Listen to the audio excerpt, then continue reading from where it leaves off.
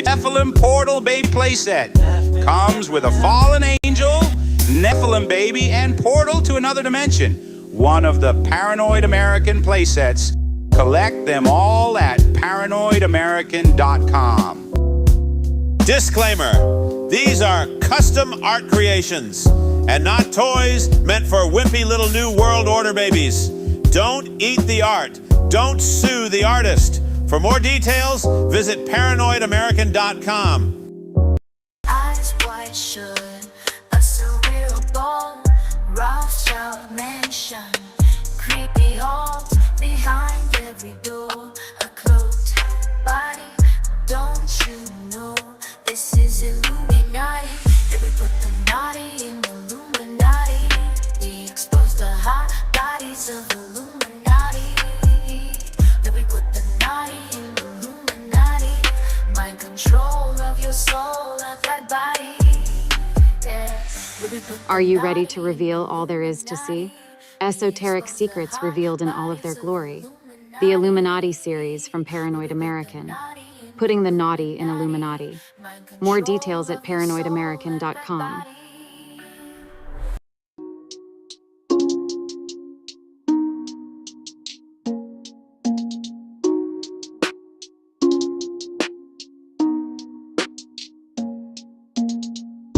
I wanna be rich, but not self-rich. Know too much, get left in the ditch. CIA scratches, it's Clinton's getting itch. Yeah, I wanna be rich, but not self-rich. I wanna be rich, but not self-rich. Wiki leaking, now you're thrown into a ditch. You wish the simulation had glitch. You wanna be rich, but not self-rich. I wanna be rich, but not self-rich. Know too much, get left in the ditch. CIA scratches, it's Clinton's getting itch. Yeah, I wanna be rich, but not self-rich. I wanna be rich, but not self-rich. Wiki leaking, now you're thrown into a ditch. You wish the simulation had glitch. You wanna be rich, but not self-rich. I wanna be rich, but not self-rich. Wiki leaking out, you dove into a ditch. You wish the simulation had a glitch. You wanna be rich, but not self-rich. I wanna be rich, but not self-rich. Save us, Britney Spears! Can we be saved? God, why is Satan controlling the universe? Here comes the top.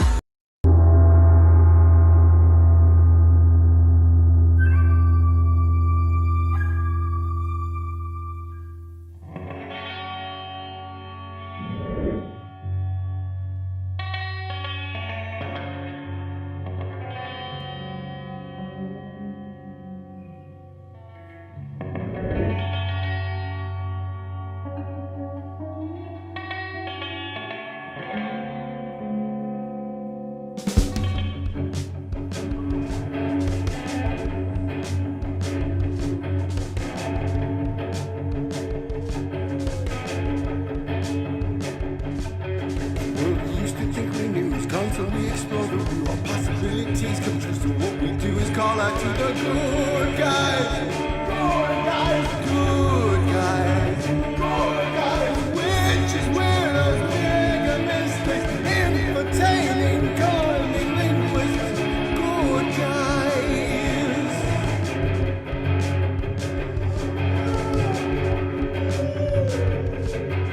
Forum of decorum needs a secretive society to advance on philosophies intentionally, magically. Good guys, good guys, good guys, good guys. Witches, weirdos, mischief making. It's okay to change your thinking. Good guys. Good guys, good guys. Big up yourselves and welcome back to another episode of the Secret Society of Good Guys. As always, we are your good guys and we love that you have decided to join us again. Make sure you licky that likey, and if that hurts your ego too much, you can smash it. You can hit it with your dick. Anyways, how are you, good guys? Great. I love men now, by the way, according to Juan. Oh, Juan's here. Juan's in the chat. Juan, are you a hater? We do have David here when he wants to join us, but no rush. I'm trying. My video went off. I don't know why. It's because we have a weird spell that happens at the beginning of the good guys. It's supposed to happen this way. Yeah. No, we always I have disconnected my camera and reconnected it. It's not going back on. I was doing that throughout the intro. So sorry, guys. If you have to go out and come back in, feel free, and we will save the proper introduction for your return. Will that help? I don't even know. Yeah, sometimes it does help. And try a different, if you're dependent on the search bar or the search engine you're on, sometimes. Safari sucks. Don't use Safari. Use Chrome. I'm using Chrome. Okay, I'll be. Oh, I'm not using Chrome. I'm using, what am I? Fuck, am I using something? Brave. Okay, I'll be better. Yeah. See you soon. But I did just want to get out this rant ahead of time. Doing the Tom Hanks conspiracy is my big rabbit hole. Starting this somewhere and not letting perfectionism get in the way of my progress anymore is a big deal. And so this is something that for a few years, I just thought it would be called the Tom Hanks conspiracy. And I would just start at the beginning of his movies and then go all the way through, because I'm like, how does the world not see this guy the way I see this guy? And now the world's come to see this guy that way. It's just like a normal thing. Everybody thinks Tom Hanks is a creeper, but this obsession has been going on where I just have always felt like he is a CIA member, and everything he does in every movie is to somehow like give us predictive programming or laugh in our face or mock us. And so the Tom Hanks conspiracy, this being the first version of that, THC, I also thought it was perfect to do, because if we're going to hang out on Sunday nights and do Netflix, that you guys can find on Patreon. Right. Yeah, there's links everywhere now, somewhere on the YouTube to join. Then we're all going to hang out and watch movies. This would kind of be an example of that. So why not Forrest Gump? Yeah. I'm ready to be the guinea pig / devil's advocate here. Not because I'm a Tom Hanks apologist, right? But I'm not ready to give up Tom Hanks in a similar way. I'm not ready to give up dinosaurs. Like, if you show me that the dinosaurs been doing horrible things to kids, then I'll give up dinosaurs, and the same for Tom Hanks. But I like, part of me just wants to hold on to Big forever and Mazes and Monsters and like every one of these, because I think I was in the exact age for Tom Hanks to raise me through the Hollywood screen, right? Like I was that target demographic. And the gender and everything, like, it's me. So let's talk about Big for a second. Don't you think that was the first introduction to all of us normalizing pedophilia? Kinda. Yeah. Well, and Blank Check. Don't give Blank Check a pass here. I don't know if you've seen that Disney movie, but that also with My I childhood. think her name was Karen Duffy, That was a good one. who actually has been Example. photographed with Ghislaine Maxwell. Just total coincidence, I'm sure. THA, that will be what the Tom Hanks apologists are when people try to come on. Are you a Tom Hanks apologist right now? You know what funny thing happened to me today? Like the whole Tom Hanks of it all. I was getting into my car to get a cigarette, and all of a sudden I see a black glove on the ground. I was like, ooh, this is such a Tom Hanks moment, a fucking lone glove on the floor. So I took a picture, and I was in a video. I was like, I am Tom Hanks, and this is just a random glove or a random sock on the floor with his weird fucking Instagram photos. Did you tag him? Nah, I should have. You should have charged him for it on Instagram. I should have. Darn it. I wasn't thinking. Yeah, I think, I mean, every single Tom Hanks movie, I do like Catch Me If You Can. Don't get me wrong. I get down on some Tom Hanks movies. I've seen Forrest Gump like 1,000 times. Catch Me If You Can. No matter when I catch that movie, I watch it to the end.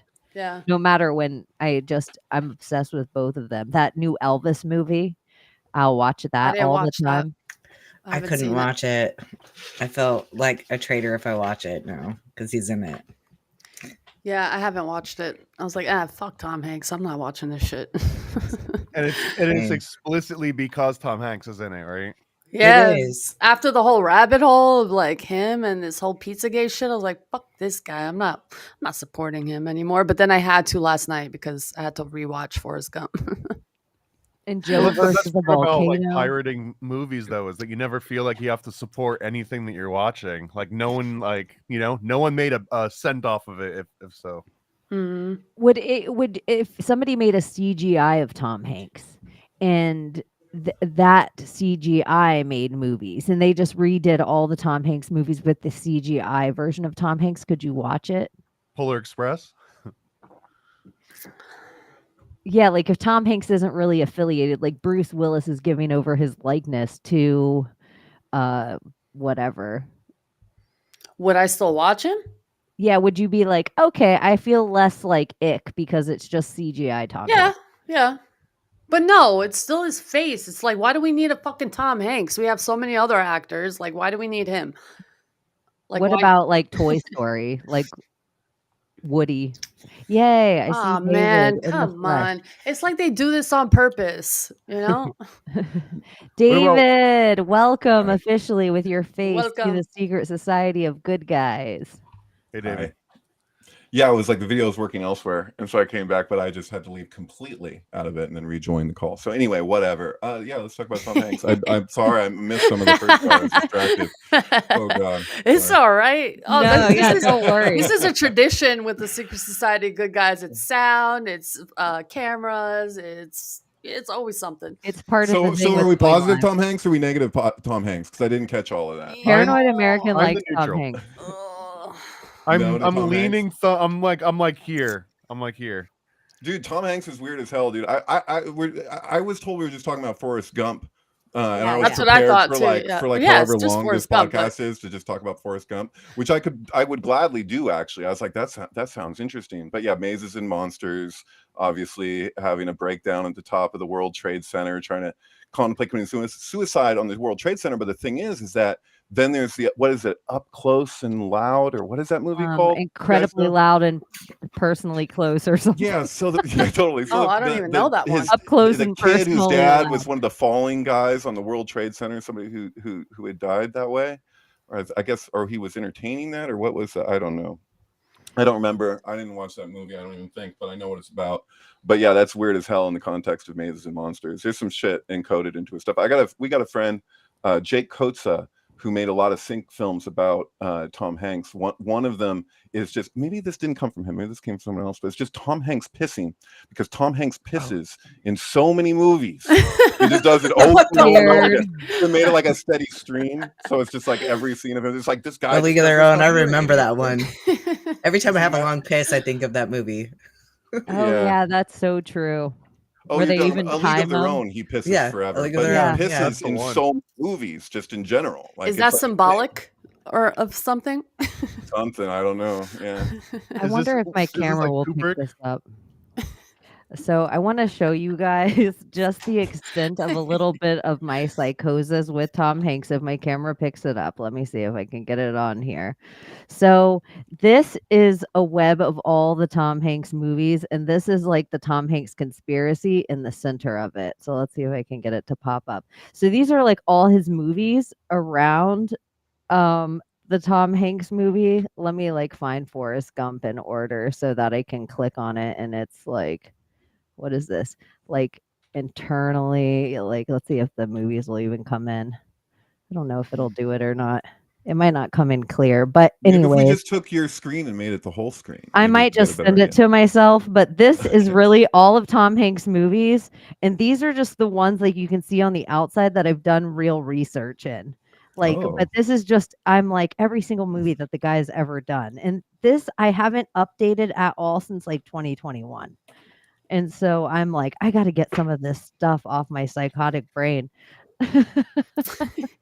That's a lot. Tonight's the start of this? Tonight's the start, but it is all about Tom Hanks. I mean, he is, I think if the CIA has a couple of actors that are just there to push the narrative, and to also, like, without us even knowing it, in the Tom Hanks plasma bag of it all, they thought they were going to have Tom Hanks and Rita Wilson in a hotel with Katy Perry and Orlando Bloom.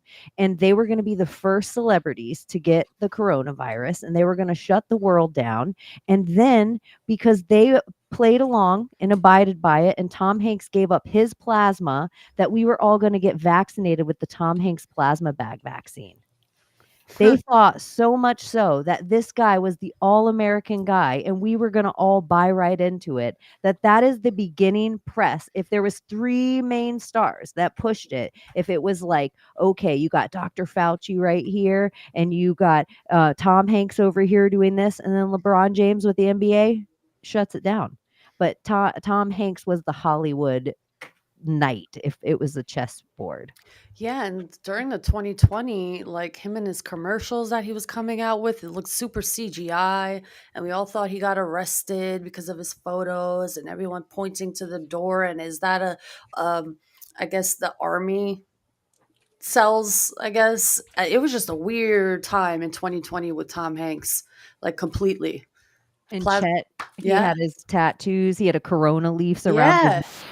He had the all-seeing eye in the middle, and then people were like, "Chet's a woman," which is that like When they ask him about his dad, and he's just like, "No, you don't understand. My dad is such a weird, cool guy. He's the best dad in, you know."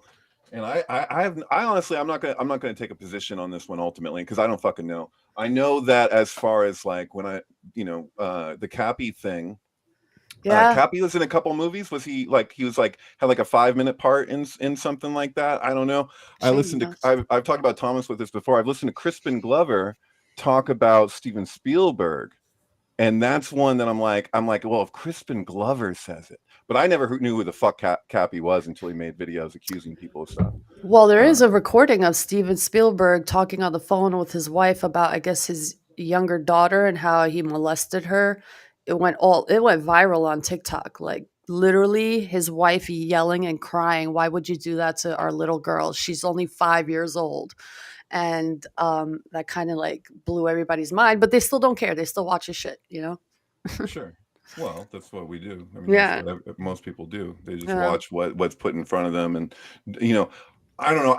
I feel like media is so malleable. It doesn't. I don't relate to it necessarily. Like I relate to media in kind of a Dionysian sense, but like in the current world, like in like the birth of tragedy sense, like And there's something very anthropological when you're looking at like what a movie star is to reflect like the stars in the sky, like what like in our own replication of that, which is so Babylon, So it's like, but we're surrounded by Babylon. We're up in Babylon. Like this is what the fuck it is. So like I don't know about Tom Hanks. I've seen probably the same stuff you have as far as the basis with the strange articles of clothing left in play, like where you have a single glove or a single shoe or a single anything, and you ask Chet about that, and he's just like, "My dad's a fucking weirdo. He doesn't know how to use social media. He just thought it was funny. He's the best dad. He's the best dad. Greatest. Yeah." He He's the greatest is, dad. dude. He's probably a sick dad. I mean, even if he's doing the weird stuff, as long as it's like out of the house. Yeah. I read Forrest Gump. That was a good book. You know what's weird about the book?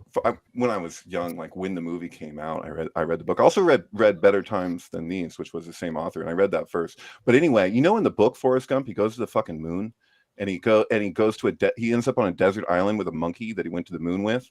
What? Like, it's seriously, it's so freaking weird. It is a weird ass book. It's not like the movie. Why And so, wouldn't like, they it's put just- that in the movie?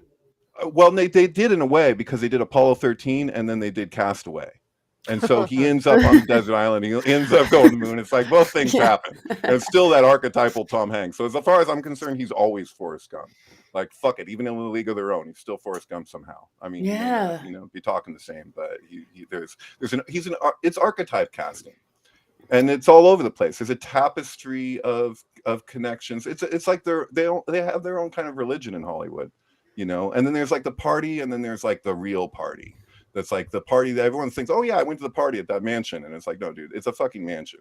There's a lot going on in that house that you don't know about. Right. I think the movie Hollywood, I think it's just called Babylon. I think everybody should watch that movie. I think it's so much closer to reality than any other Hollywood movie. It's like a depiction of the 20s and how, yeah, there's the party, it's debaucherous. Then you get invited to different parties that get more debaucherous. Then when you know the right people, you get invited to like a cave, and that cave has levels to it. And the further you go down, the more wild the shit gets that people are into, and the fetishes get darker and deeper. And I think it's like 100% reality. That's what they're up to. Totally. They have no law, and so once there is no law and there's no moral code, and they are the stars that everybody looks up at, and they start buying into themselves as that, then What if they do though, what they will. just hear me out, okay? What if it's just like a big play and they say, "Hey, Tom Hanks, we're gonna like feed information to the masses and make you seem like a really bad guy," you know? They give everyone like a character just for us to like go along with and hate or love because it's just energy. They'll lose shit anyway, whether it's good or bad. So it's like a play for the world stage, and it's like everyone has a script that they have to go by, and yeah, this is the ritual. So yeah, people are going to think you're a bad guy because we're going to post this out there, we're going to post this information and share this information.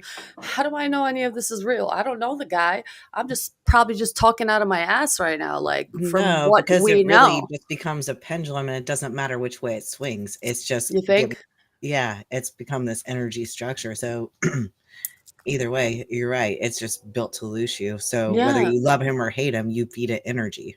Well, that's the thing about the scapegoat, right? Is that like, we would traditionally, this relates to a comic book that me and Thomas are working on, but the ritualistic killing of the king is that on one level, initially you're imbuing somebody, you're basically making them into a god. You're taking an archetype down. There's old Greek saying where it's like Hermes has entered, where it's like you have somebody, they're playing these roles and we're relating to that.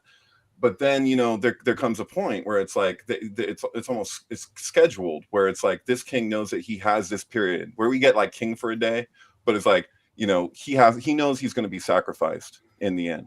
And so, however he wants to relate to that time, how he wants to embody that God, whether or not he's going to do all the drugs and have all the sex and do all the whatever, or if he's going to have, it's up to him. Whatever he wants to do with it, he can do with it within reason. And then there comes a point where we murder the guy. And that can even happen just symbolically. Like at Bohemian Grove, they burn the effigy, and that is like a reversal of the traditional golden bough ceremony, because instead of killing the king and letting the challenger of the king marry the king's daughter and continue the kingdom, so it's basically like trimming back the tree, because they know if they let it go indefinitely, everyone's gonna be fucking inbred. It's gonna get really bad. So they're like, if you want to have a kingdom endure, this is what you have to do. But as far as I can tell, like that scapegoat thing, it's like we see that everywhere, and it goes back. I think South Park did like a Britney Spears version of that, where they did like Children of the Corn style, but it's still totally like Golden Bough, like, because it's like, Doesn't that make Hollywood sort of the antithesis of Bohemian Grove a little bit, though? Because that's where like it's almost matriarchal, not in like the CEO sense, right? But like the actual celebrity sense, it does seem like female celebrities are like what everyone sort of aspires towards, and like they get the pick of the litter. Like they actually do the thing that Bohemian Grove is apparently like suppressing. right. Well, Bohemian Grove is a total sausage fest. It's a men's party. It's not even Eyes Wide Shut. It's just a bunch of dudes. It's like, okay, from what I understand, I don't know what goes on. What do I know? Yeah. At least cremation of care ceremony is a bunch of dudes. Like a 60-year-old male version of Eyes Wide Shut. I think Right. the other thing with Tom Hanks, in the idea, if you were to think of it as a scapegoat, is he's not an intentional scapegoat. Hollywood is desperately still trying to make him apple pie. That's why he was at the Biden inauguration. That's why he's still doing he doesn't want to turn off his comments on Instagram. He wants still the love and adoration of the people. He's not their scapegoat. He's our scapegoat. Like, he's the people's scapegoat. Well, just in the idea of a scapegoat ritual is usually we would adorn something with a whole bunch of riches, and then the other thing we would cover with shit, and the thing that we would cover with shit we would Oh. put our good intentions on, and the thing that we'd adorn with riches would be the thing that we would actually torture. And so in the way of the scapegoat ritual, Tom Hanks doesn't fit that at all. We're transmuting what they're trying to do. They're trying to make him America's sweetheart, and we're seeing through it. So Yeah. I would say if it is some sort of scapegoat ritual and he's the one that's supposed to be adorned, we're rubbing him through shit. And so it's doing Yeah. something, transmuting what they're trying to hold him on this pedestal at being the all-American actor. Right. Although Hollywood is kind of a sheath of protection for people who actually determine real policy in our lives. They're entertainers. And so they fulfill like the theater role of like Dionysian tragedy. But like meanwhile, there's the Apollonian, which is actually the structure of society itself. What's the sustaining order of the empire, if you will. And so they're two different things. So like if we're talking about how we go after a politician or whatever, that's a little different. It's also different when the media is going to tell you who to hate and who to love, and then we actually hate and love who we do or question who we do. You know, yeah. The way this was what you were referring to earlier about talking about the film Babylon, like I was told, actually, I'll share this, that I was told by a Chicago Bull, a former Chicago Bull, that he was on the bus with the Chicago Bulls. And one of those guys was going off. He told him, he was like, this is what they do. They invite you to a party at a mansion. You show up to the party by yourself. They give you scopolamine right away. You're out of it. This is like zombie shit. And they do whatever they're going to do with you. Who knows what it is? They You record become it. They do whatever. They have suggestible. they have different things that they do while you're under. And then after that, you basically got roofied, but you're not passed out. You participated, and you can get people through hypnosis to do things they otherwise wouldn't, and then they have it on you forever. And so basically this guy was saying, I know somebody who this happened to. And the other bulls they're arguing about, they're like, oh, whatever, man. No, this is, and he said, this is what the fuck it is. And so my friend listened to this guy, and he was like, I take him at his word. This is what I believe happened to Kobe Bryant. And then he woke up in the morning and he raped a girl. And that's how they own you from that point on. If you ever succeed without them, they set up a moment like this that you just think, I'm going to get my knee fixed. What could happen? And while you're under, it's very easy to put scopolamine and blow it in your face or put a patch behind your ear. And all of a sudden, you're highly susceptible to anything. And I think a lot of celebrities, a weird thing is you can find like Madonna with her children in Africa standing under angel trumpet trees. And angel trumpet is where you get the scopolamine. So they mock this all the time because this is also how you would keep a child from screaming walking through a public place that isn't your child. So let's say I go to one of these parties, right? And I'm scopolamined. And I go there and everything happens. Do I get to climb up the ladder, or am I just like a used fucking thing that happened? It depends on how much you go with the program. Uh-huh. If you go with the program, you'll be all right. Otherwise, this is the thing, is that blackmail is so rampant in NDAs. How many NDAs are there out there? We cannot know. That's insane. Like, there's got to be so much of that. Non-disclosure agreements are just like fucking. Well, this sounds like Nexium. This is like exactly how Nexium worked, just at a much smaller scale. Yeah. Yeah. Erica Jane. It's expensive to be May. That is a deep cut from Real Housewives of Beverly Hills. But Erica Jane's ex-husband is the attorney for the Nexium cult. But he was also like the attorney that would go with the big corporations against like little Aaron Brockovich, and he'd get like tons and tons of money and then spend it on like diamonds. He didn't ever help the people or. Oh wait, hold up. Do you watch Real Housewives of wherever, different places? I watch only Real Housewives of Beverly Hills because I watch Lisa Vanderpump and I watch Vanderpump Rules as well. This is the trash TV I take in. And I don't miss it because I can attach every Real Housewife the same way I can attach. Like, I could just pretty much, conspiracies are just out there. We're living in it. It's the web you decide to put the conspiracies on. You can look into just the space station. You can look into just museums. You can look into just music. You can look into just movies. You can pick any one actor. So I just think they're just different goggles that you So, want. so I just want to tell you that there is like that meme with the lady and she's all like pointing and pissed off, and it's like her Yeah. friend like trying to hold her back and just whatever. So I just got curious. The only time I've ever seen Real Housewives, I was like, I gotta know what was that about.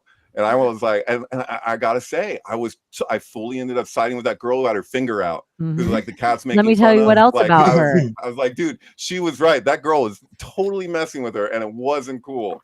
If I were It going to go wasn't cool at deep all. on just her as a character, I would gander to say that that girl is the reason they wrote the whole entire movie series Big Little Lies. I think that girl killed her husband.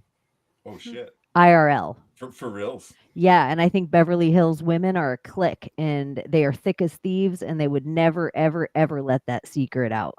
Oh, I'll tell you what, when I was in high school, the boys would just duke it out. Like they were just like they get like, just caveman style. But the girls, that you'd see something and you'd be like, they had to have planned that. You're like, that was how long did that The take for Heathers, them to like, right? I'm like, that was diabolical. That kind of shit. I was always impressed by that.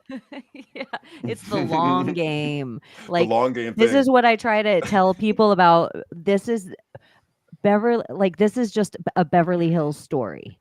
There was a lady, and she was just a rando lady, and her name was Kathy, and her friends called her Big Kathy, and she had 3 daughters, Little Kathy, Kyle, and Kim. Kim became a Disney star. Wait a minute, Little Kath and Kim? Yeah, Is that little okay? little Kathy becomes a Hilton, and Kyle is she's a Real Housewife. So, of her 3 daughters, she was just a nobody lady, and some people theorize maybe she was a witch. Her 3 daughters become this in less than 2 generations. So her daughter marries a Rothschild. There you go. That's high magic. Totally. Jackpot. Yeah. And so she taught her daughters how to be Hollywood wives. And That's it crazy. is like a specific skill. I don't know. Wasn't It is a skill. I'm sorry. Yeah, no, go ahead. What? No, go ahead. Go ahead. Russell Brand, didn't he try and marry was it a Rothschild, or am I tripping? I can't remember who Russell Brand tried to marry Katy into. Perry. Katy Perry. That's Well, one. that too. But he went actually bigger than that. Not in terms of I've fame never or heard whatever, of but it. in terms of wealth. Can yeah. I tell heard you that what I don't too. get I down think- with Russell Brand? Just as my sex appeal of Russell Brand. Oh, Like, Okay. Well, okay. no, Like, it's if like I'm breaking down herpes. Russell Brand, Do it. I think he has lady hips, and it drives me crazy. Like, the Oh. hip from the waist down should be on a woman. Like, it's like Does he have a waist? I didn't realize. I thought it was it's just like not right, you guys. If you see him in clothes, I'm like, he is lady like because he does You something. think you for would me. like that? No, that's why I am like, huh? Like he probably like Britney in the 90s. Russell Brand has the same exact button legs. somebody in Oddly the comments enough, says I Tom like Hanks also has the way woman Russell thighs. Brand looks. I think he's attractive. You can't tell nowadays, man.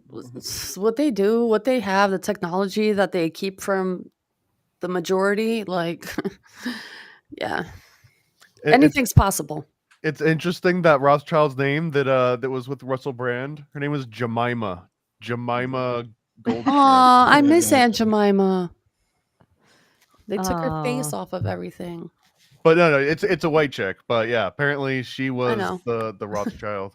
Jemima Rothschild. Yeah, well, She it's still makes Jemima good pancakes. Goldsmith and Yeah. Jemima Red Shield. Jemima Rothschild. Jemima would be a lot of name to carry around. You gotta Yeah, be that's a some heavy person. name. That is a Jemima. heavy name. That is. What Be would a you go rich by white for lady short? on top of it all. Yeah. That sounds like a witch name. Jemima. So I would call you Jimmy. I have to just know the temperature in the room here because Tom Hanks and then Tom Cruise, right? Like Right. it feels like they're both kind of like the same race car, just driven by like Dude, sponsored by I different almost people. said it earlier. I almost said it because I was like, when I think of Eyes Wide Shut, I have like an alternate version that stars Tom Hanks, like in my mind, like I've totally like entertained it. Like I could just see Tom Hanks walking through these different scenarios because it was possible that movie was going to be a comedy. Is Shelley Long in it, which or is the is Meg opposite. Ryan? Oh, Oh God, Meg Ryan would have been perfect. Meg I Ryan love and that. I Tom love that. Hanks Meg. Oh, that's so redo good. Eyes Wide Shut. Wow. And it's a Because romantic Punch Love comedy. was going to be a serious movie, and then it ended up a comedy because Peter Sellers was such a riot. But it was like Eyes Wide Shut in the 70s. Kubrick bought every copy of Eyes Wide Shut that he could find, to like boxes and boxes, because for whatever he did that kind of thing. Like he'd have the NASA lens that was compatible with a certain camera, so he bought every version of that camera that was compatible with, so no one else could imitate what he did with Barry Lyndon.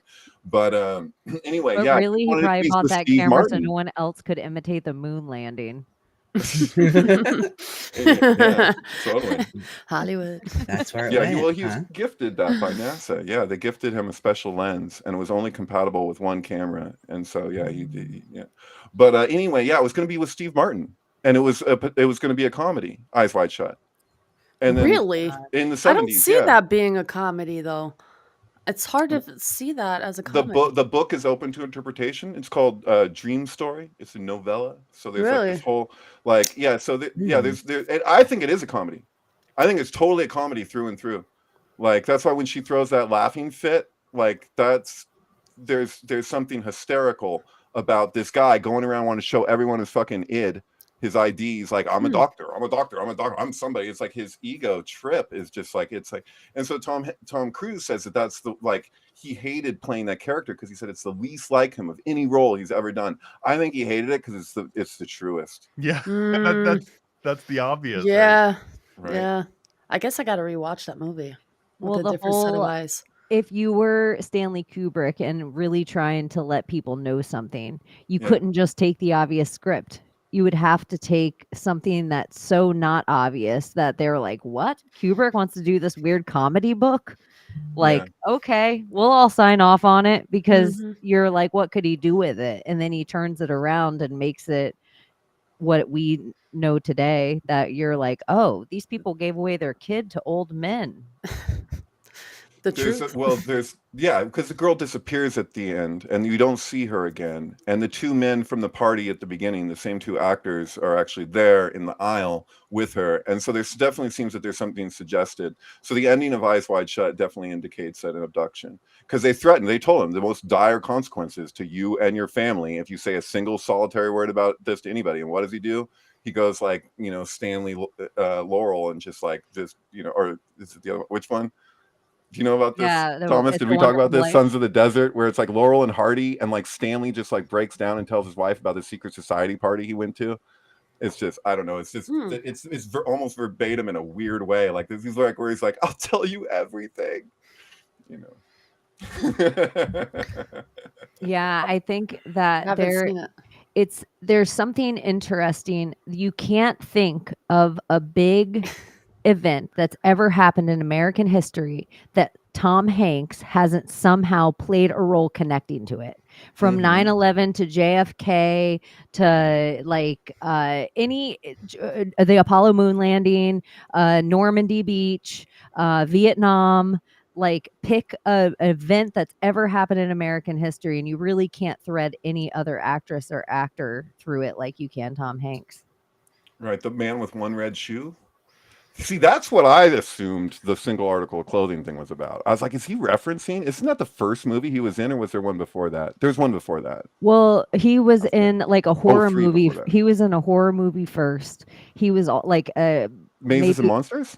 No, it was like a after school special type horror movie. Like a That was it. That was an after school special hold type on, I'll horror get movie it. almost. I'll get it all out. I'm like, let me flip back to the beginning.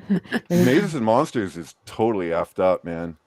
Like he goes crazy. That's the thing Let's with go Dungeons and back Dragons. So to it the was like very trying to scare beginning. parents while their kids were playing Dungeons and Dragons. A very good place. And Tom Hanks to go. is part of the Satanic Panic, which seems pretty appropriate.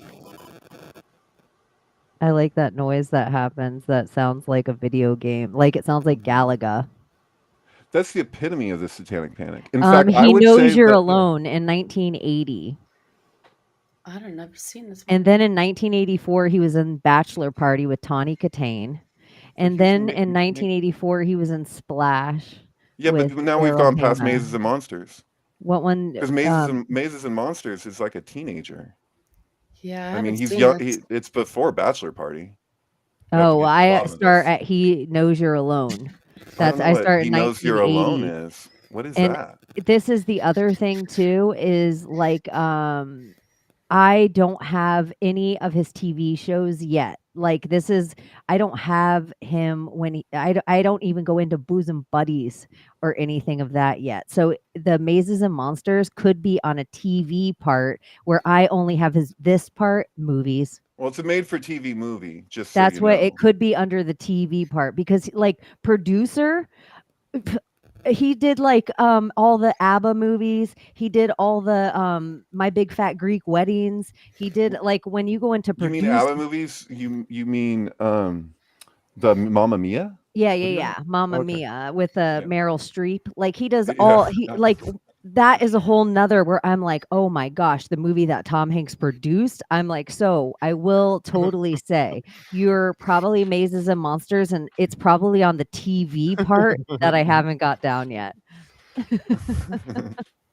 I wish yeah, I could chime in. I've never seen the movie. Damn it. You're right. It is listed as a TV movie. Mazes and Monsters is 1982. Okay. But that Is it worth the watch? Oh, I Yes. think absolutely. Yeah. Okay. Absolutely. Oh, yeah. Okay, will do. It's no Done. big. It might be his best No movie. big.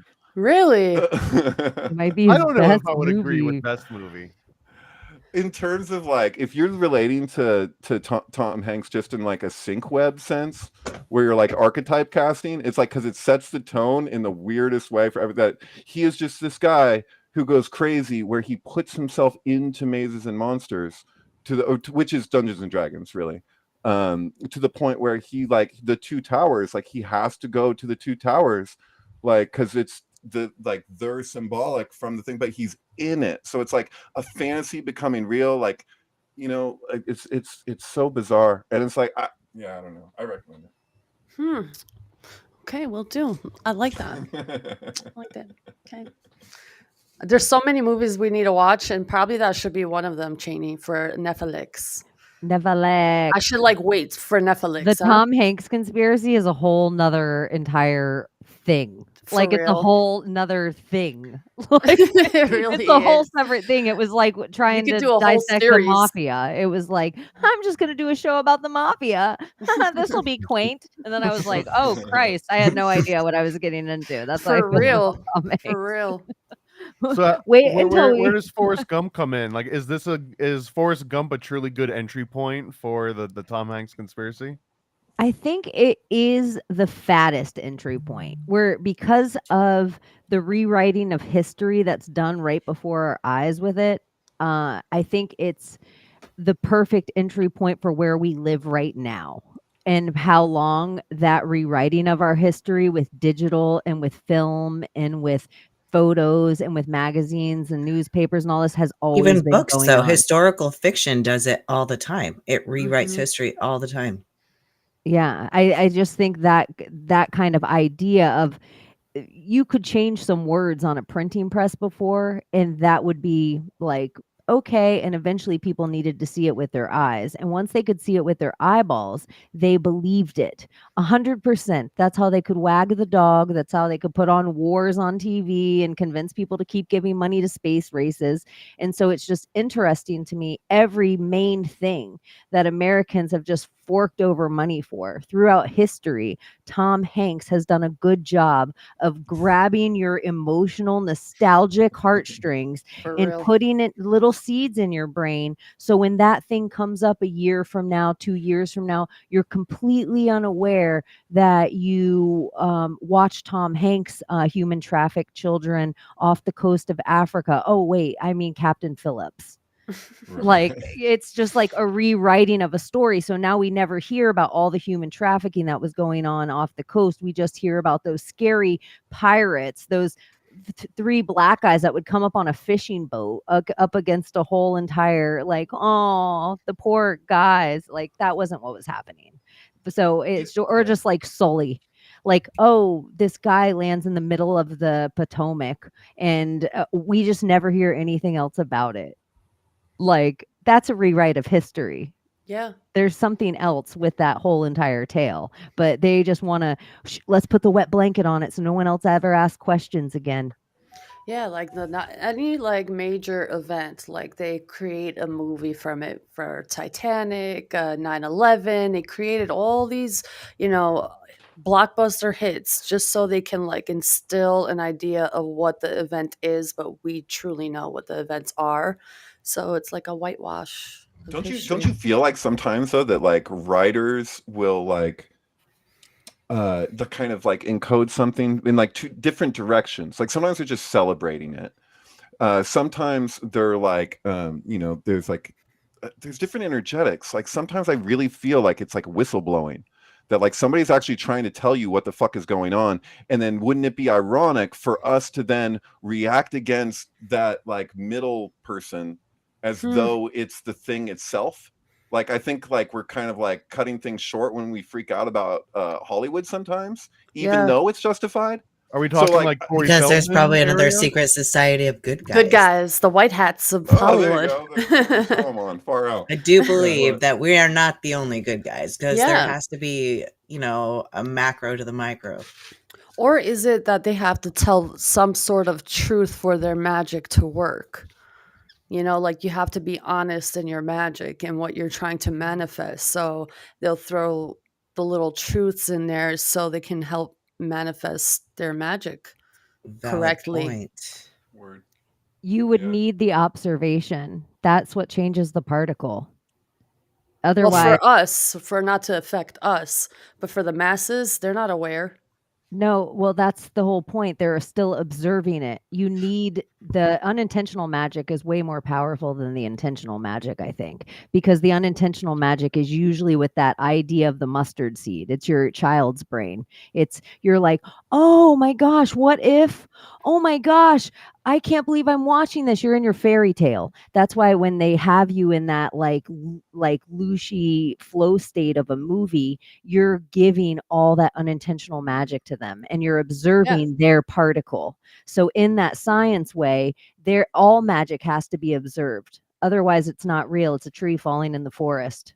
Like Yeah. it has to be felt and observed. So they give us the thing on the screen. It's another Guns N' Roses thing, like Chinese democracy. They're making you use your illusion against you.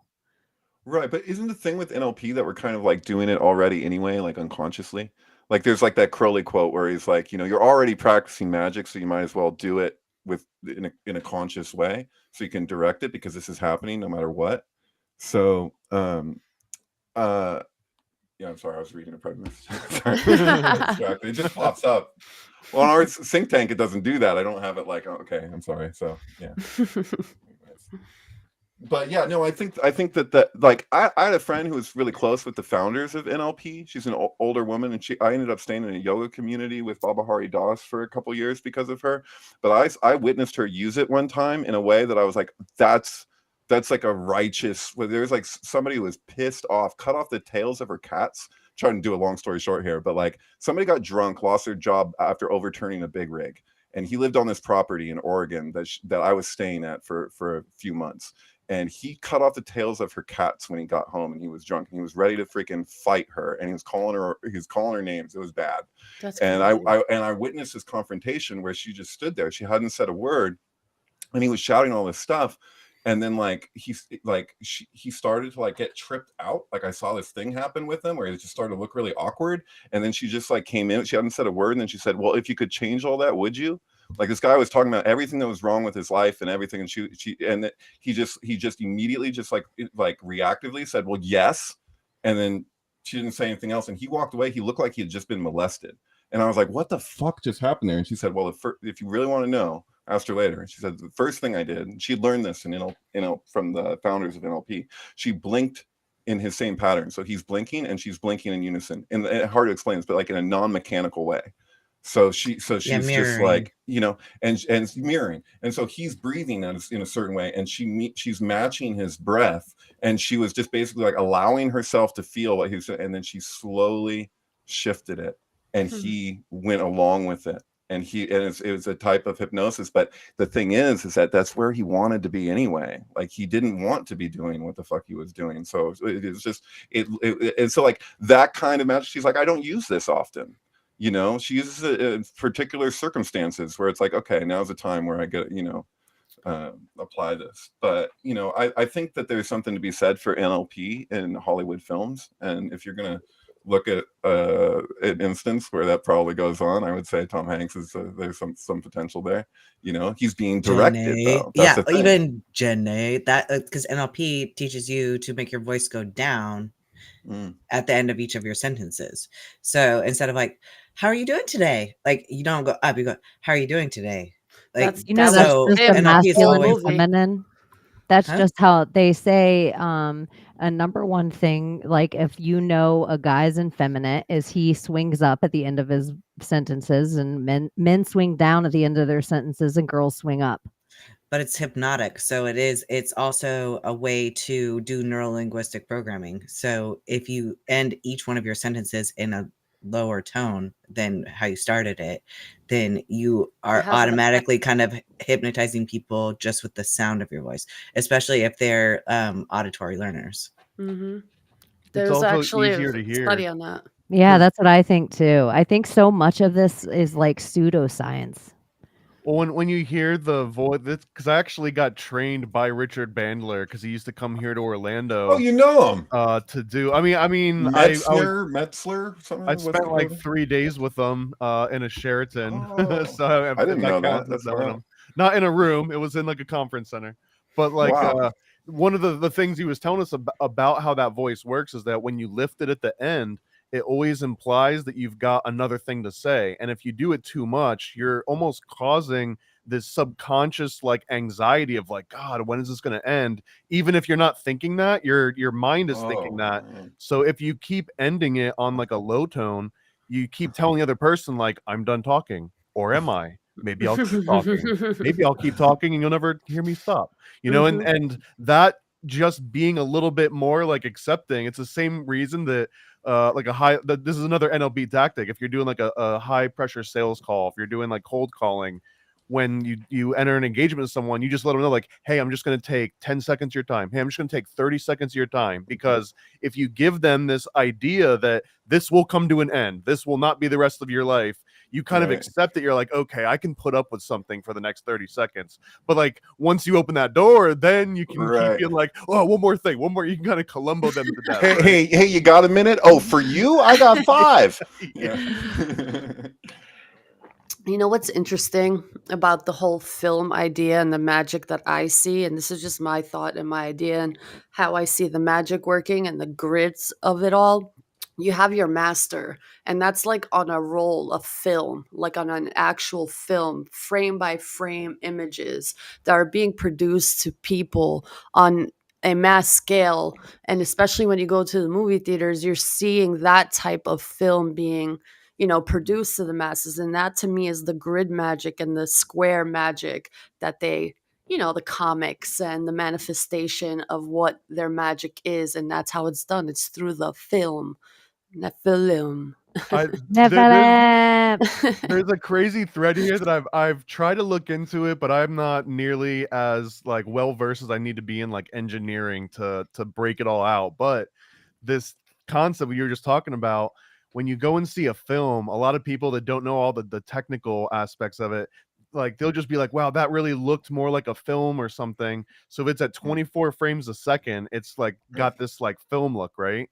But here in the States, we also, on just our normal television, since any of us have been growing up, it's always been 60 hertz, which translates to about 30 frames a second, right? And then when they want to do it slower, they'll do like 15. But if it's overseas in Europe, they're at 50 hertz and they'll be at 25 frames a second. And there's something that always made me wonder, like, do we think completely different just because our minds have been entrained on like just a slight difference in frequency? Does that 5 Absolutely. hertz make all the difference in the world? Oh, for sure, man. I truly, but this is me and what I believe, because there's magic to that. All of it is magic. Everything is magic to me. It's like, what the fuck? Films on a screen and I can see like you.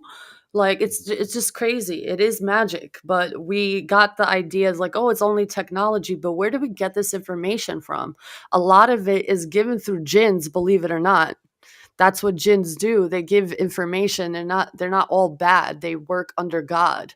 So it's like, where do they get this information? Well, you know, it's out there. Nothing's new under the sun to me. So When I was in the Kubrick archives in London, I saw this place in the Napoleon boxes where he was talking about Napoleon basically having a djinn. So he believed Napoleon was a genius, but the word genius etymologically actually ties to djinn. And so there's a place where he was actually treating it as such, and it kind of tripped me out. I was like, just that he would entertain that in that Wait, that way. he That it's was like a djinn or he to be a had a genius, that djinn? he had a djinn, and that at a Mhm. certain point the djinn left him. And then it's he was like just like, "Where'd you go?" No, and that's Waterloo. it's like I that whole Solomon and his way of trying to, have control of the jinns and I guess banishing them or even using some. Everyone has that capability, but that's not something you want to fuck with. That's like Right. Leo Sagami really, trips me out when he talks about the djinn thing. I don't know if you're really familiar high with that guy. magic. Like, Mm. oh my God, like be careful with that shit. Isn't that just Don't. isn't that everywhere? Isn't that like something that just exists in general That's a anyway? genie. Like You of want what to we it's wish? like in yeah, in general. That's what a genie is. right. I think they're different. They grant you wishes, genies and jinn. They I grant think you they're wishes. different because usually, a lot of the times with the stuff that I've read about genies is there's a spell that got them trapped in there to begin with. Like they were human once. They weren't jinn once. Right. Well, there's also the Dybbuk. So a Mhm. Dybbuk is kind of similar. A Dybbuk can inhabit like an Omar or something. Like it's just like it's in there now. It could get out. It's also COVID backwards in Hebrew, which is really kind of freaky. But yeah, Divak. yeah, Dybbuk Divak. because bait can make a V sound, so it totally works. But yeah, anyway. Interesting. Man. I I think there's like a legit argument to be made that we are using jinn, and just like Solomon was summoning like the daemons as opposed to a Christianized demon, right? Like the daemon is, if in my bumpkin understanding of it, it was almost like tapping into some archetypal system that did a thing. Like a daemon was some sort of a In a computer, right? ethereal like clockwork No. system, and like this one makes the water rise, and this one does this other Right, thing. You'll have like these elementals. right, Yeah. yeah, and it was essentially like harvesting these elementals and having them under your control, but more of just like you turned a machine on, so you've got control over a machine and you can turn it back off. Less of like go and do my bidding. It was kind of like this self. But isn't that kind of like a computer or like Yeah. a Daemon lawnmower computing. or anything? Like Right. like are The we idea of just a like metaphysical golem too, because the way that golems are described, so there's a folklore golem, and then Mhm. there's the way that because golem just means mass, and so there's also like this idea that a golem can work for you, it can accomplish something for you. So I relate it to chemicals. Like if you look at like the communications I've seen in commentary around the Zohar from say like the 16th century, they're late 15th, early 16th, they'll like be relating to it as such that you have certain intelligences, and they'll just kind of play out. So like I could entertain, and so could Albert Hoffman in a way, like because Albert Hoffman got really mystical later in life, like in the way he would talk about things, but he believed that there was a direct correlation between LSD and the atomic bomb, and that our ability to split the atom when we actually like accomplished that there was a compensation that was LSD that he didn't believe he had discovered, but it was something that was basically like already like just like waiting to be spread out.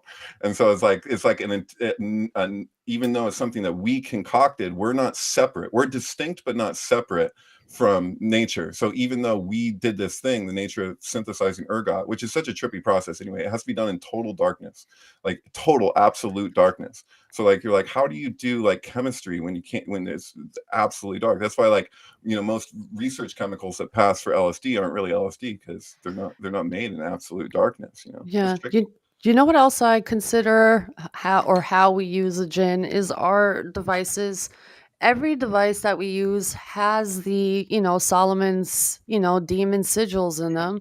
I don't know if they're exact to the T, but all of the encryptions in here are shaped like sigils. So it's like, Oh what yeah. are we using? And then I'm like, okay, I ask things in my head. I'm like, hey, truth, like I'm looking for this truth for this and this. And then like I'll get a random sync on my phone for that answer that I asked for. And I didn't even say it out loud. And I'm like, did a jinn just help me? I'm like, oh my God, God, like protect me. Like, please, if that were the case, but like, I don't want to fear it because that's when they like fuck with you, they say. So it's like, you are the power.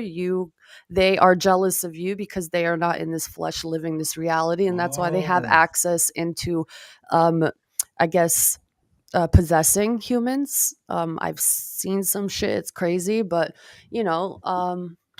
yeah. Right, but there's an important distinction. The Klippo mirrored Tetragrammaton, so like you What's have that? one or you Tetragrammaton. Yeah, It's complicated. tetragrammaton. It's a It's like shape. yud he vav he.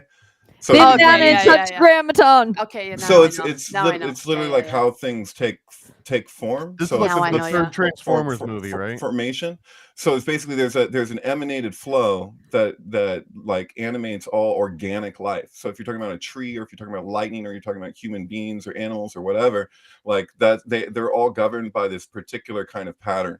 And so you could say the Fibonacci sequence is, but even when you say the Fibonacci sequence, that's like us replicating. And by the way, we knew about that long before Fibonacci, and there's evidence of that in the Torah. But there's this order that's like exists of all organic life, and then there's a secondary order which is manufactured, which is what we're building. And when the idea of the klipot, which are the shells, the husks that surround our own holiness, the way that they're working in such a way to mirror that other pattern, that it actually is like life itself. And so it's like a skewed version. It's more like a funhouse mirror. Like it approximates it. It only gets so close. And like that's mathematics as we know it, because like mathematics is a tool that we have to represent something that exists in nature, but it can only reach a certain point. That's the meaning of the Tower of Babel, by the way. That's the Tower of Babel is actually like the Babylonian planetary squares, as far as I can tell, like stacked into each other, working as a mathematical spiral that gets generated. It's a complicated thing, but I've been talking to Thomas on our show about it. But yeah, it's pretty trippy. So yeah, there's the sustaining order of the empire, which is what you're coming across when you're dealing with your fucking phone, and you're seeing like, oh, they were like literally like listening in on what you're saying. Like that's real. Like you look for a Even second at a pair of thinking it. shoes in a store. You walk by a store and you looked at a pair of shoes, and then you open up fucking Facebook and you see those shoes, and they're specific shoes, and you're like, why? Like I just for real? And it's like, no, that's because they're fucking. That's what it is. It's ego, There's this lady, oh, man, I forgot her name, but anyway, she is telling the truth about how our aura is a part of us in a sense, and it's real. It's an actual real thing. It's like a real being that exists around you. And I think it was Donut who said that it's like a second soul that you have, like a second. Yeah, I think that's what he said, a second soul. So it makes me wonder, what's that lady's name? Anyway, she Julia discovered. Roberts? No, Sylvia Brown? it's on the tip of my tongue. It's on The the tip of Long my Island tongue. Medium? No, she went viral. Maybe someone knows, but she was talking about the aura and how we are the Wi-Fi, and they connect to our aura because it emits that type of energy in the ether. So they can literally connect to our aura and literally mind control, give you a sickness, like literally just by. I forgot her name. She went viral, but it's very Dolores interesting. Cannon? No. Oh, Marianne Williamson. I forgot her Dolores name. Claiborne? Making up names. It'll come up. It'll come up. Liz Claiborne? Come up. Oh, it's on the tip Someone's of my mentioning, tongue. is it Maria Abramovic? No, it's not her. Is it Michelle Obama, Vic? I forgot her name, but it is a real thing. Our aura is real. You have one, and I feel like that's where our like true magic lies. That helps us create things in this life. Like we have our soul within us, and then we have our whatever that You think is. your outside's I've more always- powerful than your inside? I've always wondered if that's the electromagnetic energy field. If that's really all we're talking about, and like maybe that the way that we relate to that intellectually is so removed from the reality of what that is, you know? Yeah, I have heard some stuff by more spiritual people than I, and the idea that we have of aura is like some people have a lot bigger energy that they admit from themselves than other people. And then, depending on what you're talking about or thinking about, would change that frequency. But I always liked the simple kid idea that you know your energy because you can sit in the snow and eat an like icicle and then melt the snow around you. Mhm. Like it's just like a little kid way. But does it matter what her name is? Yeah, it does because it's so fascinating for people to Like watch. It's making me it's real knowledge. It's truth. She has the evidence to back it up with everything that she's talking about and how we are so powerful we don't even know it. But it'll come to mind. Well, we were talking about genies and jinns, and this made me realize that Big was probably my introduction to like an actual practical genie, not like a cartoon Popeye version, but like I think that after I saw this movie and maybe Pippi Longstocking when she like flicks a penny into the fountain, right? Those two You mean like movies, the real Swedish Pippi Longstocking? what like about the what about Pee-wee's Playhouse?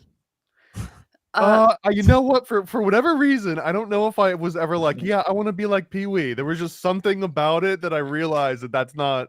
I don't know, like for me, Pippi Longstocking and Tom Hanks and Big.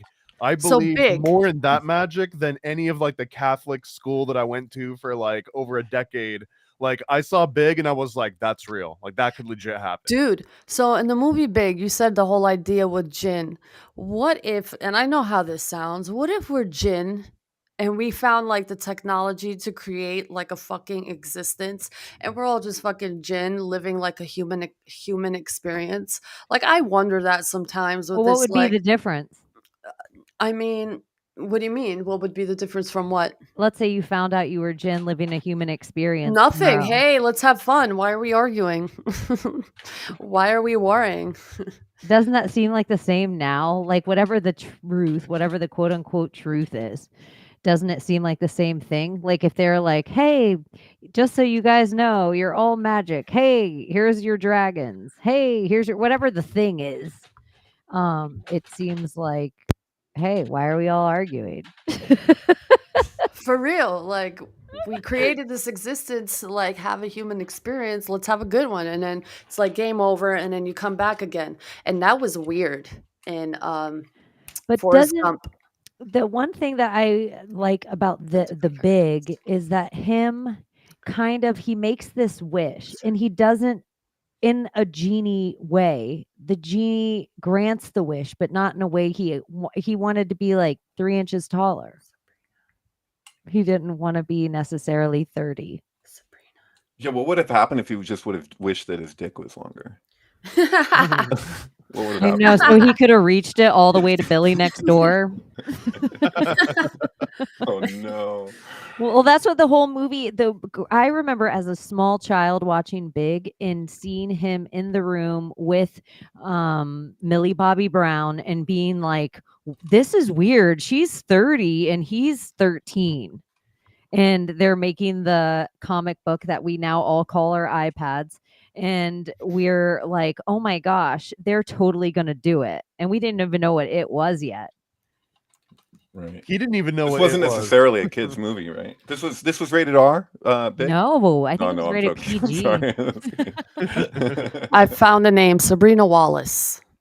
Sabrina Wallace. There's a Search free her. plug, Sabrina Wallace. Sabrina This is Wallace. worth it. Yes, it's so fucking worth it. Trust me. Come on, Chaney. Trust me. You already know. I got you, girl. I got you. We lost Layla for 10 minutes while she thought of your name, so I hope it was worth it. Fuck yeah, No it was offense, worth it. Sabrina Wallace. I'd rather have Layla. I enjoyed guessing. I kind of wanted to keep guessing. Yeah. Right? We were never gonna get it, I don't think. No, I just would kept have on never thinking got of Sabrina people Wallace. from like I kept on thinking of people from like the 1800s and like turn of the century. You I know, would have like, thought of Cedric the Entertainer first before I ever got to I Sabrina thought you were talking about Wallace. Blavatsky. I thought Blavatsky had said something and it went viral. Trust Would have me, taken me she's worth so it. long. You guys would have met my mom's friends' names before I would have ever gotten to Sabrina Wallace. You guys would know my real name before I got to Sabrina Wallace. That's actually one of my favorite conspiracies that still exists someplace on the internet that people are like, okay, what's your real name? If that is your real name. I know. And every once in a while when I say something like that in slight, a couple of people are like, what? Chaney's not her real name in their head. Anyways, are you guys ready to Forrest Gump? I'm I ready. want to talk about something specific about Forrest Gump, if I may. Excuse me. Yeah. I can hold off on it too if you got something you want. How deep into Forrest Gump is it? How deep is your It's just like I'll just say it. Yeah. So there's this thing where it's just a little weird like sync thing that I've tripped out on. I don't even know if it's interesting, but I'm gonna say it anyway. So you know, like when he drinks those 15 Dr. Peppers, Yeah. when he's waiting Weird. to see Kennedy, and then he's like, he goes up to Kennedy, he's like I gotta go pee or whatever. Yeah. I need a And piss. I tripped out. I was just like 15 Dr. Peppers, and I was like, what do I think of when I think of 15? The first thing that comes to my mind, because I'm who I am, is the 15th arcana, the 15th trump card in a tarot deck is the devil. And then I was like, Dr. Pepper, when I think of Dr. Pepper, what do I think? The Beatles originally wanted to name Sergeant Pepper Dr. Pepper's Lonely Hearts Club Band. You can look that up, it's true. And supposedly they just didn't know that Dr. Pepper was a drink in the United States. They just liked Dr. Pepper. But I've wondered if the reason they wanted to call it Dr. Pepper had to do with the same reason that you have Aleister Crowley in the upper left corner of the album, is that devil's pepper in Rosemary's Baby that she wears around her neck. Wow. And then she goes, Tannis, anyone? Because devil's pepper's tannis root. And so like, so I was tripping out on this. And then I was like, and then as he's waiting in line for Kennedy, it's like, you know, like there's something weird about that. So it's like, I must have drank me about 15 Dr. Peppers, and I'm just like, devil's pepper, the devil tarot card 15. I was like, is that what that is? Well, there's got to be a 23 in there too, because that's the special number of ingredients in a Dr. Pepper. So I feel like you'd have to work that in there somehow. How do you know that? It's right on the can. Oh, it says it. It's like a thing. And doesn't like, Dr. Pepper like make Lucky you Strike, poop? it's toasted. Oh, sorry. Oh, doesn't it make you poop? Isn't that the whole point of Dr. Pepper, is that it makes you poop? How does anyone That's how you like know it's Dr. working. Pepper? Ugh. No, I thought there was cocaine. I think you're thinking of cocaine. No, I thought there was plums in Dr. Pepper. I thought there was actual plums in it, and people would Really? drink it because it made them use the bathroom. I never heard Oh, that. see, Abby says prune juice. Prune juice is in it. Nasty. Ugh. Well, that's actually Don't part taste of the like prune. secret 23 recipe. Like, I don't know if that's been publicly. It's like the Colonel's secret recipe. But I think it might be one of those things like Coca-Cola. It does because of the fizz in it and other things. If you eat like a really fatty meal that would congeal in your belly, when you drink a Coke on top of it, it fizzes it all apart. So you don't get that long belly ache. So in some cultures, you'll drink a soda after the meal for that purpose. So I almost wonder if like Dr. Pepper, back when it was on the medicine carts for the snake oil salesman, it was originally like a fizzy prune juice that would probably help you if you were locked up. Maybe, but that's just nasty. But also, since you brought up Rosemary's Baby, it immediately makes me think of this every single freaking time. And I just have to point it out to people because I'm like, this can't be by coincidence. Anyone. Oh yeah. Oh totally. my God. I know. Well, you put Princess Diana in the middle like that. That one doesn't do it for me the same way. That She just the other one happens does. to still wear a red with a white collar. It was still close to Yeah. It's worth putting in there. I'm sorry. And It's it was just to look to the closer- left of that. I'm just like, what in the actual fuck? man? Well, it was closer to the time of the actual movie. She couldn't walk out in the exact same outfit. Too many people would have had it in their zeitgeist. Where Kate Middleton, no one's aware There of you that go. dress. And All here's right. the thing: she's holding William, and so this is also like he holds the lamb, like Marina Abramovich. He's like the future king. So Right, well, it's almost like yeah. the sacrifice. And this Totally. baby is like an heir before Harry. Right. So this scene when Yeah. she wears that dress in that movie, when she's crying in that scene and the way her eyes look and all of that, that's because she was crying in real life because she had just found out she was fucking pregnant. She's shooting a movie about having the devil's baby. She finds out she's pregnant, and Polanski said, "We need to film right now." Because they're like this, you know, they're on set, but he's just like, you know, this is, we need to get this Whoa. while you're And like this, so because she didn't know whether the baby was Woody Allen's or Frank Sinatra's at that moment, yeah. because she's having sex with That both of sounds like them. a As win-win. weird as that That is. sounds like a Chucky kind of scenario where like Well, some kind of high you magic and then also get with Polanski very soon after. There's probably a good likelihood that there was a tunnel from the Playboy Mansion to Polanski's house as well, and that Charles Manson had nothing to do with any of that, but they probably cut the baby out of Sharon Tate, and this is a big thing we don't hear about. So in a way, Roman Polanski's attached to a real life Rosemary's Baby. He didn't have a tunnel to the Playboy Mansion. Because we don't know about it. We only Because know the other three guys. those tunnels, that's actually been pretty well disclosed. Warren Yeah. Beatty is one of them. Jack Jack Nicholson Nicholson is one and of them. James Caan. But the thing is that Polanski, his hot tub incident happened at the rape happened at Jack Nicholson's home. Jack Nicholson was one of the first people that showed up at Sharon Tate's home after she had died, and Polanski wasn't back from overseas yet. So he was actually at sea when she died. I don't even know how you could fucking scout locations for a movie that takes place on the ocean, but scouting locations for Day of the Dolphin. the And Mar.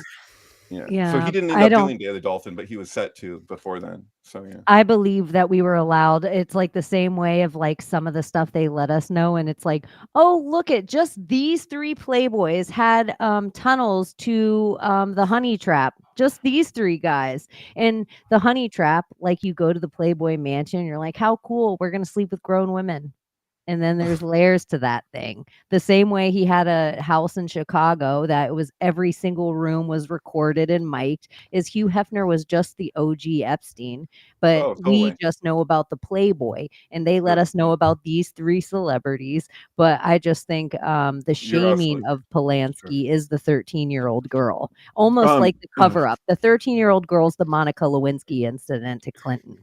her book, The Girl, I highly recommend. It's amazing. She followed me on Twitter when I first started using Twitter for a while. She actually left when Elon Musk bought it and became X. But whatever the case, her thing that she liked doing was she would go, like, you could see she was like doing searches for Polanski related stuff, and she would wait for people to just like give an opinion that she felt was invalid, or you know, she had her argument, her nuance, or her communication, and she would just comment, and she'd let the fucking people go like, what the fuck do you know? Because most people don't know Samantha Geimer's name. And so like she's just like showing up, Samantha Geimer, she just commented on what you had to say about this whole issue. And it's like, and they're like insulting her, and she's just like, wow, the fucking. So she had on her thing, she had bad victim on like her profile. So she was funny too. She had a good sense of humor, has a good sense of humor. But she visited Polanski recently. There's a picture of them smiling together from I think 2 years ago, and they hadn't seen each other in years. They're good friends. But what Polanski did was fucking awful. And at the same time, talk about scapegoat. How the fuck is Jack Nicholson able to go about his business? So like I'll just go right out and say something I at one time I didn't used to share so quickly, but the nature of the times or whatever. So like my sister's husband's sister got not Polanski, excuse me. Jack Nicholson tried to rape my sister's husband's sister. And she ended up leaving Hollywood over basically not being able to get parts after she ran out of his mansion. So she waited for him. Okay, can I tell you a story real quick? So she goes to a screening for like a Jet Li type film, some action movie, and it's like a pre-screening before they've even decided that they're going to release this movie. And they go around the room and they're asking people what they thought of it, and people are all giving thumbs up. And they get to her, and she's just like, "I fucking hated it." And she's like, I don't know why we keep producing this crap. Why do we have to produce this crap? Can't we do better than this? And she thought she left this really bad impression. The next day, she gets a phone call from Jack Nicholson's secretary saying that Jack Nicholson was at the screening. He wants to meet you. So she gets invited to his mansion. She goes to his mansion. She's waiting there for a long time.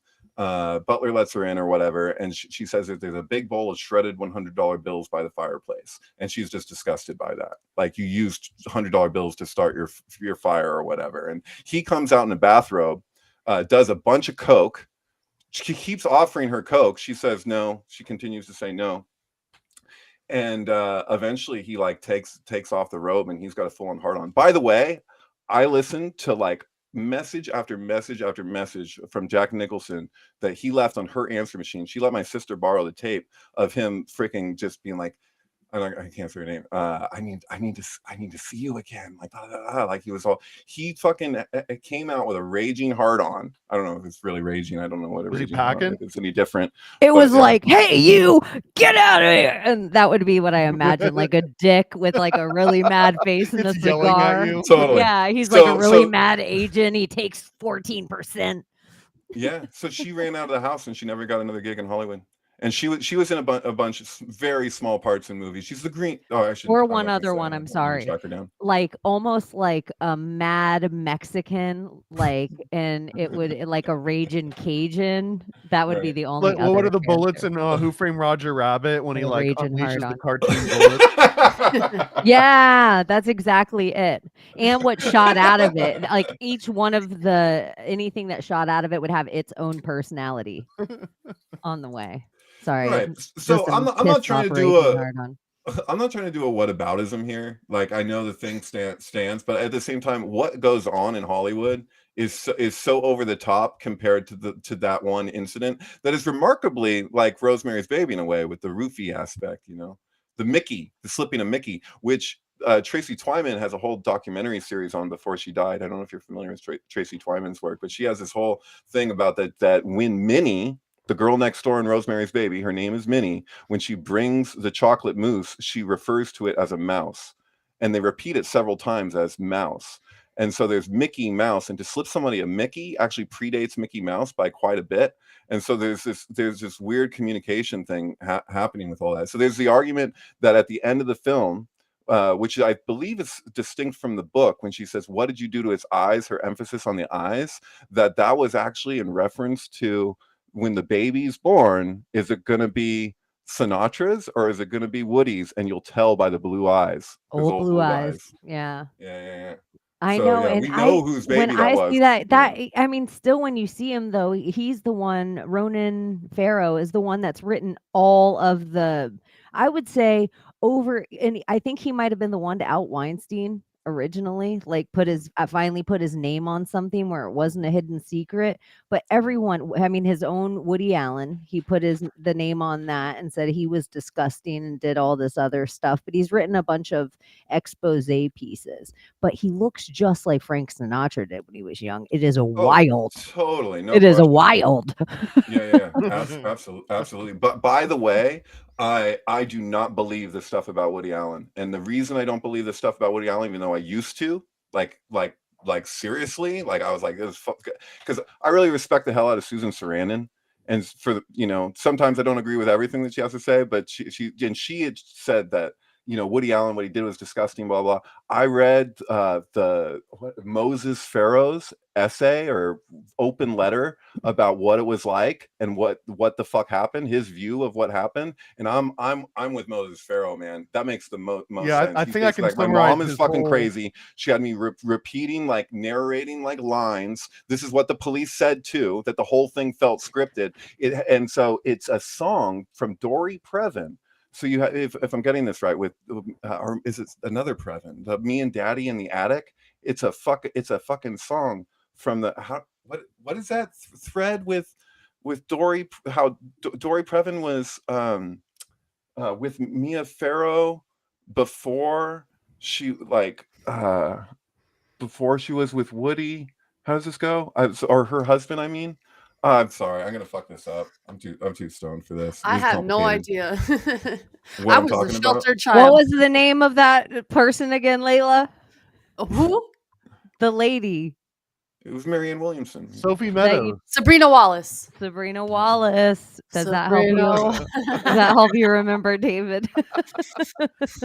No, it's okay. Well, now that I'm back, we have some Secret Society of Good Guys official business Great. to take care of. Well, we were So, waiting for you to get back I know. before we did it. Listen, everybody knows, our whole audience knows, you're going into pump time. You have to keep your caloric machine fed. And since the longer they want us to stay on air, the more they know you have to eat and fib your coach that you're asleep. So if you have to leave and eat, you are totally more than welcome. And you can eat on screen if you would like. Oh, wow. You guys can watch me freaking. I it's not realized pretty. all last week or 2 weeks ago, I ate my frozen mandarin oranges like the entire time, but I didn't realize it while we were doing it. I was like, I'll eat those before we go on air and then it'll be fine. But I got so busy setting up, I didn't have any time. Same. So, That's yeah. why I was eating my Kung Pao chicken on live too. Okay. It's like, I Oh, do it when every Dory week. Previn wrote the song. She got dumped for Mia. She was with Andre Previn. So yeah, this is the whole thing. So the song is Me and Daddy in the Attic, and it's very loaded and seems to be exactly where Mia Farrow got the story. And so Moses Farrow explains that they didn't have an attic like that. He was like, we had an attic, but it's fucking filled with fucking fiberglass and like rat traps, and there's no freaking like, it's not a place where anything like this could happen. And what are the chances that Woody's going to try and do this right after she's just accusing And him like, of all why this would stuff? Woody do all that if he's like already had his mail-in bride mailed to the house at 6 months old? Well, I mean, and the Why story would he behind try that to sleep too with is all what his Moses kids? Farrow. There's you could argue that there's inappropriate elements of that, but I believe I would say Moses all of Farrow's them. explanation of that whole thing, and like that that I he don't didn't think you raise can be a her. grown-ass man in the house and then be like, "Oh, I'm gonna fall in love with that child," and then marry No, her. that's not. He didn't raise her. So it's like, and it's like, there's a story there, and I'm not going to do it justice. The best I'll put it is that if you, I recommend looking up He Moses might Farrow not be open fully letter. on Holy the shit! Roman Polanski list to me, but Woody Allen, he's still in the list of like he's not all the way up there, but when I think who runs the world? Who runs the world? I would put Woody Allen's name of very powerful people in He's not on Hollywood. the front of the babysitter Rolodex. I think he got to I don't think seriously he never gets is in good any at keeping trouble. secrets. I think he's so fucking neurotic that no one would want to entrust him with a secret. It's why Trump was never invited to Bohemian Grove. You know, they're like, no, he's got a big mouth. Like, we just know that. So it's like, and he was resentful about that. He wanted to be invited to more of those parties.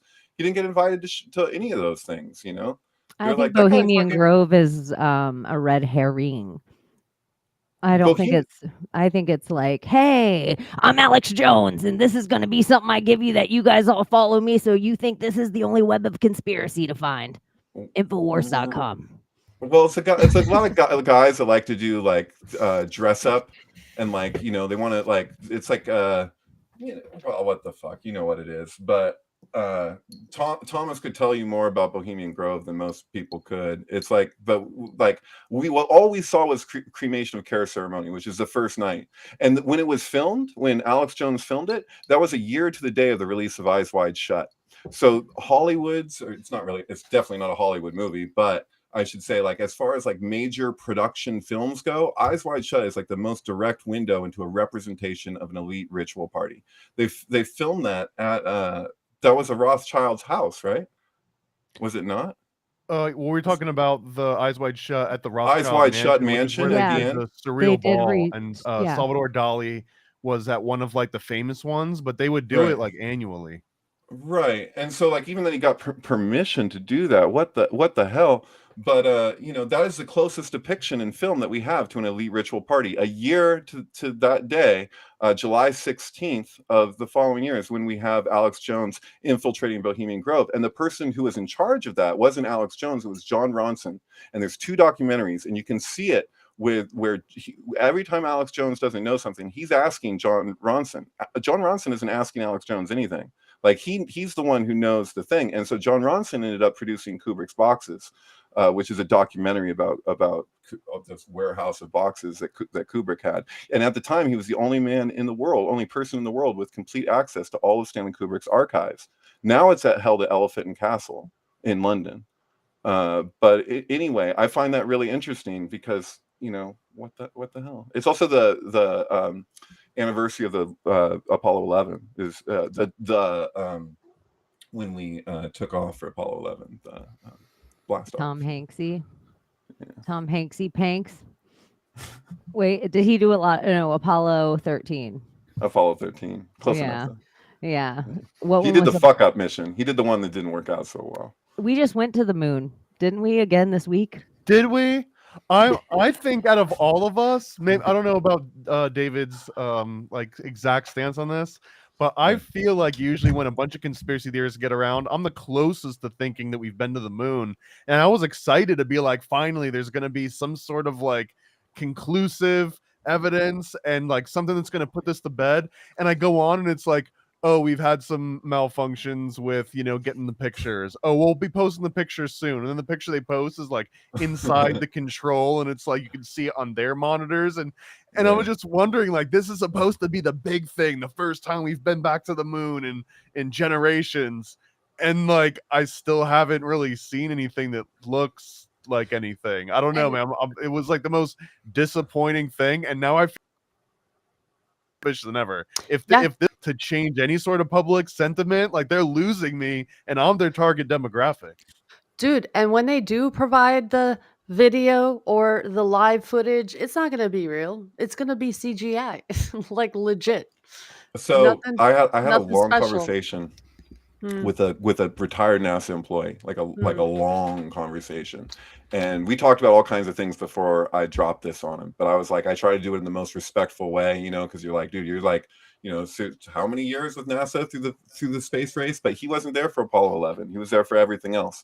And so he's like, I asked him, I was like, do you think, did we come on? Did we do it? Did we go to the moon? Because I was like, I've tripped out on the front screen projection indications where you can see the terrain change and like how the most amazing thing about 2001 A Space Odyssey is actually the Dawn of Man sequence at the beginning, because that's all shot indoors. So it looks like this whole outdoor world, and it's very convincing.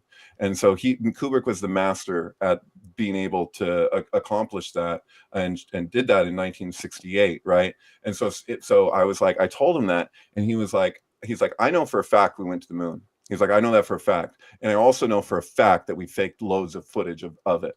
And I was like, why would you fake footage if you went to the moon? And he was like, for a bunch of reasons. He's like, first of all, we didn't necessarily know what we were going to find. We had like a chain of command, and we had reasons for secrecy and all this kind of stuff. And he was like, and also it was a PR thing because they had to sell the public on the whole deal. And if we had no payoff of something that we could like be like, oh look, this is, you know, then we wouldn't be supporting it. And so he was involved with the jet propulsion. It wasn't working for JPL, but another aspect of that. But yeah, it's I don't know, man. So I believe that guy. Like he was, you know, he seemed to know. And so like, I don't know, I'd be open to that. We never went to the fucking moon. I have been open to that. This is another thing on top of that though, because like the streaming, right? The live stream of it back in the 60s, that apparently took place after they had been there for 2 hours. But the excuse this week of why they didn't have video and images right away was that they didn't have the bandwidth.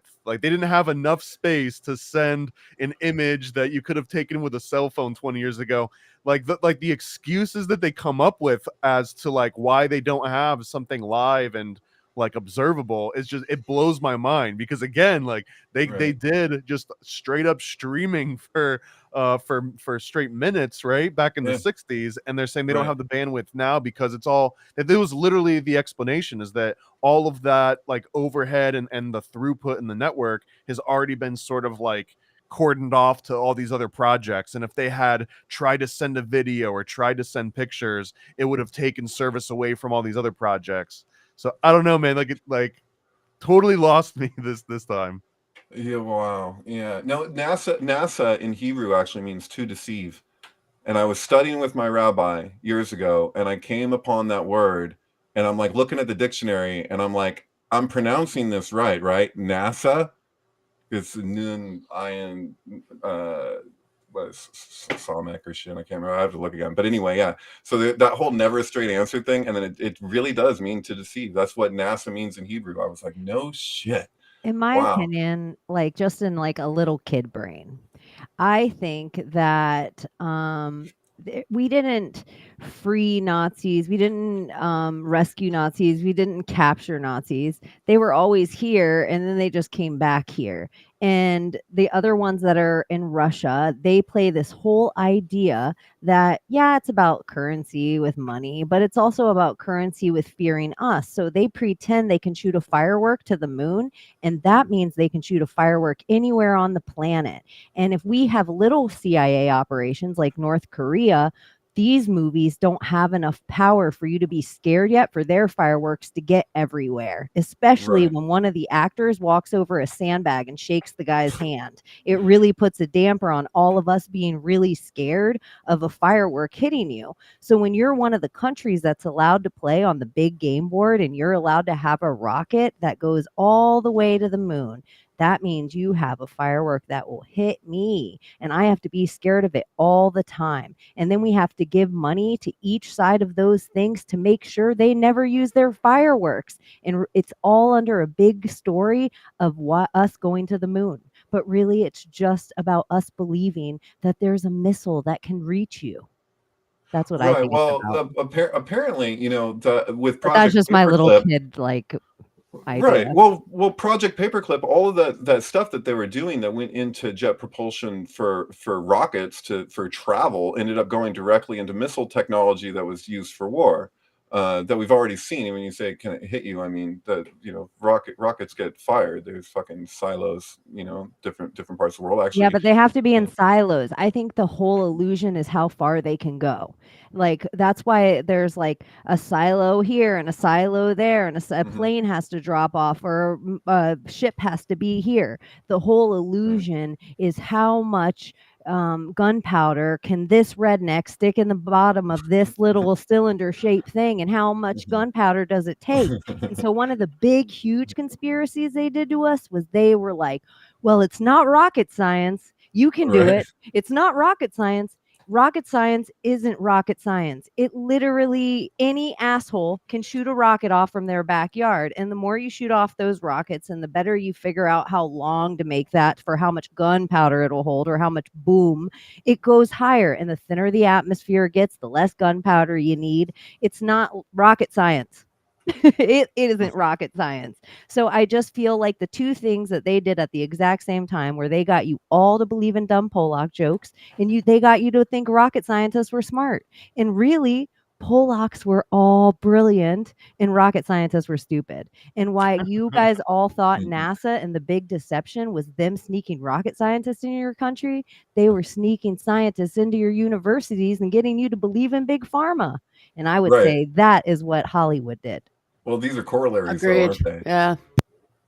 Yeah, but that's why I don't believe in any of this kooky cocky, and it's all wag the dog to me. And that's why I think like Tom Hanks does movies like Forrest Gump where he's shaking hands with astronauts and they're showing we're like, oh, look how endearing that is, because the second we start to question it with this, they have to get our heart to believe in it again, because our heart's naive and our heart wants to believe in all that goody and that the government's there to protect us and that they're just using our money because they're saving us for one day when Earth explodes, they'll have a place for us to go. So it's just like, but the second we start thinking about it again, we're like, none of this makes sense. But they don't want us thinking about it. They want us thinking with our little kid heart. And that's where Hollywood comes in, and nostalgia. And that's why I think it's such powerful magic, more than politics, more than anything else. And unfortunately for the rest of the world, America nostalgia is the strongest. And, I saw Forrest Gump in the theater. My mom took me, but the impact of that movie on boomers specifically. Oh, yeah, totally. I mean, the magic was really just geared the toward impact them. of the soundtrack on boomers. Yeah. Let alone the Right. movie. Yeah.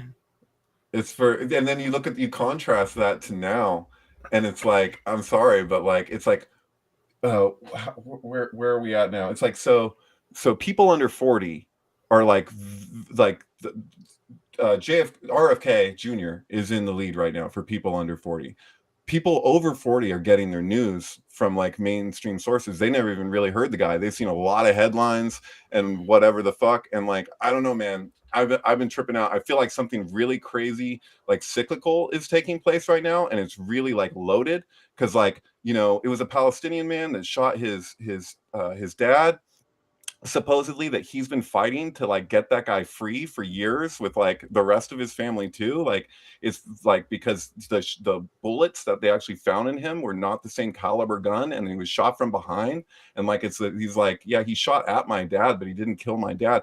I'm just saying, it's shit's loaded right now when it comes to like what's happening with the whole Kennedy thing and boomers, because it's really like a reckoning moment, because it's like television's dying, like television's on its way out.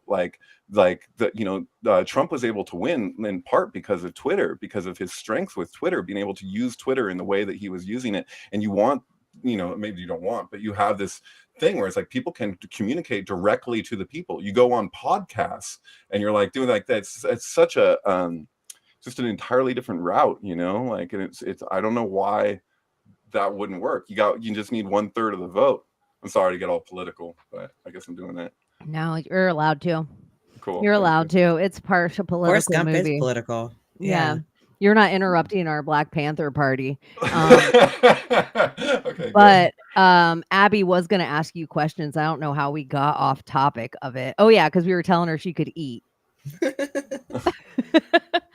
So, David, for your initiation. Wait. Mic check. Mic check. Mic check. Mic check. Okay. It was fine. Go on, Abby. Do you want to be jumped in or sexed in? It takes place after the episode. Fascinating.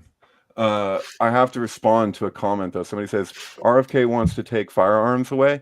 His RFK Jr.'s son was taught to shoot a gun by Hunter S. Thompson at Woody Creek because RFK Jr. was really good friends with Hunter S. Thompson. I don't think that that's going to be a problem. And the gun control that's being spoken to is the same one that Republicans and Democrats both want. So what the fuck, divide and conquer. Anyway, sorry. Sexed in. Yeah, he was at Hunter S. Thompson drinking adrenochrome, shooting ashes out of cannons. It's fine, you guys. It's fine. Go on. Well, he blew the whistle on adrenochrome. We probably wouldn't be talking about it if it wasn't for him. So there's that too. It was in a lot of movies before that, but go on. Adrenochrome? Yeah. Isn't Clockwork Orange kind of all it? The book, but yeah, I mean, 1972 is before Clockwork Orange. But they didn't mention adrenochrome in a Clockwork Orange, but they did talk very similar chemical combinations. Adrenochrome, and it's mentioned right next to mescaline or mescal, which. It was basically lifted directly out of Doors of Perception. They just listed it in the same order Anthony Burgess did, because Anthony Burgess was a huge fan of Aldous Huxley and his sort of, his like apocalyptic visions. Sexton, of course. I mean, I don't know. It's just not fun, and the other one. That's the smart choice, right? Okay. It might be a trick, though. I'm like the monkey paw, just like one of the fingers just shriveled up. So too late. You're now an 80-year-old Tom Hanks. And you're just Geppetto on a Disney film. Oh, just God. Geppetto. Oh, isn't it that Disney film. The worst? Did Tom Hanks do ever. the Pinocchio? That was like the live action Pinocchio. It was the worst Tom Hanks, the worst Disney thing I've ever seen so that far. is so I haven't fucking seen cringe. The New Mermaid, but oh my God, that's super cringe. That's so weird.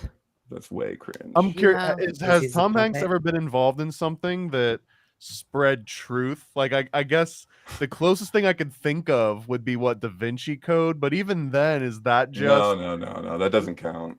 Okay, so it's like he was in the Apollo movie, he was in Castaway, he was in Mazes and Monsters, and all of these things. They sort of like personalize these very like woo woo concepts that, and like these oversimplifications. You were mentioning Sully before too, right? Like what Sully's been whitewashed, and now you just think of this a certain way. Is there anything that Tom Hanks has been in when you were like, thank God Tom Hanks brought awareness to this thing? Or is it everything that he touches is always like a whitewash? It always does Hmm. kind of seem What like about a whitewash. Philadelphia? Ooh. I don't know. I think Why? Philadelphia was a whitewash. I don't think That Da was, Vinci yeah. Code was. Do you think? Yeah. Yeah. Because it puts Da Vinci Code puts everything we question into the Harry Potter and adults' brains.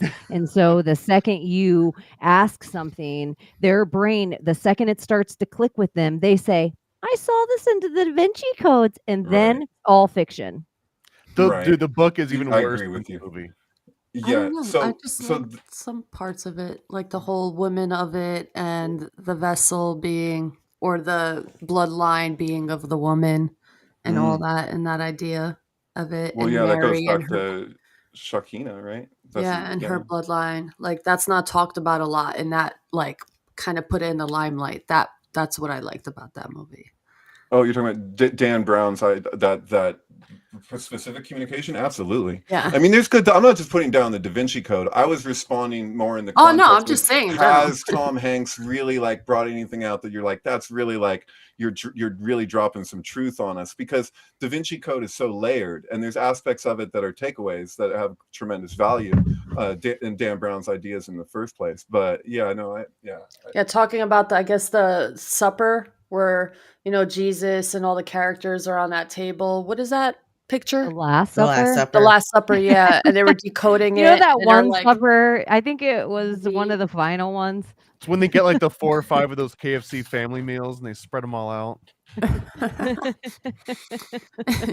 I like it. The Last Supper? It is. There's a lot of very interesting stuff. I think the Da Vinci Codes and my little popping brain, I had that in my hand at the same time that I had Gods of Eden. And I was Mm. like, let me read these 2 fictional books and just go on about my day laying by the pool. I had no idea what was about to happen. I learned about 9/11 in that same like 2-week period of time. And I was like, Hmm. when What you the say you learned about 9/11, you mean you got truth bombed about yeah, what the all fuck with in the 9/11? Okay. same period. Like it was like 2002, I think, Mm. 2003. Mhm. All in that same 2-week period of time. Like I was open to it and the universe knew. And then some dude I used to golf with, he was like, yeah, I was in jail once. I was like, what? He's like, yeah, I was in jail once for this certain amount of time and I read Upon the Pale Horse. And I was Oh like, yeah, Bill Cooper. what? And then he started to tell me all about this. So all in the same period of time, it was just like I got so many different avenues that it was just like, where do I begin? Do you feel like because we had the JFK assassination and we have 9/11 and we have COVID hysteria, and I feel like the degree to which you question the official narrative of JFK, the JFK assassination, really kind of determined how quickly you would take to questioning 9/11's narrative in a more serious way. Because it's amazing that people didn't do that sooner at all, right? Unless they were lying, I don't know. But I feel like the degree to which you embraced the official narrative around 9/11, how far removed you've come from that in the course of time leading up to COVID hysteria, I feel really became the indicator for, how you'd react to COVID. Like if you really questioned 9/11 and gone deep enough into that, where you really were like, yeah, what the shit's capable of, like that then applies directly to COVID madness. You didn't see outside the door of the Secret Society of Good Guy Clubhouse before you get in, instead of it saying, how tall are you? It says, what building do you know about? And so it's like some Building people are 7. like, yeah, they go building 7. And then some people are like, ooh, what's under building 6? And then some people are like, what's building 3 and 4? And so Oh, like once people, it's how we know how deep you already are by what right. building. I want to talk about Can that I collapsed got salt one. mine in Shanksville and like the man-made pond, that all of the debris just happened to go at the bottom of this pond miraculously. It was like the best hole-in-one shot ever. Right. Totally. The Millennium Hilton.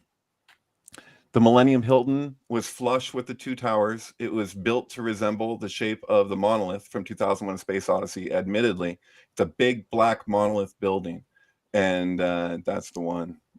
That's the building. You know, the monolith itself from 2001 is meant to be the shape of the screen that you're watching. Just turn the other way. So It's you funny really you say the 2001 because didn't we get inundated with that again? And I always think it's interesting when all the news tells us the same thing. That's how you know you're being brainwashed. Like when Fox and CNN are both telling you, you're definitely being brainwashed. So one of the things they kept showing us was those monoliths that were showing up everywhere around the oh right. world.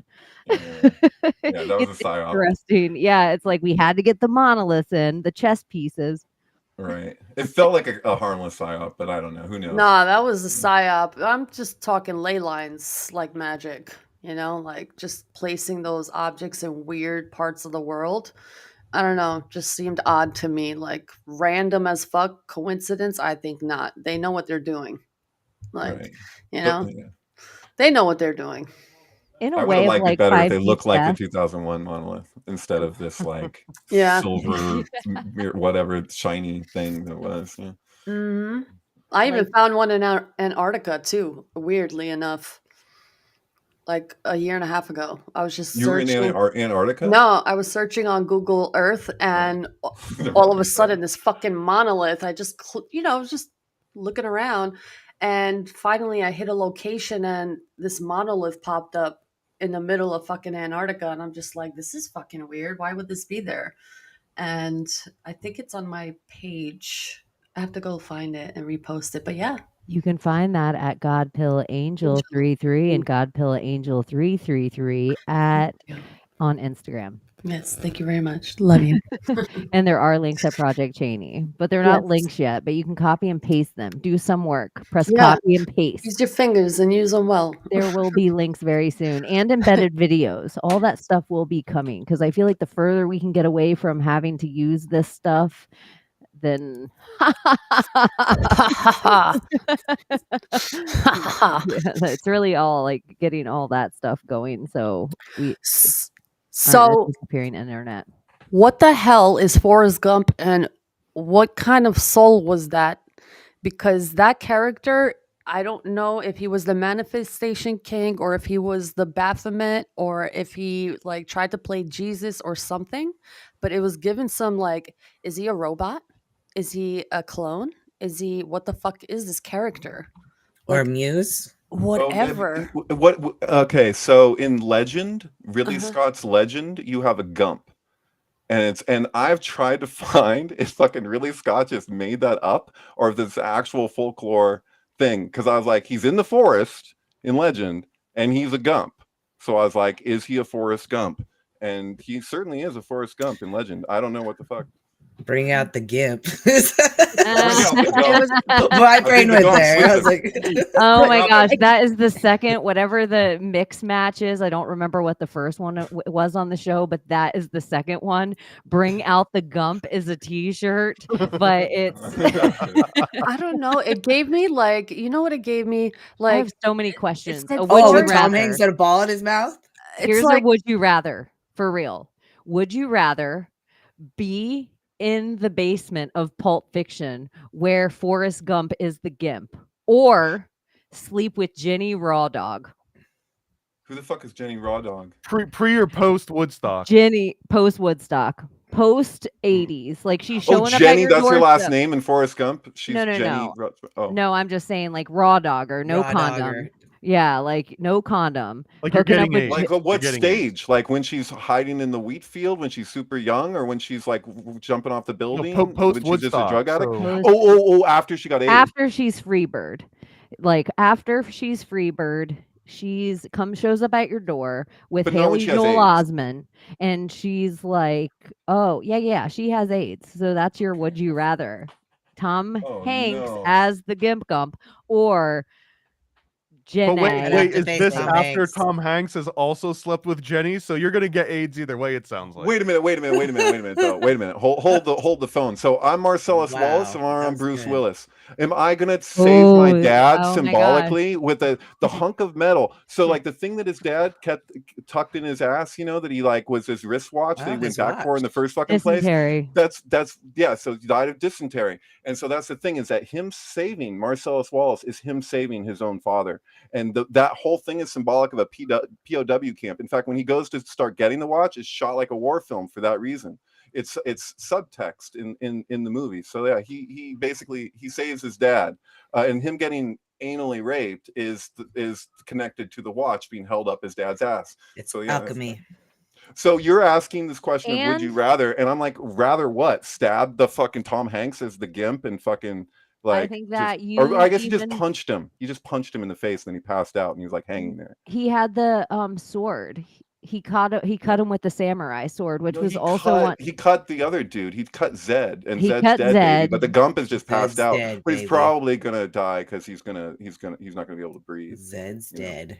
Zed's dead. Yeah, he chokes the gimp. But also, isn't it one of the swords from Kill Bill? Like all of his movies are attached. And so it was course, yeah. supposed to be Vincent Vega's brother's sword that was pawned in the shop. Right. And so so he ends up he uses the sword to kill the guy and get out of it, but then he kills his brother in the bathroom. Yeah, I would argue that the best Quentin Tarantino movie is Pulp Fiction, but my favorite is Once Upon a Time in Hollywood. I yeah. love Pulp Fiction. I love so good. Quentin Tarantino movies, but I feel I didn't hate I thought Once Upon a Time in Hollywood was clever by the whole concept of what the movie was supposed to be. I don't know. I just thought it was it's so only as next good level. as you're familiar with that Hollywood mythology. Yeah. And if you're it's not so as familiar clever. with that Hollywood mythology, it's like, what the fuck am I watching? Because it's what gives it that depth if you know the details. Like when Manson shows up at the house, like that wasn't Jay Sabring there in real life. That was the guy that's not in the movie because he left Hollywood and he was like really close with Sharon. Sharon was actually with three guys at the same time. It was a three-way relationship, you know, and they all loved her, and she, you know, whatever, it was, I'm sure, complicated, but they were symbolic of something, and that ended communes in America. I mean, it was the nail in the coffin, really, because people associated communes with communism, and then they already were fucking pissed off about communes, so many Americans, and then it was like the Manson thing just became the way that police could treat things. Like, oh, we don't want another Mansonoid conspiracy. So it's kind of like anyone could be a terrorist situation. So it itself, though it happened, is also used as an opportunity as a further psyop that continued on. And we're still living with it today, in my opinion. I mean, I feel like when Hugh Hefner died, like something happened. Like the Me Too movement started shortly after that. Like there's an energetic thing when you have these figureheads and they just go down. And so I felt like when Manson dies, I was like, what's going to happen when Manson dies? And it wasn't long after that he did. And it was like, dude, there's, you know, these people, as long as they exist, as long as, you know, that they affect things, you know, we're affected anyway beyond that. But it's like racist grandpa dies, and then as soon as racist grandpa dies, everyone starts using pronouns because you don't have to have that uncomfortable conversation now. In certain households, like I'm sure that's a thing. Did you guys watch Four Rooms? Sure. I loved that movie. Tarantino only directed one room, but it was great. Right. That was the best room though, with the finger chopped off. Yeah. It's true. I feel like I have some sinky thing to say about Four Rooms, but I can't remember what it is. It probably involves Madonna. I was gonna say probably, yeah, the Witch Room, probably Madonna. Yeah, yeah, they're all interesting rooms. Whatever. The Robert Rodriguez one was pretty good with it was great. What the fuck's his name? Antonio Banderas. Yeah. With the kids. Yeah. Did they behave? Do you guys think there's any merit to like one of these conspiracies that in Forrest Gump he's dead the whole time? Like it's a Sixth Sense thing. Have you ever heard of this one? I heard that. Yeah. Yeah. Why? Where did that come from? Why is that? Why does that seem to work so well? I don't know. I think a lot of it's just like defying a lot of like the expectations and some of, if you rewatch it, you can kind of morph it. I think there's a more mundane explanation here, but I almost think Forrest Gump was the predictive programming of like, you're probably going to have an autistic kid at some point. So here's what it's going to look like, but they can still, you know, go to the moon and they can still meet the president and they can still do everything that everyone else can do, but they might act a little bit weird and they're not retarded. You know, they're not They're not hard R's Oh or shit! anything. So it was a vaccine propaganda film. I totally get it. It's normalizing it. I feel you. That's why it's so much different than the book, because the book doesn't treat it the same way. I Because he's not fully like mentally challenged. There's something right. what he is he's sort of a changeling, and it's like Right. this He didn't concept go of full like, don't retard. please He's so people, redemptive. stop putting your babies in the oven. Like, they're not changelings, they're not fairies. You know, there's just something going on. And Forrest Gump was a more practical version of that. So instead of convincing people to not put their babies in the ovens because of Germanic folklore, now it's Right. like, you know, don't abuse your kid because he could be Forrest Gump and make you rich. Right. And make Honestly, you he rich. gave me AI vibes. It was like, Forrest, run, run, and he just fucking kept on running until somebody said stop. It was like some kind of weird program to him. It was just odd. Like, Yeah, they're like directing him which way to run too. yeah, which way to run? Okay, would you be my partner for a boat? And to go shrimping? Sure. And then he does it, and just weird miracles started happening around him, and the whole feather of it all. Was it like symbolic as angel energy? Was it a fallen? I don't know. It was just weird. I feel like there's more, like he says, mythological meaning to it. I just don't know what he represents there. It's not just vaccine injured, but I feel like there's something deeper to his character because of where he was at moments in time and throughout the movie. And he was like the yes man. Inspiring Elvis, inspiring Yeah. Imagine by John Lennon. Yeah, all these Just strange. like Amuse too. Well, Is he what's inspired that, Imagine by John Lennon in that? I can't remember that Yeah, part. he does. You think he He's could be talking the about angel of China. death? Oh shit. That's weird because John Lennon, I've been trying to find this online. At one point I found that a quote from John Lennon that where he said that he was looking for a way to communicate communism where people would just totally embrace it and be like, fuck yeah. And so like Marxism, communism, and that's basically what Imagine is. Yeah, is that's what his, like, happened in it's- this movie. It's They're the on a talk Communist show. Manifesto. Just like, yeah, that's tricky. Okay. And Forrest is sitting there talking about, like he was the first one to go to China for however long, and he's just like That's a ping pong wizard. talking Yeah. about, well, imagine if there's no Not ping religion. pong. Yeah, Imagine ping if there's pong. No, what was it? Paddleboard? Paddle game? No, ping pong. It was ping pong. Yeah, Mhm. that's what I thought. Yeah. Oh, did I say? Planet ping pong, y'all. I'm getting confused because I'm like pinball, and then I'm like ping pong. So he's a ping pong wizard. Mm-hmm. Anyway, sorry. And that nice guy wrote a really hit song or something like that. So There's another maybe nefarious Or way of died. looking at Forrest Gump too, but he's like reliving these incredibly like traumatic moments in American history in particular, like all these big milestones that change American culture, but you're reliving them as the viewer vicariously. But again, since he's like autistic, there's no like emotional reaction. It's almost that movie Humor. Equilibrium with Christian Bale, where like the future, everyone turns off their emotions and you're almost like thrown in jail if you show emotion. This is like another way of like, okay, relive American history, but do it without having any sort of emotional reaction to anything. So now the next time someone teaches you about the Vietnam War, you can kind of like channel your inner Forrest Gump and just like, Jenny, and like not care about necessarily like, Bubba Gump dying in front of you. It's just weird. And the Watergate Hotel, Watergate, where all of a sudden the next day Reagan just gives up his presidency. It's just like odd. He Makes was sense. there and he calls, hey, there's a bunch of guys with flashlights and it's keeping me up, and they're in the office there. It was just weird, like a full-on raid he witnessed, and he called on it. It was like, how is it happening around you though? What are you like? It's strange. It was so strange, this movie. Watergate, isn't there? Isn't like it weird that Watergate totally what that was technically happens all the time now, but it's just on the internet, so it's not the same. You don't have to physically break and enter a building to do the thing. It's like hacking is no different than fucking Watergate, and yet it's become like a regular occurrence, but whatever. Yeah, but what happened there? It's like they had like a whole scene on that, highlighting Watergate And then, these people in black gear raid an office in the same hotel that Reagan told him to stay at. And it was just, what? What is the meaning behind that? And what happened there? And Reagan stepped down. It was a message there. And I'm trying to Or figure it Nixon. out. Reagan, you mean Nixon? Nixon. Yeah, sorry. Excuse me. There might be like a magical sort of transference of energy here, though, because Nixon takes us off the gold standard, which is kind of like this big ultimate evil. Like that's like taking the spear of destiny into America and just like plunging it in and letting the blood flow out.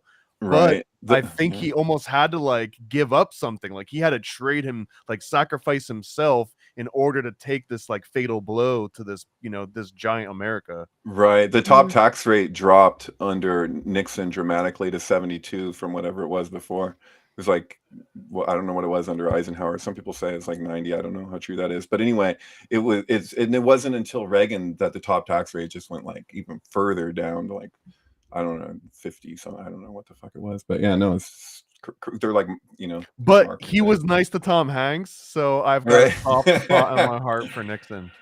Right. Because for that reason. There you go. There's your programming. You are programmed. He asked him about to embrace Nixon because of fucking Forrest fucking Gump. Good Forrest Gump songs. Weird Al Yankovic has Gump instead of Lump from what She's Lump. Presidents of the United States of America. And then John Lennon's son, he has a great song about Forrest Gump. It's on the same album that has the Jack Parsons song too. It's pretty good. Really? What is it? What are the lyrics like? What is it talking about? Is it like a psyop to go down? It's Forrest Gump and his mother's relationship, and he's just like heart like this feels. It's funny, and it's with Les Claypool because they have the Lennon Claypool delirium, and so he's an amazing musician. He's actually one of my favorite people that I follow on Twitter or X or whatever.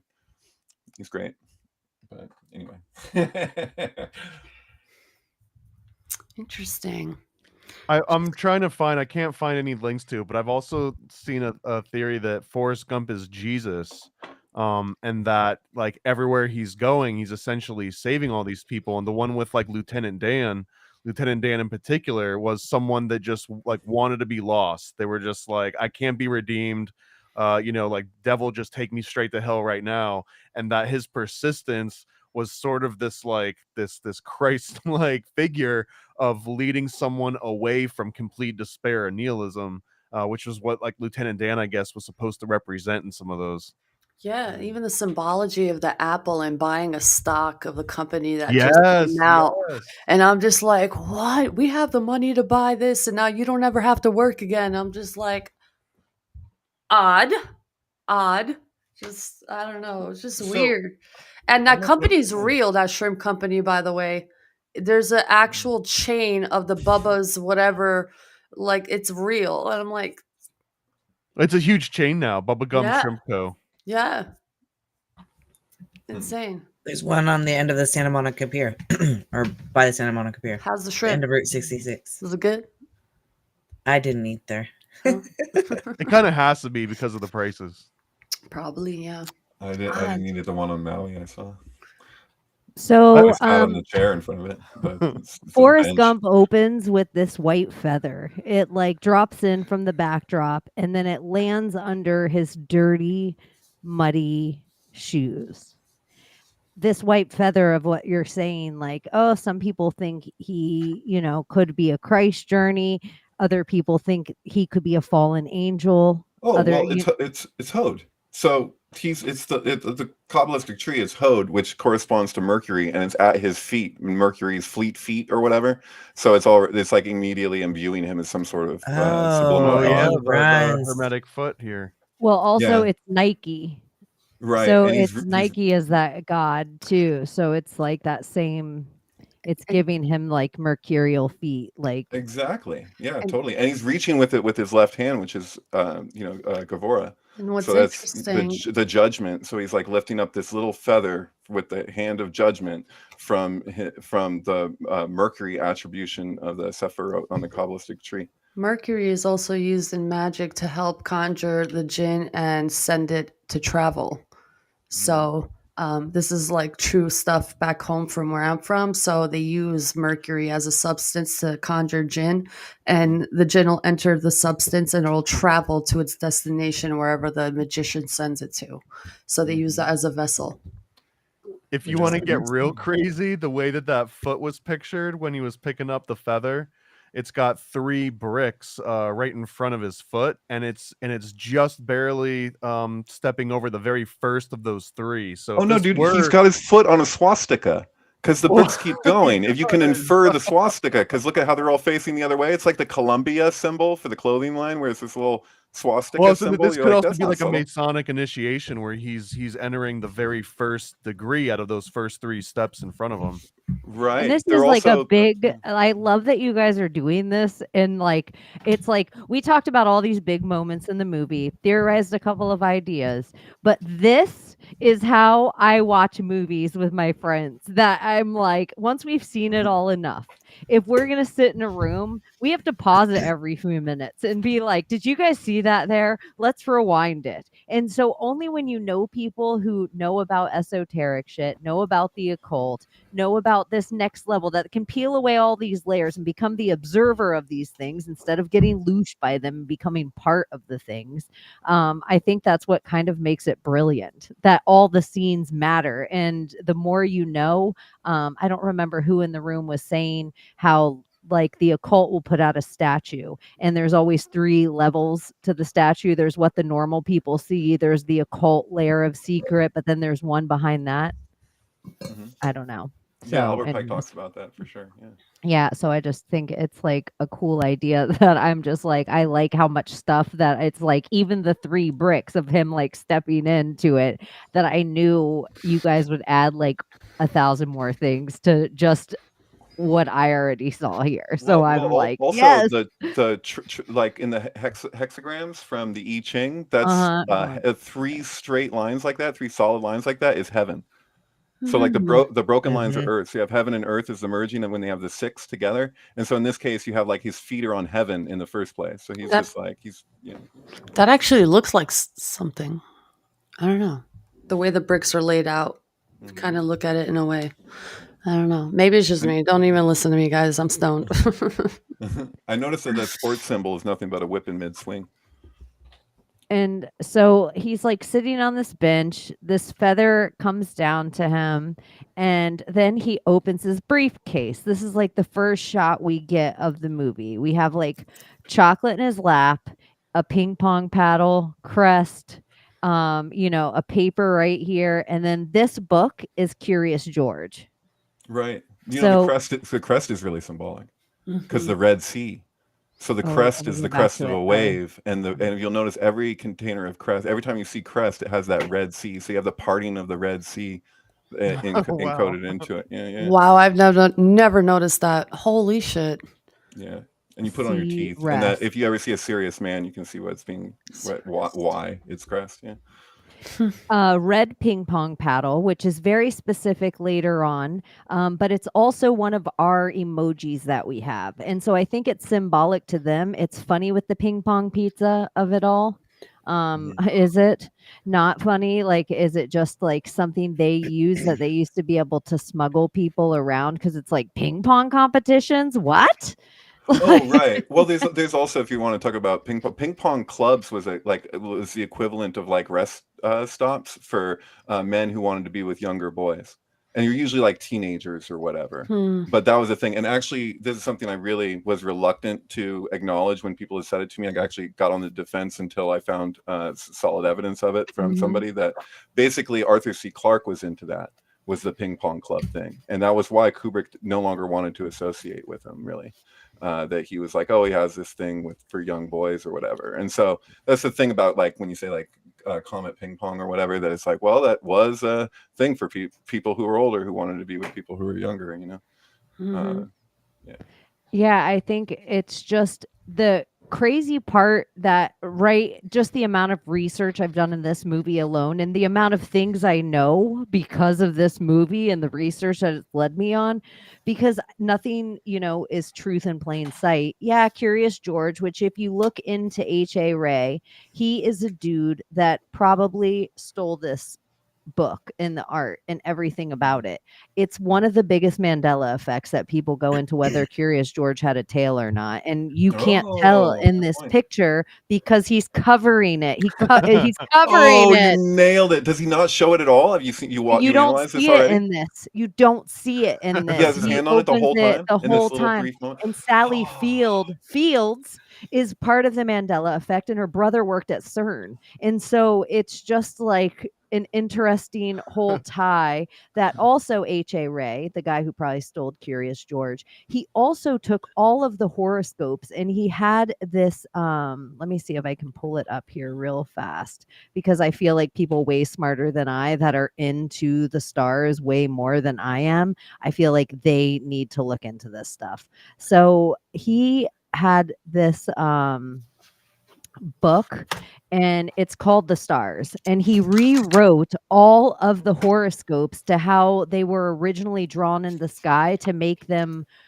more like correct to your visual eye. So the stars, he actually took them and like I'm going to give you an example right here of I just know where they say millionaires don't care about the stars but billionaires do. Um let me see. He did like this one. And so here would be the stars in the sky, the twins, Gemini. And then here would be the way that they're showing you Gemini looks. This is the way we get Gemini. This is how he wrote Gemini. Wow. Yeah, that makes more sense. And so he's this dude that is attached to Curious George. This is one of his other books that he did, and everything about him. And when you like look up him, he's a whole creepy guy on his own. And then he has a child's book, which is a whole creepy thing on its own. And then you take Curious George, and it's literally about a grown man with a young monkey boy. Like what? It just seems like kind of the story of Forrest Gump and how it ends as a grown man sitting on a like bench with a monkey boy. Haley Joel Osment. Well, the whole CERN thing was kind of interesting because angels and demons, that ties back into Tom Hanks, because that's where I first learned about CERN was through Angels and Demons, and not the movie, the book, but they talk about the whole antimatter. They get really deep into antimatter and stuff in the CERN of it all. you know, when we relate to demons as we do, like just in media at large, for it goes back to King James, who basically had the panel that put together the canon. So like he wrote the most authoritative text on demonology before, and that kind of idea around what a demon is, like he's like pretty much so largely responsible. You can almost just say it's his fault, And responsible for the death of thousands of women. Oh yeah, no, yeah, millions maybe beyond. Well, I mean, if you want to talk about into the future, what he set forth, then yeah, you could go there. But I mean, it's really unfortunate that the canon is what it is, because I mean, the apocrypha that was left out of the canon we wouldn't be able to treat things. The church wouldn't be able to treat things the way they do today if that had all been allowed. But people were illiterate for so fucking long, and they just had preachers telling them what this book said that they didn't even read. And so like we still have like the momentum of that, like that's something that's like continued, that like to this day there's shit that's not nowhere in this book does it communicate this, but it was so heavily propagated that it's almost just like run on its own at this point. So like people are still like not like, you can still say you're like illiterate, but you don't even know the language in which those texts were written. So like like the Old Testament is all Hebrew except for like one book, the book of Isaiah, and then the New Testament is Greek, and it's like, and Greek wasn't the language of lower class Judea, so what the fuck are we even looking at? But anyway, I'm sorry, I'm going on a tangent, but that's what the show's about. Well, and Hebrew was lost. It was a lost language, so nobody even really knows that they're speaking it right. Oh, as far as pronunciation goes, yeah, it was also the whole Tanakh is something that's meant to be sung. It's true for the Odyssey as well. These are songs, and these are also mathematical, because the language itself was numbers weren't just corresponding to letters, like literally numbers are letters for ancient people. It's And so they're literally alpha, numerical, and harmonic. exactly. It's like all three. Exactly. Yeah, Yeah. it's pretty And beautiful. that's profound, you know. And so that's like when we're relating to like the Babel story and what's being communicated there, like this is so allegorical, but it's also so direct at the same time, because it's like an archetypal way to communicate something. Like anybody that does ayahuasca, for the most part, like if they were to stop and think, as most people do, about like the Eden story and like everything that symbolism is communicating, like everybody gets it. For the most part, like somebody does ayahuasca and they think about that for 2 seconds, they're like, oh, well, obviously, like that just makes sense, because it's such a dreamlike way to communicate something, you know. How do we end up here, you know? I never, like, the thing I noticed on this when I originally, this scene for me that it took me forever to find is like this magazine right here is 1981 copy of Nancy Reagan on the cover of the magazine. Right. I never before paid attention to this back here, and now I'm like, what is on this statue? What is that monument? I wonder what that monument actually is. Where is this exactly? That'd be interesting to know. Momma! I don't know what it is. Sorry. Greenbow, Louisiana, or whatever. Alabama. Yeah, Greenbow, Alabama. I wonder what all the characters who sat on the bench represented in like that esoteric sense. Because I know the last one was the older woman and she had this brooch, I think that was shaped like a star. And she was the one that guided him to the, oh, that's where Chaney is. So I don't know. One was laughing at him. Oh, you're a millionaire. Ha ha ha. Well, she's all in white. Yeah. The other one was pink too. And like almost in a way, like he starts by telling her all about his past and childhood. And he's on his way, I think, to see Jenny right here. You know, like and they're on this stone. Like, Well, it's isn't just it that he in the doesn't middle. even need to take the bus? No. And he doesn't know that. No, he doesn't. Yeah, he's Doesn't just he like, run well, there that's at the right end? across the street, honey. or some Right, shit. right. And then the woman Fucking with idiot. the child. Sorry. Yeah, you slow man. It's right across the street. Where are we gonna take a bus to, honey? Well, speaking of which, Gump, the actual definition is a foolish or dull-witted person. That's And mean. Then that song, she's Gump. What the What fuck? was Forrest named after in the movie? She was named after someone who was part of the Ku Klux Klan or who started the Ku Klux Klan or something like that. Who? What did you Forrest. Yeah. Oh Yeah. yeah, his father. Yeah, I have it all in order. Okay. I promise. I promise. I have like 1,000 pictures of this film, but we won't go through all of them. The other thing, Gump is for gas undercarriage, mixture propeller switches, and seat belts. It's like performing your gumps when you take off in an airplane. Is a big acronym if you're a pilot. I just had a friend that was a pilot and had a dog's name Gump, and they Someone had says another Nathan dog. Bedford Forrest. Who is that? Is that? Never mind. I'm sorry. I thought Oh, that it's was, okay. I thought he was communicating who he was named after in the movie, but yeah. Yeah, he does. He goes into it, and then it he asked the lady if she wants a piece of chocolate, and that's where you go into a whole another Mandela effect. Is the whole life is like a box of chocolates thing? Mm-hmm. You What's guys, the Mandela part? I guess it's not that. It's whatever you think it is. I don't even know what the right one is anymore. I feel like Mandela effect is frazzled my brain, and that's how I know in how the past CIA tense. won. It's in past tense versus present tense. When it says "Mama always said life was like a box of chocolate," and people remember it as life is like a box of chocolates. You never know what you're going to get, like future, and you never know what I don't know how he says it. His exactly. mother actually said that to him on her deathbed, I believe, and she said it in future tense, and I think that's where people kind of get it twisted. Oh, it repeats. Yeah, his Does mother it? in the deathbed says, life is like a box of chocolates. You never know what you're gonna get. Oh, there you go. You just solved the fucking thing. How the wires got crossed. That, like, Yeah, Say it so again. yeah. Do your best, Sally. oh, Feel you the can't put me depression on right the now. spot like that. I can't Yes, do it. No, you're no, gonna no. do so good. No, I can't do it. I forgot the lines now. I told you I'm stoned. Wait. Life is like a box of chocolates. You never know what you're gonna get. That was amazing. Forrest.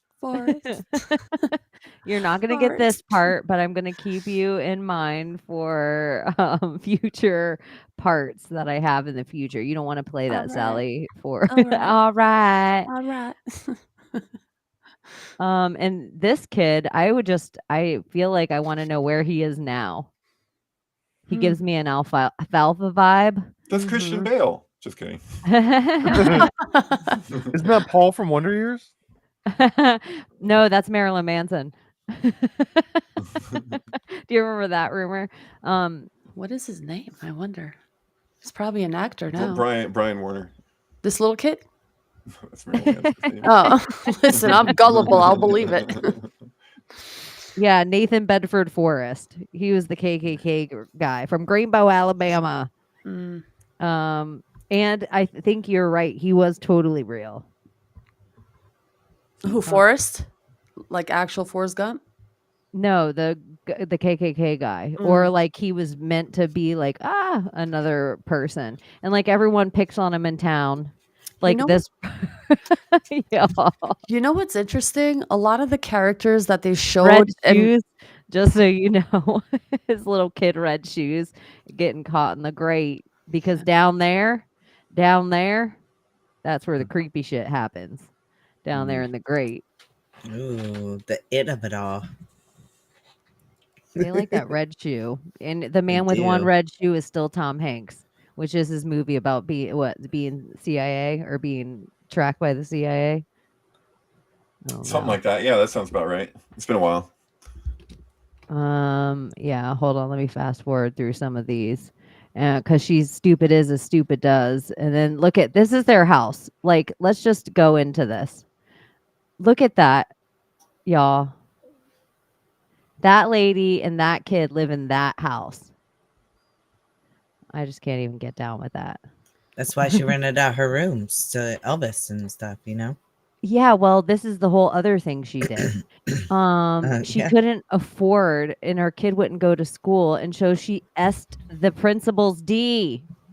Well, it wasn't because he couldn't afford it. He actually went underpass, like didn't qualify to go into that school. He was His 5 IQ points wasn't away. high enough. Yeah, so for 5 points, they wouldn't let him in. And she's like, well, is there anything I can do?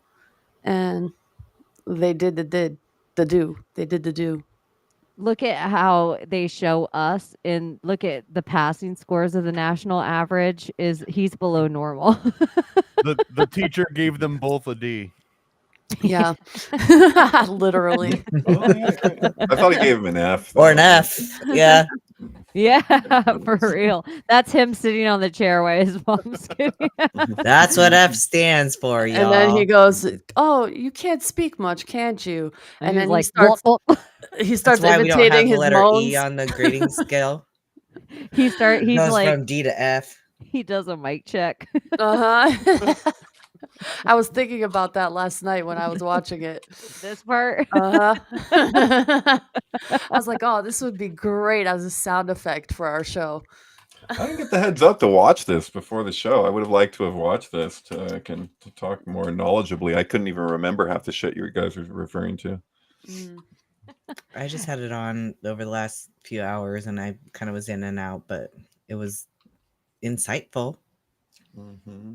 Well, I've seen it too many times. That's but so I got something. But, yeah, I remember watching it in the theater, and I just remember that people just laughed so loud.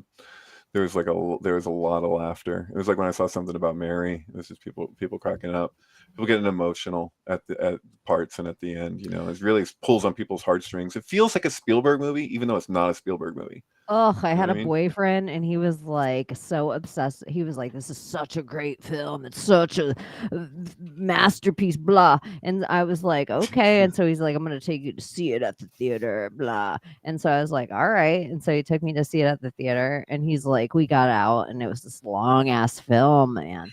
And I'm like, "It was all right." And he's like, "What?" And I was like, "It was okay." And then listen to this. Obviously, I didn't get what I was supposed to get out of it, and so he took me the next weekend to see Forrest Gump again. Oh my gosh. How did that go? Like, was he just like, "This is what's happening," He was like, or "You just have to do see it. Like, I've just seen it so many times, it just gets Oh. better every time I see it.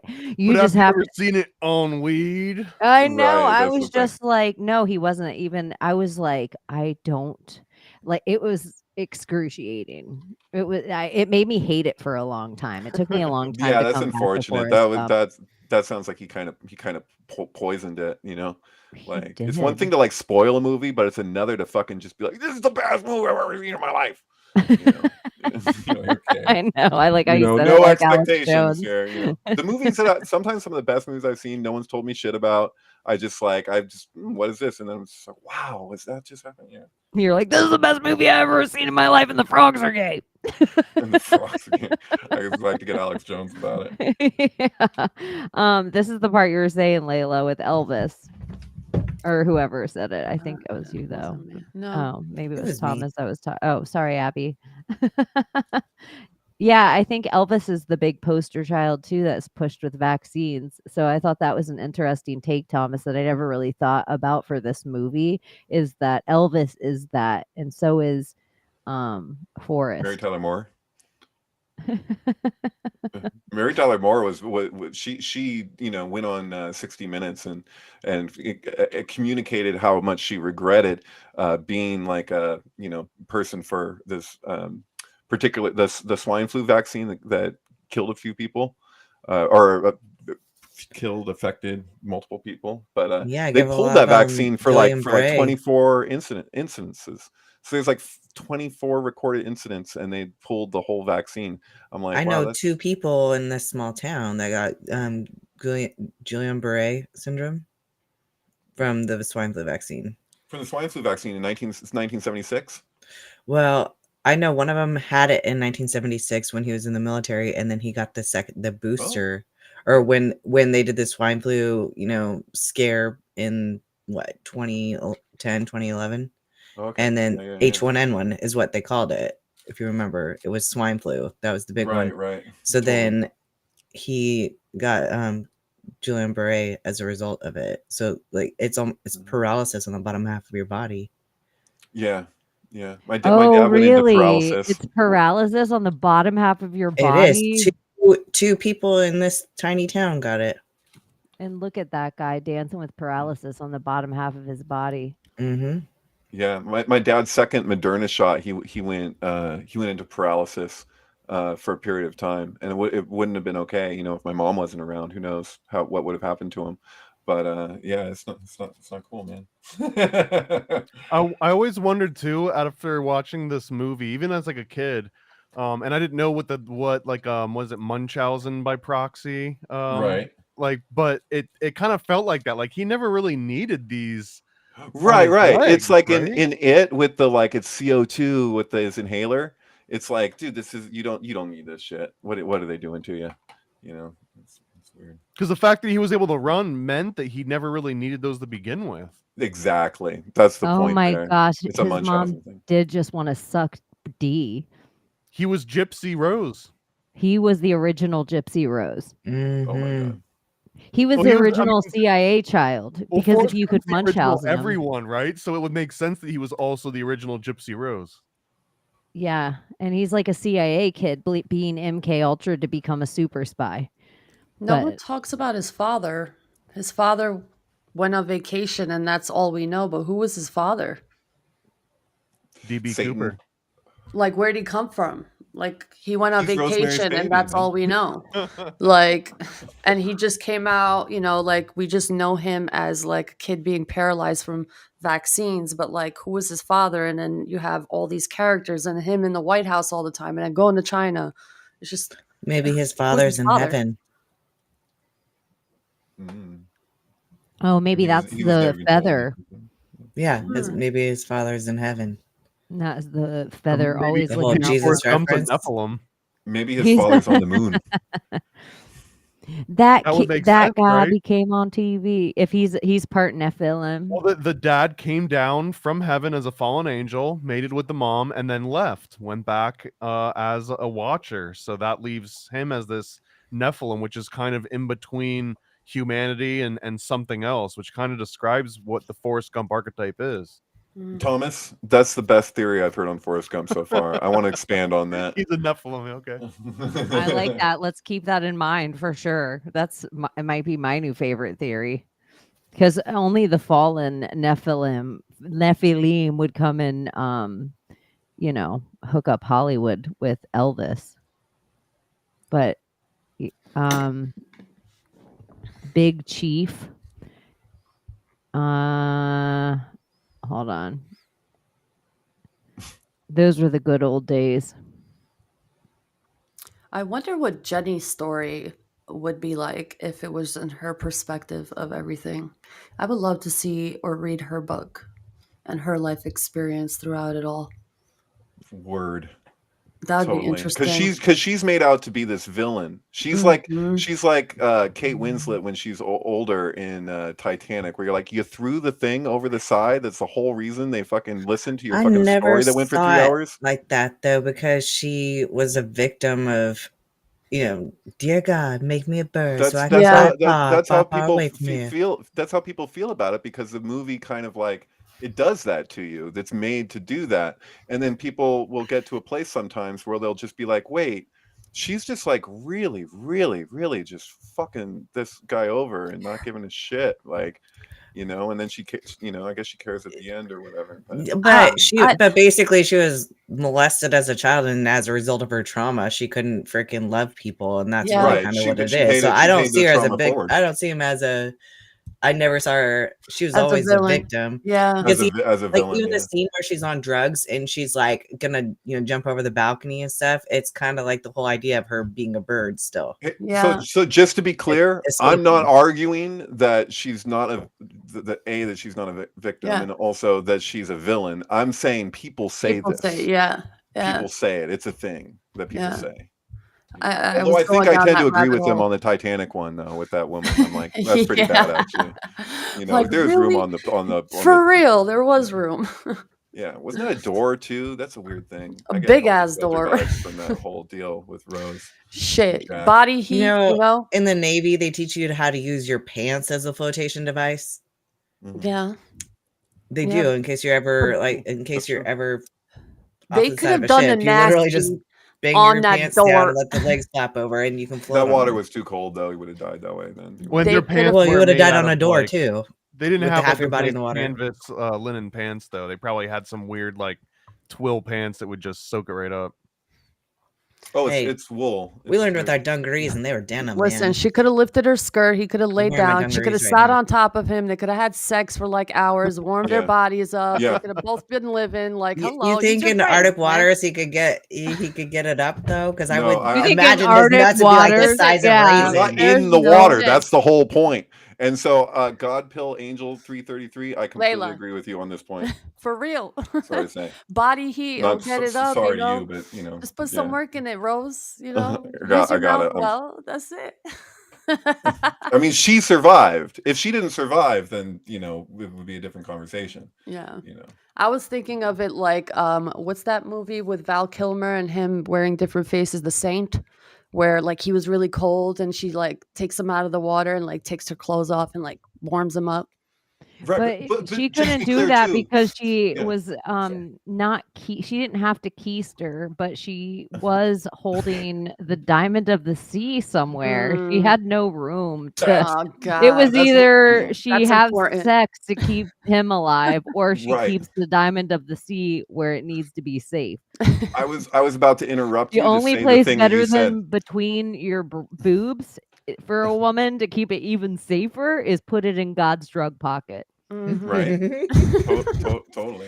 And then this is the reason she's a villain, not because of the door so much. I can forgive the door and him dying. It's at the end when she throws it overboard. Because I'm like, how long did these people sit through this woman telling this fucking story, which most of it I'm sure was like pretty boring, because what we saw was still pretty boring, and like we had visual, so it's like I feel like her throwing that overboard was like this whole fucking thing, that the mission that they're on, all this fucking, like, this is their Blood like, diamond. It's a blood diamond. That's what I was Blood gonna say. diamond in That's the why water. it's blue. Poof, threw Is it it- in it- there, it- no more. Yeah. It's water mixed with blood, so it's a big purple diamond, right? Mm-hmm. Mhm. Well, the guys the wanted the heart of blood the diamond. I sea. would have given him the fucking blood diamond.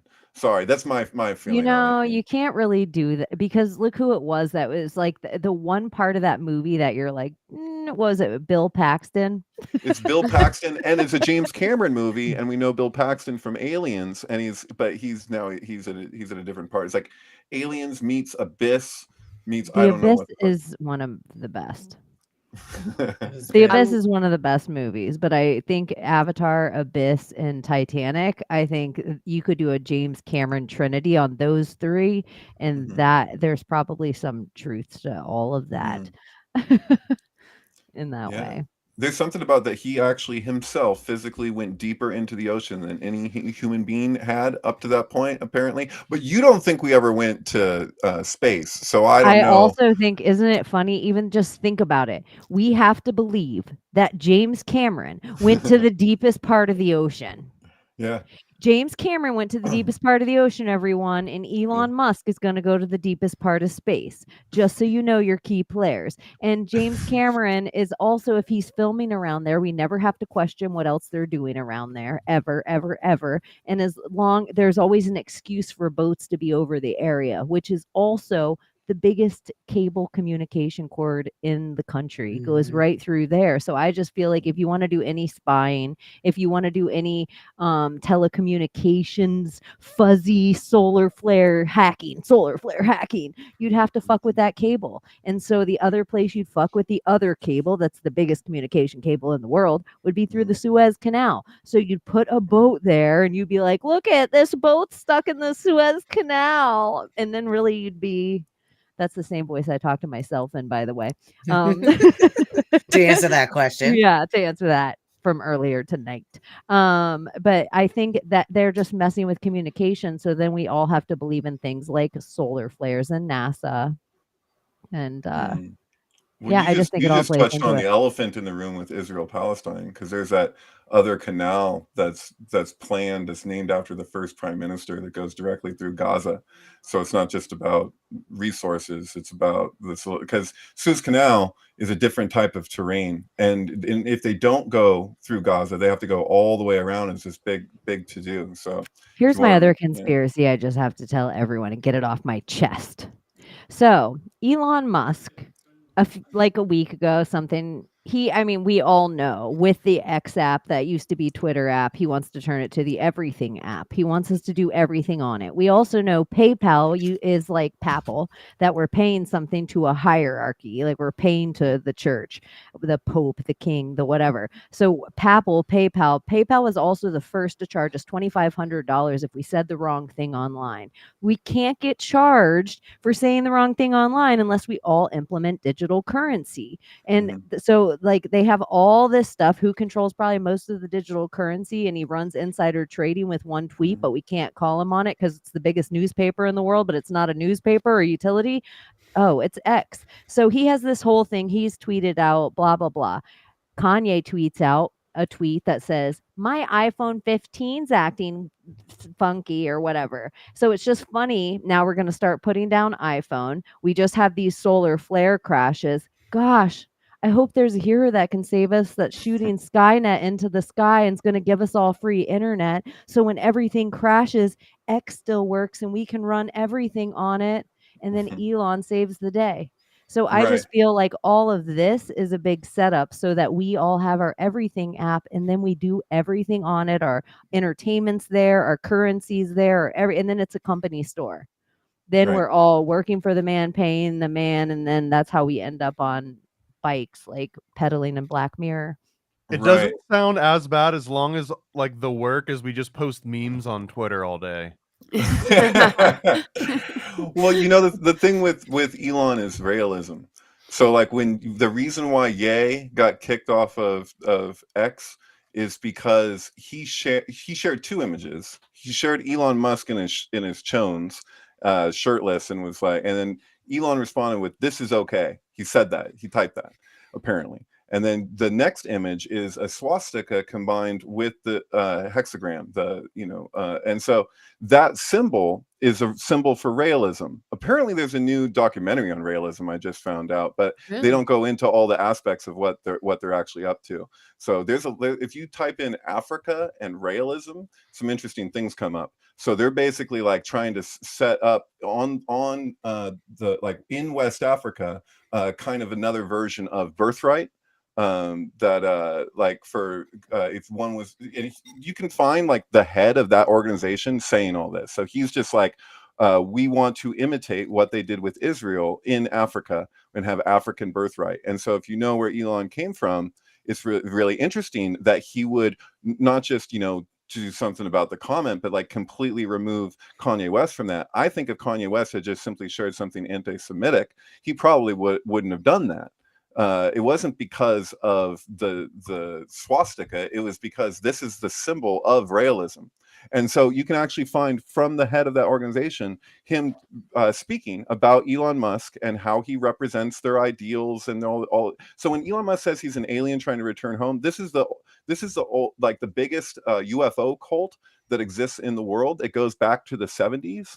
So like it's very bizarre. It's kind of in line with Scientology in a lot of ways, but it's its own cult, So yeah, but that's his trip, and it's interesting to me that I never hear anybody really going into the African side of that, of acknowledging that symbol was a realism symbol, Except maybe I wonder sometimes what Kanye, because it's almost like the character Kanye, whatever you think of him, the character Kanye almost knows there's the section of the internet that is going to go deep on everything. So he can put up the symbol of realism, or he can put up the double-headed vulture, or he can put up and just run it like it's White Lives Matter and just put these things in the zeitgeist, but it makes other people look layers deeper. And Yeah, because look, it's like I'm just Jewish. interested. I'm Jewish, and I'm not offended by Kanye. And he, I think it's important that people be able to be critical of any government or whatever, but from where he's coming from, what I feel like he needs, that we handled it wrong. We should actually like let there be a conversation, like a real conversation with somebody who's knowledgeable on these issues that he's so concerned about, because I feel like he exists within a paradigm where he just does not have access to certain things that he really wants to understand, not somebody to just defend the thing, but to actually have a real conversation around all the levels to these issues. And it's just like I don't see that happening. I feel like there's a reason why Joe Rogan is like so much more viewed than any, like the most watched thing on television. It used to be Tucker Carlson.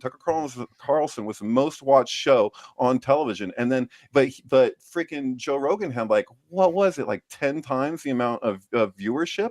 As that, like I say, like TV is on its way out for the most part.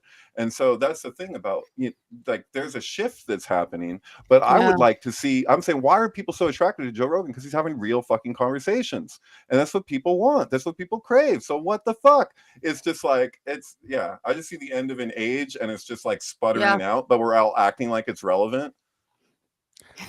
When you guys were talking about Elon Musk, I couldn't help but think, like, is Elon Musk sort of like the rich mogul version of Forrest Gump? Like, you've got this autist that also just happens to be like at the center of all these huge milestones, and has this like like driving the car in space. Like that's kind of the superimposed version of like shaking JFK's hand. Right. Yeah, and then Zuckerberg is just total etard. And like, I mean, you ever watch those videos of him raving, and it's just like that grinding. It's like that motherfucker. I don't know if he should have taken some calcium or something while he was doing that, because you can just you can. I don't know if that would have helped, like his serotonin or whatever's going on with him. But he is just taken so much MDMA. A lot of it probably cut with who knows what, because it's one of those easy. He has kind of a nice body though right now. He's doing jujitsu and he has like kind of a good body. And I was like, huh? Like, where it's surprising, where you see someone without their shirt on and you're just like, that is calibers better than I thought it was going to be. I have to do shout out real quick to Sevens in the chat. Everyone find Sevens and follow him everywhere. Also, he's in the Project Chaney Telegram and he knows a whole bunch of stuff. So shout out to Sevens. Also, in chat, they want you to talk about Robert Anton Wilson. And I thought talking about Joe Rogan was almost a perfect time to talk about that. Robert Anton Wilson lived in Santa Cruz, where I'm from, and I used to ride my bike past where he lived on a regular basis. But I didn't know until after he died that people informed me that he was very welcoming of anybody knocking on his door. So Have you ever looked for change around his house? Change? Yeah. That's one of his chapters in Prometheus Rising is that you look around on the ground for money and money just manifests. Oh shit! Yeah, no, I didn't think to do that. That's sort of a reality transurfing thing too. You're never supposed to leave money laying around. Like if you see it on the ground, you're supposed to pick it up and put it in your pocket and put it in like a safe your own little container, like a secret little drawer. Make sure you say, "My world always takes care of me." Because if you reject even a penny, then you're rejecting the flow of money to come to you. I know cultures that they will not pick up change or anything on the ground because metal is conductive and they think that's the easiest way to put something bad spirit or spell in your life. And so they feel like only a greedy hand would pick up money that's not theirs. And so it's just the metal that it's on. And it's like a mock that it's on money too. Like the "In God We Trust" is on it, like stamped on it, almost like a double cross in the currency. But I don't know. I have heard the waste not want not theory. And then I know people that won't pick it up if it's on a certain heads or tails. Right. Before we get too far from Elon Musk, though, like, did you guys hear about Mitch McConnell's sister-in-law dying? No. This week? She was driving a Tesla and she drowned in a pond that was only like 10 to 15 feet deep. Her car was completely submerged. And I mean, so it ties into Elon because she was driving a Tesla, but that's Anne Hayes shit. How do we know that somebody didn't just like put her in that pond, like Psycho style? It's being investigated, but I'm just saying, like, how interesting is that? That just came up this week.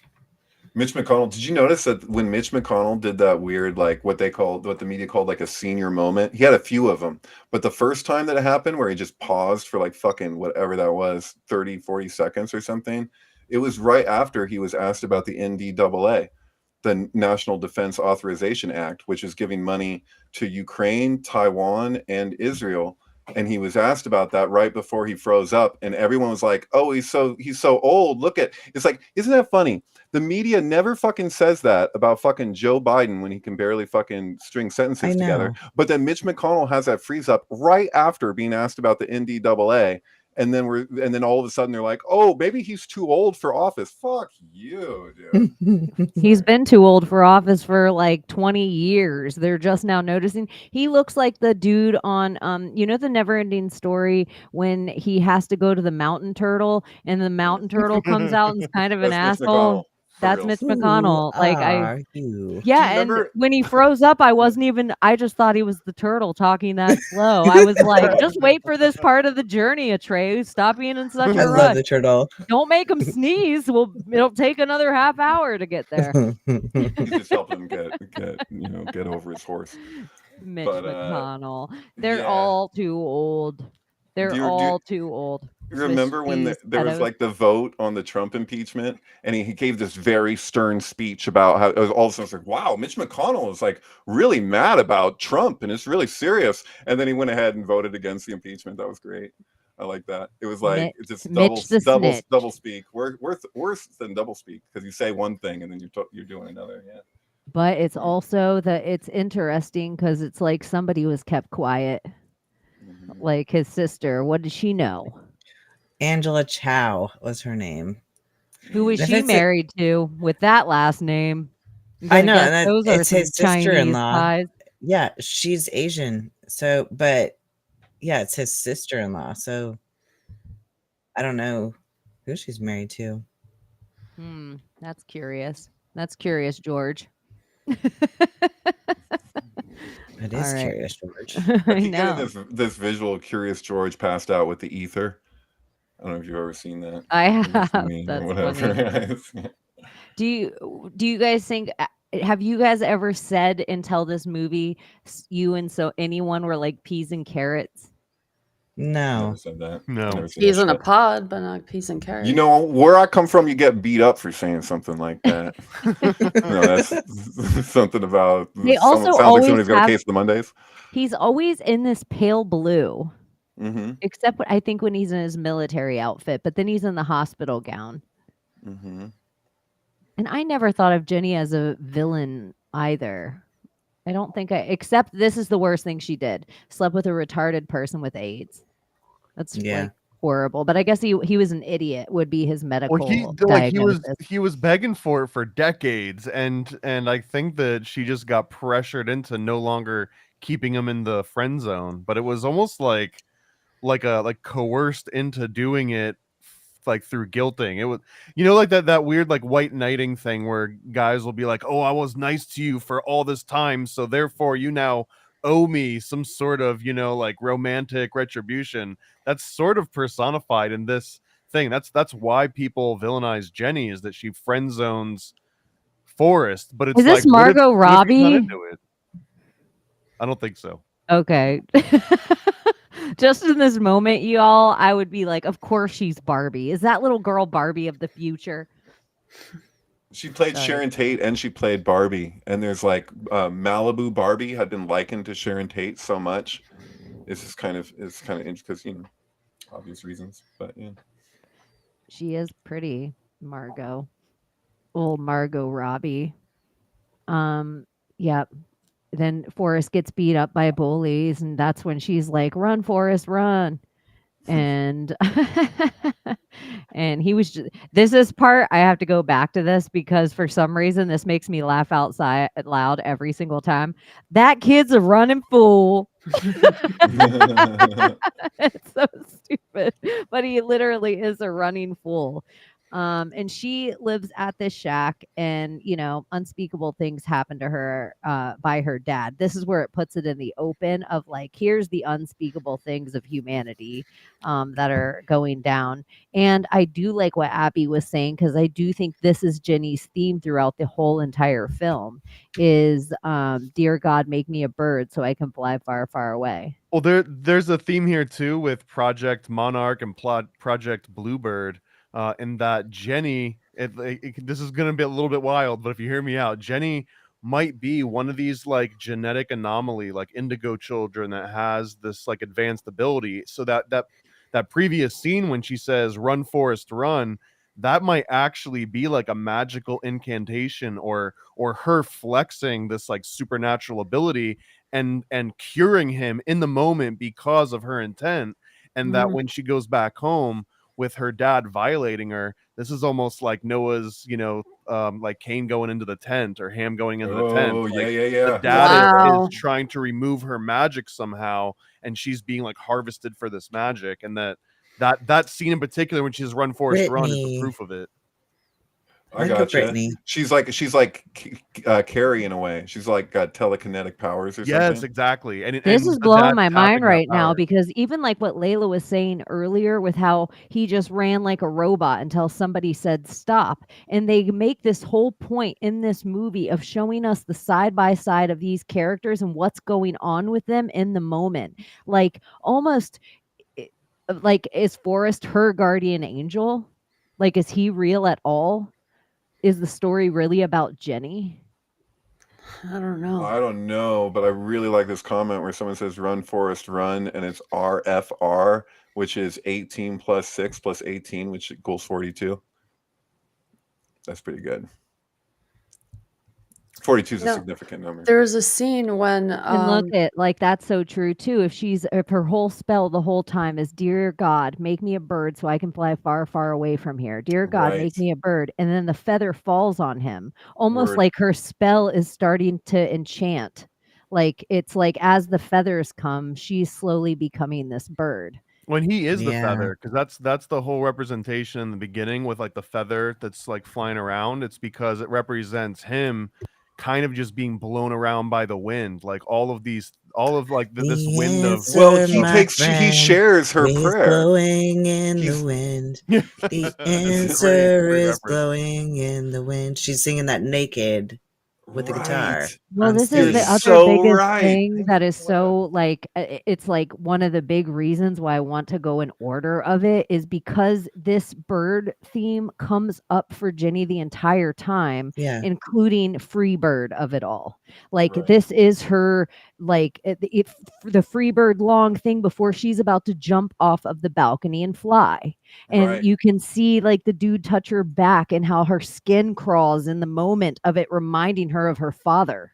And so she has to get out of the bed and it makes her want to kill herself in the moment as this song drags on and you actually get to hear the guitar like chords of Freebird. But I think that I never even noticed because Freebird's so prevalent to me that Yeah. this song this would be so interesting, David, and I want to give you a shout out real quick, and because I think it's like a perfect time to do it. The corresponding moments of the songs in the film that were used, because it's not a cheap Yeah. soundtrack. And this soundtrack, you were Right. all saying how pivotal it was for nostalgia and how like this, like your mom, the baby boomers, they all knew every song of this. And so a thing David does that you guys, and you should check out all his stuff, is he matches movies with records. So you get the sync almost like Pink Floyd, where people are like, put it with the Wizard of Oz, but it's so many more than that. I'll tell people what you do and plug your No, stuff. you're doing a pretty good job of it. Yeah, no, I'm the world's leading pioneer in album film syzygy. And so I've been doing this for, at this point, I don't know, 28 years, something like that. But yeah, I have like I think over 200 films on my website for free streaming and download that are in the tradition of Dark Side of the Rainbow or Dark Side of Oz or whatever you want to call it. So yeah, I've been it's like been one of the most regular activities of my life. It's just like experimenting with that. They're not always like a hit, but what I share online is largely the like what you could call like the cream of the crop or whatever. So yeah, and I share my stuff on Twitter too, because that's the only value that I saw. Like the only way you could have gotten me to sell me on getting a fucking blue check was I was like, you mean to tell me that if I pay you $8 a month, I can share my basically what is my life's work as full feature-length films that people can view and download. Like that was my big frustration with like Facebook and even YouTube. Like YouTube never lets me share my videos, so I'm just like, you know, I appreciate the ability to be able to do that, even though I have my issues beyond that. So like, I'm not down with Neuralink or fucking digital currency or any of these things, but it's like, dude, you got me on that fucking selling point, you bastard, you know. But anyway, yeah, it's I don't know if you can share the website for the screen. If you go to the syncbook.com, if you go to that website, you can see the films if you follow the link. Yeah, I'm totally gonna go to it right now. Do you have any Tom Hanks movies at all that you've synced that you can think of? Any Tom Hanks movies? I've played around with different things. I played around with Bonfire, The Vanities, I remember, is one of the first that comes to mind. But I don't know. I'd have to go through the page and just look and see if You might have some sort of like an anti-magic like you know, protection spell where like things just can't sync the way that they normally would without it. Yeah. It's like next level magic to I want to make sure I'm on. It's the sync book, right? Yeah, the syncbook.com. Okay, I just want to make sure I'm on the right one. Mm-hmm. And not just sync book. Okay, I have it up. Thank you. Yeah. Yeah, so if you click on videos, or if you just scroll down, either way, and click on videos, and you see that where it says sync flicks down there underneath hindsight 2020, which is something my friend Alan did. But yeah, if you click on sync flicks with Dorothy with the beam going through her head, yeah, so if you scroll down, you can see there will be one at the top, and then if you click on any of the links below, these will all take you to a full feature film with an album film pairing. So Oh, this yeah. is such a cool idea.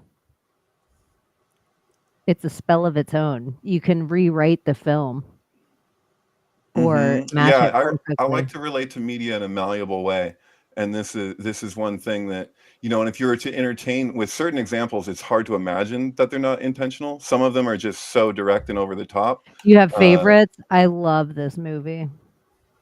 Rank. Natural born killers. Do you have favorite ones that you're like, oh my I have gosh, a lot. this is unreal? I have a lot of favorite ones. Right now, I'm really digging on the Wise Blood ones. Yeah. Awesome. So yeah, everyone can find that at thesyncbook.com and spell all that stuff right here. I wonder if I can zoom into this. I don't think I can. It's okay. I'll put links and stuff. Yeah, I'll put cool. links and stuff on there. But yeah, that was like a perfect time to shout that out because I'm like, I wonder how much of this film, the soundtrack actually plays into those parts. Like, does it always give Jenny some kind of like flight or airy song? That you're tripping me out with that. So you're literally telling me that she has that prayer, making a bird fly far away from here, and then the blowing in the wind when she's naked playing the guitar. That's what was just And, making me blowing my mind when Abby said it. That I Well, was that's just and then then it's that feather Freebird is when blowing she's in the wind. and then she's at the edge of the building like she could fly, with Freebird playing. Like did I Because notice the that? I don't even answer know. Like is blowing in the wind. That is the answer of the right. movie. It has to be it all Totally. comes back to the feather, I'm gonna right? say my favorite part of Forrest Gump is when he's standing at Lieutenant Dan's grave, and he says something along like, I'll butcher it probably, but where he's like, Mom always said everything happens for a reason. That there's like, that there's destiny or something like that. And then he goes, but Lieutenant Dan said we're just like balloons floating around with no rhyme or reason or nothing. And then he's like, I think maybe they're both right. I think maybe both are happening at the same time. I think that's a pretty good line. I think that's my favorite part of the movie. Do you think Lieutenant Dan was thinking of Chinese weather balloons when he said that? 99 red Maybe. balloons floating in the summer sky. Isn't it weird? There's another Chinese balloon that they're telling us about. Yeah. Like, what is that? Those have been around a lot. They're really common. Our co-host Andreas like showed us when that was like, when that was showing the news. Like they just decided all of a sudden to show us something that's been happening all the time for like a while. Like there's so many of them. And then they'll just decide we're just going to focus on one all of a sudden. It's kind of like an Anchorman where they're like Anchorman 2, where there's a car chase happening, and we're going to interrupt the interview with Yasser Arafat to like cut over to this car chase. And it's like car chases happen all the time. Like it is interesting, I guess, but like it is a relatively common occurrence. I think it's similar. Look at 99 Left Balloons is about accidentally starting a nuke war. I don't think it was an accident. I think they did it on purpose. 99 if you listen to red it. balloons. Yeah. Oh, the red balloon. It keeps coming up in my life. It was some haunting, weird movie short that would come on before cartoons when I was so young, and it was like this kid who befriended a red balloon. Oh yeah, I know what you're talking about. Yeah, and at the end of it, the balloon dies. It gets like sun withered and like sinks to the ground. Yeah, you want to get the kids to contemplate birth, growth, decay, and death as a red balloon. Yeah, Whatever. and I think in a weird way, like I think there was a girl yelling at the kid like run, and then he like, because I think he was a bullied kid too, and he had to run, and then he made friends with the red balloon. Interesting. Like, yeah, I don't know. How Abby, how much are you allowed to do tonight? How late are you allowed to stay on this evening? I'm supposed to go to bed at 3. Okay. Are you East Coast, and isn't that now? A Central Standard Time, so. Okay. Gotcha. Yeah, she got some time. Another 45 minutes. Yeah. Yeah, I already knew ahead of time this was going to be a multi thing, because in a weird way, I wanted to give people an idea of on Sunday nights, and we're going to practice this Sunday coming up, but will, in some movies someone in the room might have seen, some movies none of us have ever gonna seen, and we're gonna take your suggestions. But before we watch the movie, we're gonna hang out live on Sunday nights on YouTube. So even if you're not a part of the Nefelu, you can totally still hang out with us beforehand and watch the movie and catch up on the shorts and everything like that when Groovy. meme magic is done. So I didn't really, I'm sorry, you guys. I know that is hate I get a lot is like, well, it took like an hour to get into the subject. And I'm That's how like, we do. it's always going to take an hour. This is That's this how we do show. it. There's so Yep. many other shows that you can find that are just the subject you're so can't wait to get into. You know what? I used to have a podcast called Always Record, and we had a guy in Chicago and a guy in New York, and it was just the three of us, and we would have guests. And when I was first approached to do it by who is now my housemate Bill, who moved out from Chicago to come live here. He's been here for over a year. You know, he was basically like asking me to do this podcast, and I was like, it had never occurred to me to do a podcast. This is like 2009 or 2010. That was 2010, I forget. But anyway, I was like, I will totally do it, but I don't want to do that thing that I see so many podcasts doing, where we start out with conclusions and then try to argue or back them up. I was like, I want to just explore information and let it stack up to the point that whatever it wants to say, it can almost just like be in plain sight. So I was like, that was the style that I wanted to aspire to. And so he was like, well, that sounds cool. I was like, all right, if we can do that, then I'm in. I don't want to do that thing where we're all like, we know everything already before we've even delved down it with an audience, if that makes sense. No, I think philosophy is actually a lost art. And I think conversation is a lost art. And I think people thinking aloud and being so nervous that somebody might hear one of their thoughts and it might sound absurd because nobody else is brave enough to say it aloud, but we all think it. Right. So it's just like, you could Alex just Jones sit fucked there that and up. think your own ideas over and over again and throw them against the wall, or you Yeah. can get lucky enough that you find like brilliant people that you trust that don't think you're crazy or ludicrous or dumb because you're like, what if? And then you find other people that are really passionate and know about things that are things you've never heard of or things you would have never looked into. And then you can totally learn from them, and it gives you a whole new lens to look at stuff that you thought you've seen a million times, like Forrest Gump. Like that's why I'm like, oh my, y'all, you have no idea. That's why I'm like, I have to go through this in every slide. I'm gonna throw up because this is something like how people know about Aleister Crowley or whatever. I'm like, I've stared at this movie, even Abby, the whole time sitting with that picture. I'm like, as above, so below. And then we have just the monolith and the mirror pool of it all in that moment, like, and I'm like, that's so far into the movie. That's so far in before we even get to there that I'm like, I can't. So then even that one part of the music of like, I know a few songs in the movie, but to actually think of it layered up to exactly where these songs hit and then the character references that they actually make is making my head spin. I'm like, oh I my God, I know. have so much Tom Hanks work to do. I'm sitting there, like my head is thinking of all the songs, like "To Everything Turn," that like "Turn is on there. Hey, What? Gary California Sinise was Dreamin'. in Apollo 13 also, right? Gary Sinise, Lieutenant Dan, was in Apollo Yeah. 13. Okay, Yes. obvious, but yeah. That's They weird, also huh? make that mention when he shows them the titanium leg, and it's like this is what they're making the space shuttle out of. Oh, those are Ron Howard movies, Splash and Apollo 13. And I believe they're the only two Ron Howard movies with Tom Hanks. Yeah, there's a weird one with there's a weird thing actually. It's complicated, but Roger Waters released an album the year that Splash came out called Hitchhiker. What is it? The Pros and Cons of Hitchhiking. And so that was the same year, but then the same date, the same day of the month that album came out was the day that Apollo 13 came out years later. So like these two Ron Howard movies with Tom Hanks, and lyrically with Hitchhiker's Guide. I'm not. I'm sorry. I'm so stoned and tired. With the Pros and Cons of Hitchhiking. I think it's because of the 42 thing.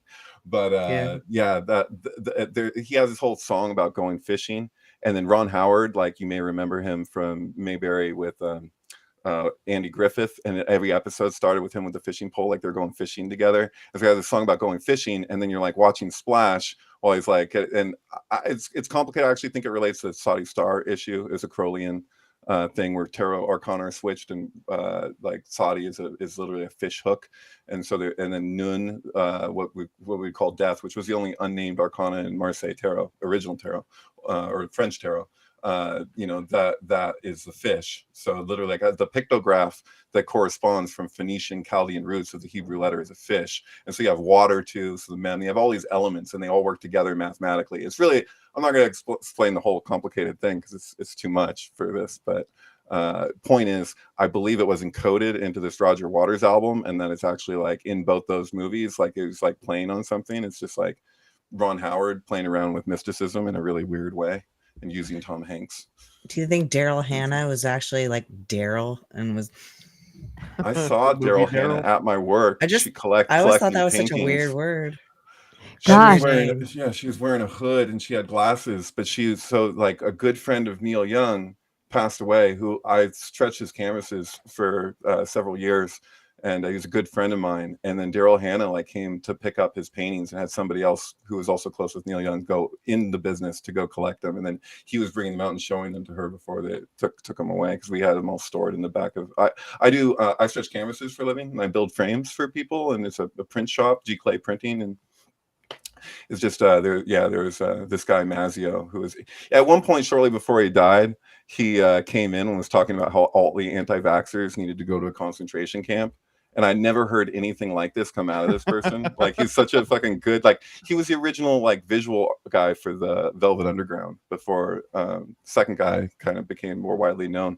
But James Mazio, incredible artist and person. But he said that, and somehow, like in the midst of it, I'm like, he doesn't know, and I found it endearing. Because he's old, you know, and it's like and then he died shortly after from a stroke, and after he said that, and I was just like, but I had no ill feelings. The shit that people were talking, it really upset me during that time. But when he said it, somehow I was like, wow, because I could just see the paradigm he existed within, and where he was getting his information. You know, what's that? It's kind of like that feeling of like, let's get you to bed, Grandpa. Like that's exact. Thank you. Exactly. It felt like that. I was like, okay, yeah. What do you? Yeah. The 13 years since the fake moon landing, this is actually something that I've never even thought about with my filter before in researching, is the leap year of it all. Like, if we only go by leap years, then what kind of rituals does that do? And in a follow the white rabbit kind of way, rabbits leap, and in a, like, there's a rabbit in the moon, and yes, the lunar cycle, we're supposed to be on that of 13 months. And this is all like a question that I mean, just I'm totally bouncing around, but this like struck my fancy in the chat. And then I also was like, oh, is there anything in like in rabbit? Is there any rabbits in your religion, Layla? I don't know. I don't or really know. rodents or anything like that In come what up? sense? In like symbology? Yeah, any symbolism of it? I don't think so. The Huh. rabbit. I don't know. I haven't gone that far. I'm still like, just doing the words right now, and then maybe symbology, because Well, you were talking about Robert Anton Wilson, right? He had that whole thing with the puka, the like 7-foot tall bunny rabbit that he interacted with. Donnie Darko. Well, yeah, it probably inspired Donnie Darko. Actually, there's a really good argument for that. It's probably true. But yeah, he had a whole thing. He took a lot of acid and had a communication with a giant bunny rabbit associated with Sirius. And he went to a library, and he was looking up anything he could on a giant bunny rabbit, and he came across something in a book that was speaking to it. It's like an Irish thing where people would like be walking home from the pub and come across this giant bunny rabbit, and then in the book it said, "Hello, Mr. Wilson," and his last name was Wilson. And his head just about exploded, because he's just like, why the fuck does it say that? Because he hadn't seen the Jimmy Stewart movie Harvey, where Jimmy Stewart's character is Mr. Wilson. So the book was just referencing that without saying where it was coming from. And so he was like, is this just because he's coming down off a psychedelic trip looking up this thing, and it's anyway. But yeah, it's 7/23. It's July 23rd is a holiday for Santa Cruz because of his bunny rabbit experience. And we're coming out of the year of the rabbit into the year of the dragon. That's right. So I don't know. It's just curious. I was like, leap years in general. Right. Like what's the point? Why are they there? Who's going by it? It's just like, Right. Well, the Hebrew calendar follows the moon, and Vedic astrology is the moon. Western astrology is the sun. The best astrologers that I've met are using both, and it's a lot. You have to be very dedicated to be a serious astrologer, in that way. Yeah. What about a Beetlejuice astrologer? Oh, you were talking like Sirius. Oh, Sirius, not the star. Betelgeuse. Yeah. Don't say it again. Right. Why not? The bio exorcist. Fool your friends, fun and party. Okay. That just made the whole Bloody Mary connection with me, because say Bloody Mary in the mirror 3 times. But then there was also Candyman was 3 times. Right. And Beetlejuice. Right, because or Tupac in South Park, yeah, or no, it wasn't Tupac. Who was it? It was Notorious B.I.G. shows up or something. I forgot. Doesn't Jenny say that 3 times? Run, Forrest, run, run, Forrest, run, Forrest, run. Does she? I believe so. She says it, run, Forrest, run. You gotta run. And then she says it again, and then she says it again, like really loud. Here's something. How many times did they do that? Dear God, make me a bird prayer. Yeah, I didn't even think about this until just this minute of this movie. So here's Forrest. He runs his shackles off his legs, right?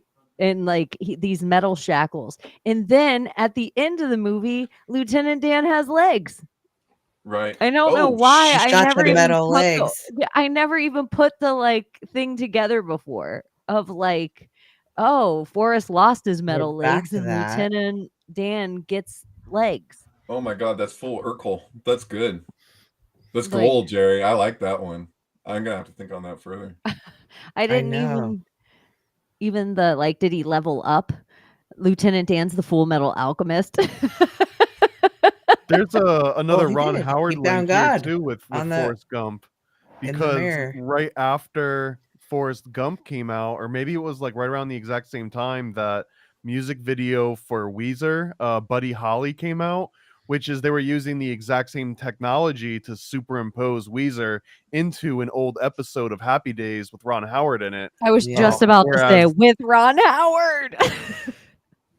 What's with these homies? Oh my gosh, he was already doing that.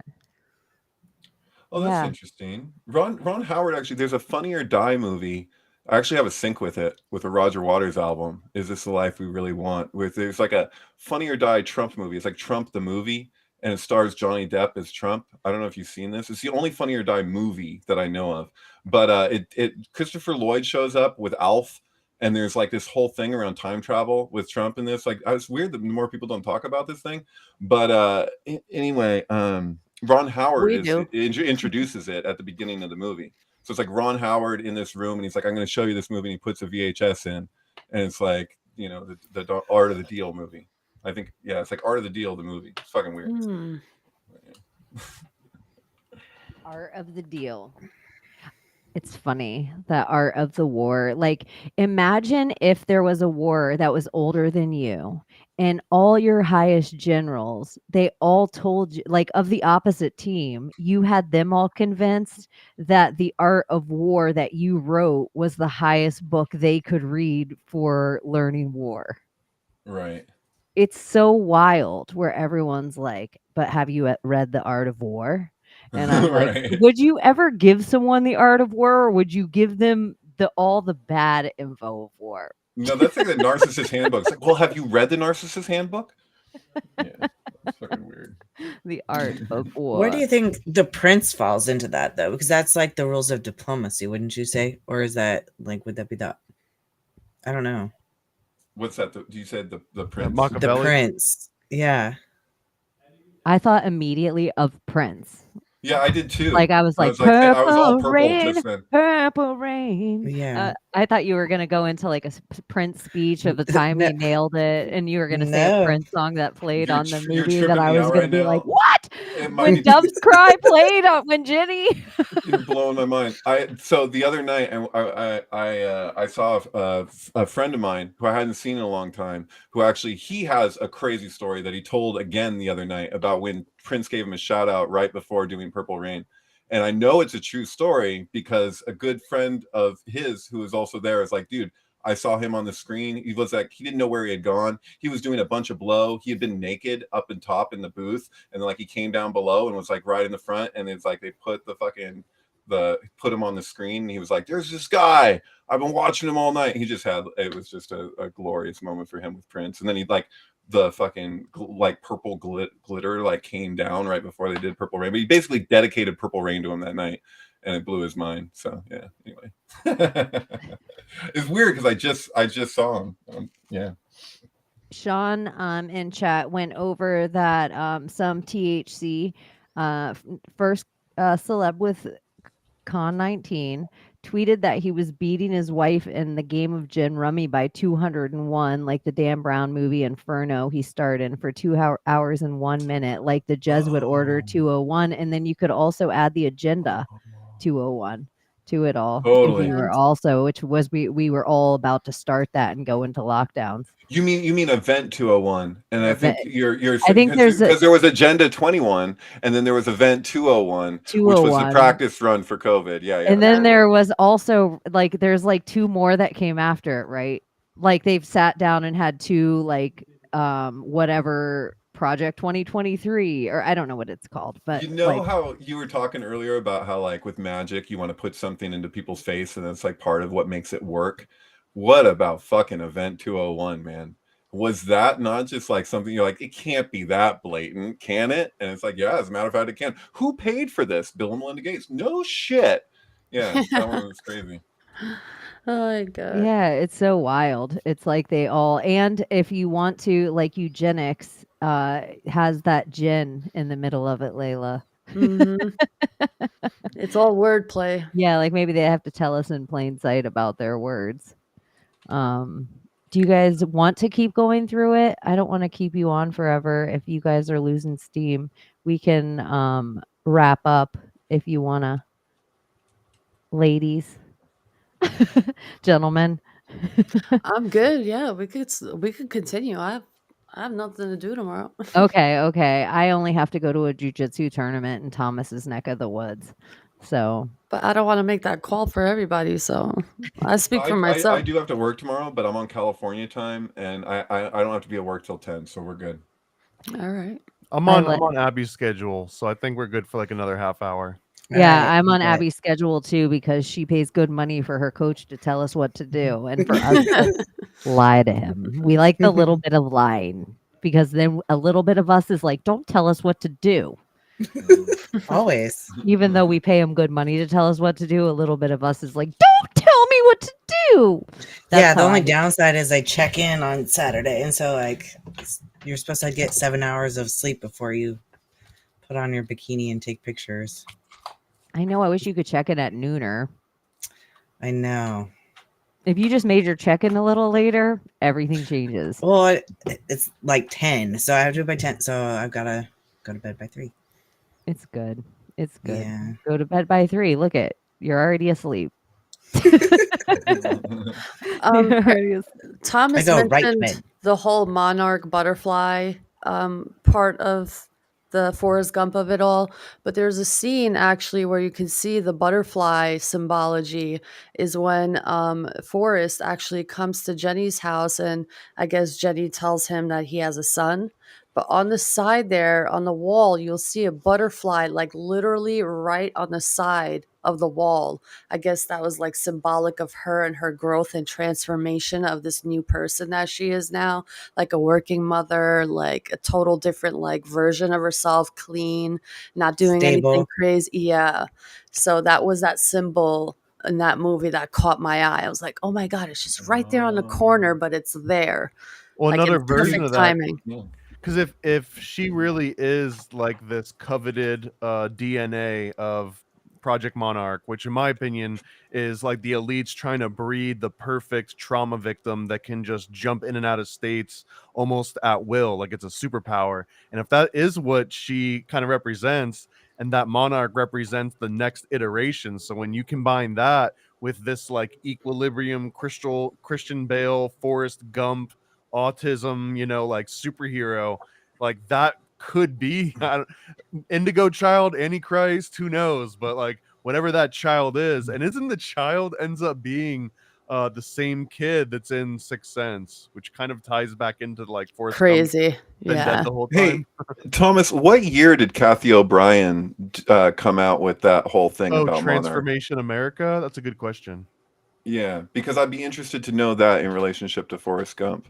Because like my feeling is that like with the Monarch thing, I mean, we have MK Ultra, we have the testimonies, we have all this stuff, and as far as I know, she was the only one to use that term as a sub project or an umbrella project. I'm not Well, really sure. Fritz Springmeier also mentions this in his book. What is it? It's a word. It's a mouthful, but it's called like the undetectable formula for creating an Illuminati mind control slave or something. Right. Yeah, Tracy Twyman actually interviewed Kathy O'Brien at one point, and I'd be interested to watch that. I haven't actually seen that. I don't know. That might be scrubbed So from the internet. I'm not really Transformation is sure. 95, and I want to say Fritz Springmeier was like 96. Yeah, So yeah, I maybe. can't always just get down with the vigilant citizen narrative because it starts to feel to me like it's almost like its own version of a mainstream narrative, and I feel like what we have, like those tests, because it was laughed out of court at first. So when the CIA was first put on the spot about what was going on with MK Ultra, they actually made a joke out of it, and that's like kind of what The Men Who Stare at Goats did. Just even as a movie, was just like, isn't this hilarious? What you guys are up to? And so they basically got everyone to laugh. That's and another then John Ronson, by the way. Right, there you go. And so it wasn't until later that more victims started coming forward. It's about 300 people, a lot of them women. And there's actually a really crazy MK Ultra movie from Polanski called Death and the Maiden. It's like his take on Death and the Maiden with Sigourney Weaver and what's his name, Gandhi, Ben Kingsley, and where she's like an MK Ultra victim, and then like her Dr. Green shows up, and she recognizes them, but through the whole thing, you're like, I'm doing total spoiler right now, but I don't care. She doesn't know, like, is this really other people don't know. She's certain. But it's like you as a viewer, you're like, is this the person or is she crazy? Is she crazy or is this a real thing that happened to her? We don't really know. It turns out, yeah. Sorry, I just do that sometimes. Do you know what else was interesting in the in the Forrest Gump movie? The smiley face on the T-shirt. Right. Have a nice day. I have Shit that happens. Like, picture. what the fuck? Like that. Layla, you are the only person in all of life. Not only that part. No. A picture In all frame. of life, that you, in like something you sent me, and this might be like 2 years ago at this point, because of this movie, I've always been obsessed with that smiley face means more than they let us know. It means more because it's a symbol in this movie and it's used as a spell. And so because it's used here, I'm like, every use of it has always been nefarious. It like hits me in a wrong way. And like even Justin Bieber uses it in his stuff now. And Layla sent me something like 2 years ago that somebody else did a whole smiley face dig, and there's like a smiley face killer now and blah blah blah blah blah. But that it wasn't anything about that. It was like some ancient thing about this smiley face. Well, And there was the Watchmen too. So like Alan Moore's The Watchmen used the smiley face with the blood on it. So it's like he helped darken the image of the have a nice day thing, which is just super positive, It was in that scene, and also in the scene where his mother was dying. It was in a picture frame on the side. It was just like off to the corner. I was like, again, a yellow smiley face. It's just what what did that represent? Is that death? Like, what is it? Yeah, that. Oh, that's supposed to be like the Shroud of Turin. Okay, not the Shroud. No, Veronica's Veil. Not the Shroud of What's Turin. that, Veronica's Abby? Veil.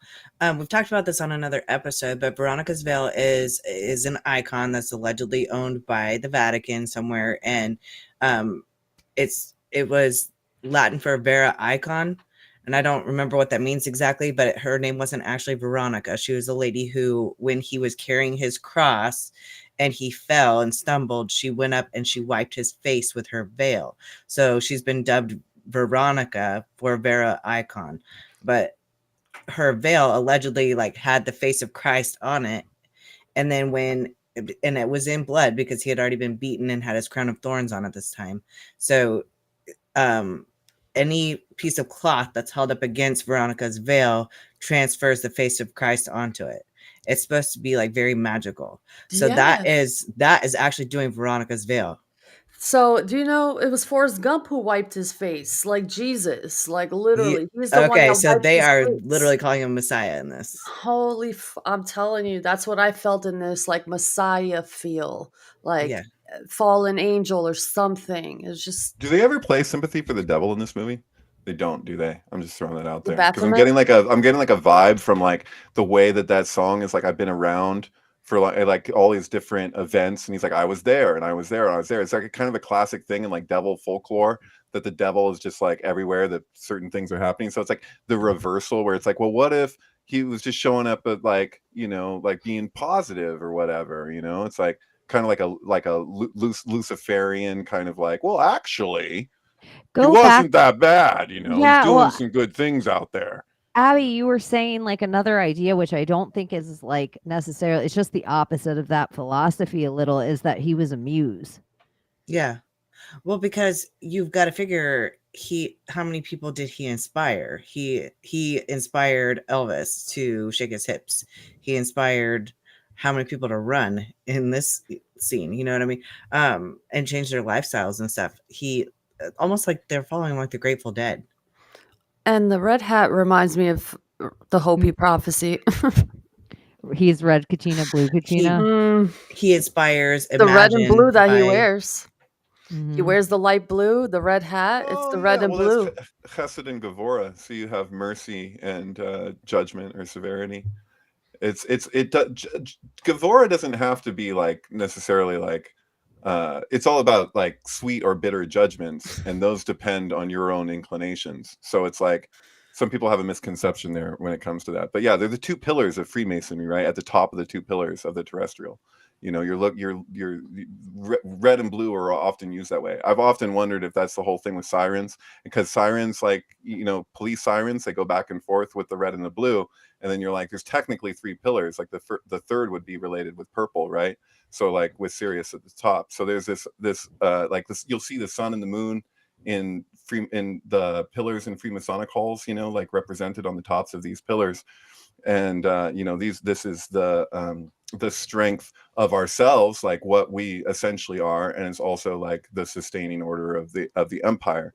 And so, you know, the latter is you know, subject to transformation, whereas, you know, the former can transform, but it's not the same kind of thing, because one's manufactured and the other one's organic. But anyway, yeah, you could kind of take that into Forrest Gump a bit, that he's like, you know, there's a duality to Forrest Gump of like Sometimes, you know, when we have coons, you know, Obama just gets the broom out and kicks once over, however he says it, you know, he's always there in the midst of these like really tense things where there's like a lot of tension, and then he's there just like, I just gotta go pee, you know. He's kind of like lightens the I don't know. sometimes we question that symbol, though, the sun and the moon. Sometimes we wonder, is that just a symbol maybe of the eclipse that we're not aware of? Because the eclipse can make that symbol of the half crescent moon too. So we always wonder with that, Oh, because that's a totally. huge symbolic like meaning, the eclipse. So Yeah, yeah, I we mean, know the it's in the moon crescent card, moon. right? In the Yeah. rider deck. Yeah, so it's like, is it the eclipse, the solar eclipse that they're symbolizing, or is it the crescent moon? So it could Oh, be right. either or, and we always So question that. there's a really incredible thing you can do, in my opinion, incredible, where if you take in Crowley's deck, in the Thoth deck, if you take the sun and moon cards and you overlay them with 50-50 transparency, it makes it so that Cancer is right at the bottom as the crustacean, which is really interesting because in the Rider deck, it's got like the lobster looking crawdad motherfucker at the bottom of it with the dog and the wolf on both sides. So like, and then with the pillars behind that. And so like it, and there's an eclipse in the center of it. So Yeah. in the Rider deck. And so I feel like the Rider deck is kind of like it's being referenced with Crowley's deck as like put them together, but he doesn't do it in the card. He leaves it to the future Interesting. because he never even saw those cards in his lifetime, and neither did Lady Frida Harris, who actually painted them. Those cards are enormous paintings. I don't know where they are. I would like to know what OTO lodge like hold. Are they spread out, or are they all in the same place? Because for every card she painted large, she burnt like so many versions of it until it ended with the one that she actually ended up using. And so like but they never got to see that deck in form, like as a deck of cards, like in their lifetime. It's so bizarre. But, yeah. Interesting. They're probably in the Podesta collection. I just wonder that because a lot of things happen during the eclipse, and it's just symbolic for something. I just don't know what, and I feel like that's what the symbol represents to me. It could mean the crescent, but for me, I don't know. The eclipse. There's something magical that happens during Like the a eclipse. dragon That's what swallowing I've the always moon. thought it was. Donald the Trump eclipse. looking straight at it.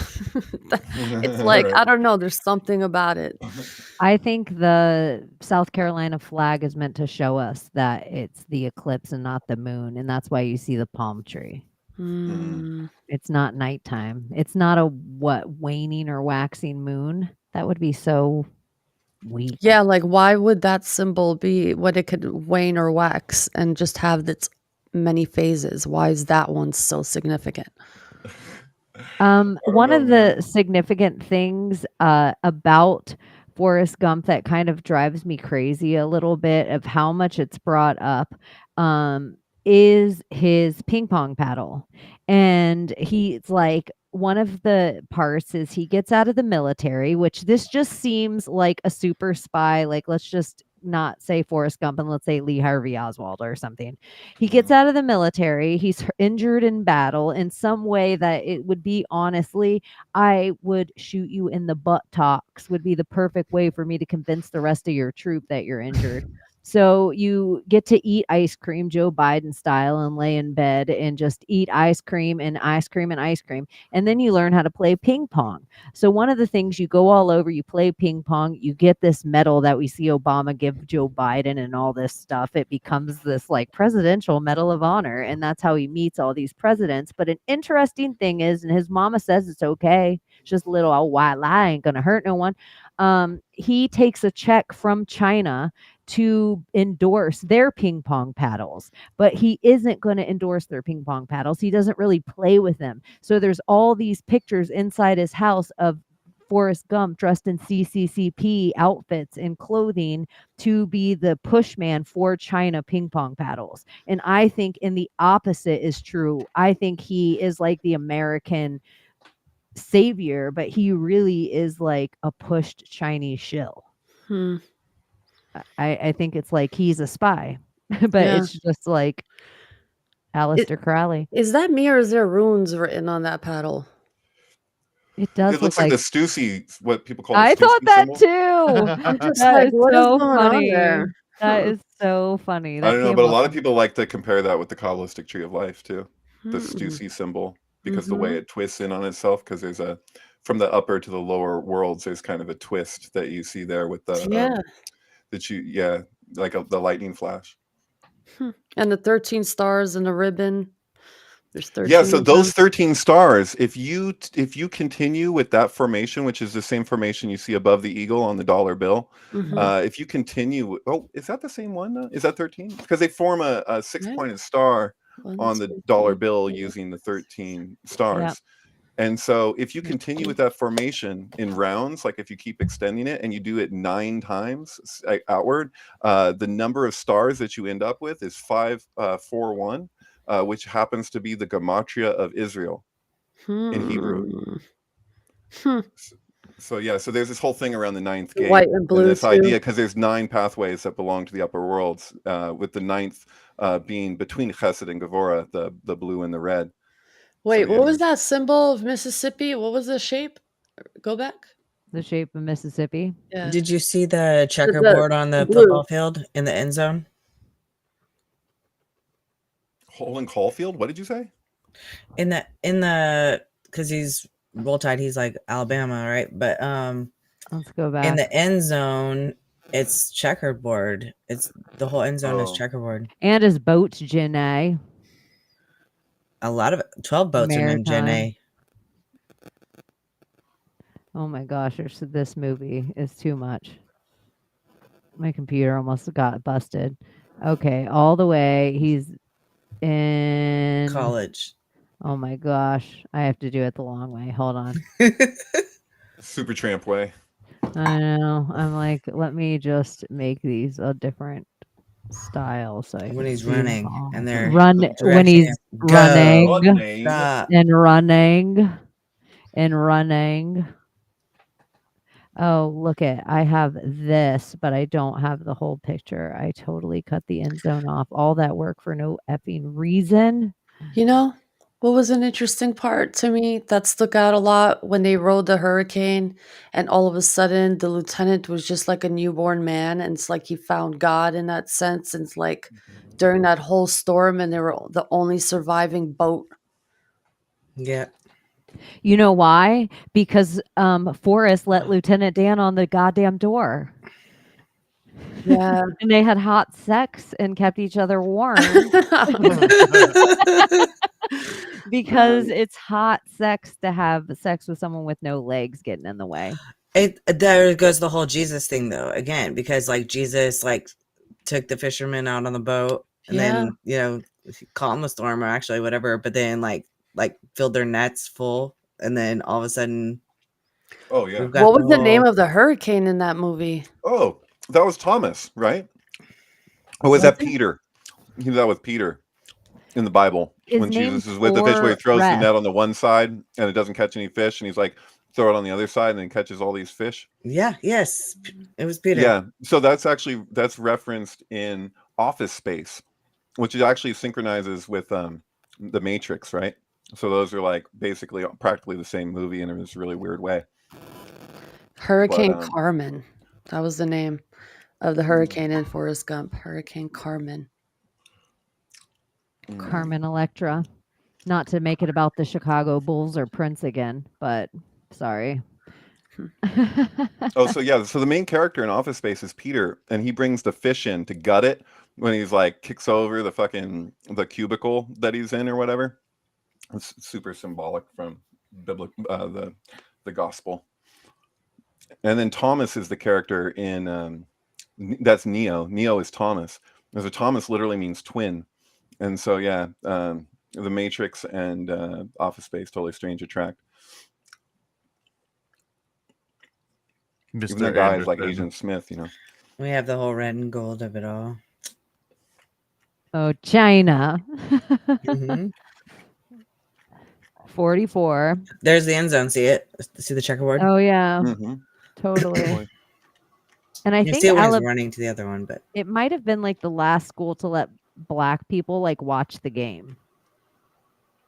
Like race is a really big thing for them to keep reminding us about, because Forrest was like the one guy not racist. Mm-hmm.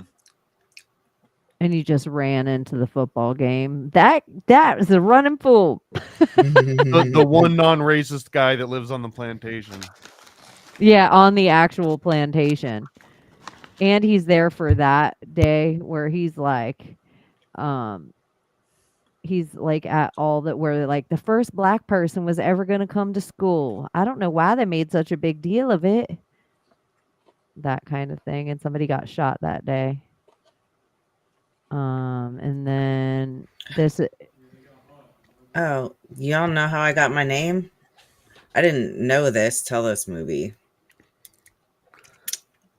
Why would she weird this out? scene, the protesting scene, when he's up there and he's like, that's all I have to say about that, when he's talking about Vietnam. Oh, because Abby Hoffman? Because of Abby Hoffman. That's dope. You're named after Abby Hoffman? Yeah. My That's name's spelled the incredible. same. Oh, I love it. I stole My that parents book. were hippies. Like, this is vintage. This is real peasant top, like hand embroidered shit, man. You know what? My mom didn't wear a bra. Oh my God. I've gone off before about how his encircling of the Pentagon, where they aim the guns at them and they put the flowers in the barrels of the guns. I'm like, we see so many psyops. That is genuine, as far as I'm concerned. That is like a real happening, and it tripped them out because they were relating what they thought when they were giving the public LSD. They weren't even considering that people could be like activists, like in that way. Like they were like thinking we would just be busy climbing trees and shit, like when they gave it to soldiers. So they were just like, they'll just be totally distracted on this stuff, and we could do what the fuck ever. We'll just do, make this a wave. But when Abby Hoffman did that, I think that was when the CIA really realized that their program was actually backfiring. And so there's always these real variables that exist. And the fact that the CIA went after him as they did for so many years, as far as I'm concerned, is proof. That's pretty well documented. That he was really truly against the grain. He was a genuine variable, in my opinion. Did y'all notice the hand mudras throughout this movie that Tom Hanks would put out, especially in the running scene? Like he would constantly throw this up and then put it away and then throw it up again and do weird like hand mudras while he was running. I was like, this is so fucking weird. And he kept throwing it up. And like, who runs like that? I'm like, tons and tons. You have to keep an eye on his hands. There's All over. RFK. Mm-hmm. He didn't have any interaction with RFK though, only with John F. Kennedy, right? No, he just said that shows. young man and his brother ended up dying a month later or something. Right. Totally. And so that when RFK died, his next location on like the itinerary was to have dinner with Roman Polanski and Sharon Tate. And because it was about 8 days before the release of Rosemary's Baby in 1968 when RFK was shot. I wonder how many people he references in the movie that he meets, like these famous people that die like right after, because John Lennon died right after. Then he talks about that. I mean, like, yeah, that's why he's the devil. He's going around. All these people keep fucking dying. Or is he just the angel of death? Because even his name, putting the extra R in it, makes his name for rest. Ooh. Oh, yeah. For rest. That's good. I dig it. Wow. So I do too. He's like an angel of death in a way, because even he meets Bubba, and Bubba doesn't live long past this point either. No. He saves Lieutenant Dan. It wasn't Lieutenant Dan's time. Can anyone do a good impression of Bubba saying all the kinds of shrimp in this scene? No. Popcorn shrimp. I'm not going to even attempt. It might not be a good idea. Shrimp sandwich. In Swedish, their equivalent of being born with a silver spoon in your mouth is to say somebody slid in on a shrimp sandwich. So be like, they slid in on a shrimp sandwich. Shrimp sandwich, gumbo shrimp, fried shrimp, buffalo shrimp. And that was Bubba's mom. Coconut shrimp. And then the roles reversed. That's crazy that she was married to a white guy way back then. Yeah, I know. She was such a good wife. You're so funny. You really are. I love your humor. I want to redo this scene, like take it on mute and just put the Full Metal Jacket thing over it, like kind of like try and edit it so it looks like he's shouting at him like the sergeant in Full Metal Jacket. Only steers and queers come from Texas, son. That's it. You don't look much like a steer to me. Right? I'm from Greenbow, Alabama. Gump. That's what. And then this part, though, even if you're Forrest Gump at this part, this bitch right here is like coconut shrimp, popcorn shrimp. Shrimp scampi. Yeah, like even Forrest Shrimp on can't a deal stick. with it anymore. And he portrayed the utmost patience. Like he listened to every single word. And every single he word. stuck by his word. He told Mhm. him that he would do the fishing boat with him. Besa, yeah. Like he kept it So he real. could take care of his mama. And then he's looking at a magazine, little My baby is a Playgirl. centerfold. Yep, the girls of the South, The M. Jenny. Which, The M. yep, a little 3 on her. Mm-hmm. Jenny. Jenny, and then she's performing at a show, and that's when Layla or Abby was saying that she's singing that song. The Blowing in the Wind by Bob Dylan. Bob Dylan. Not Well, yeah, this kind of, I don't know, this reminds me of Bobby Darin, where Bobby Darin had that song of You and Me Don't Want No War, and he like tried to play it like just, here I'm going to play this, and everyone just like booed and was like totally like pissed off about it. And then during the Vietnam War, and then he was like, fuck it, I'm going to do it like Vegas style with dancers and like, all these instruments and this whole number. And then everybody like loved it. It got like a standing ovation because he realized people, they hear what they see. So it's like if they're relating to it, like this is just a little folk song or something with a single person with a guitar. But this was taking it to another level because you have like the the Venus effect of she's Yeah. just And not only that, he says a simple line. He's like, wow, Jenny's dream came true. She got exactly what she wished for. She wanted to sing. And it was Right. like, wow, be careful what you wish for and how you wish it because you'll get it, but probably not the way you get it. Word. That's some monkey paw shit right there. One of the fingers is curled back and she was praying for it. And she's like, why do you care about me, Forrest? Why do you even care? Just leave me alone, Forrest. And he's like, because you my girl. Mm-hmm. Like he just decides, and that's that. You think behind the scenes she went and asked Zotar to be like a singer? Or she didn't have to. She just had to muse it. He's like telling her she's his twin flame.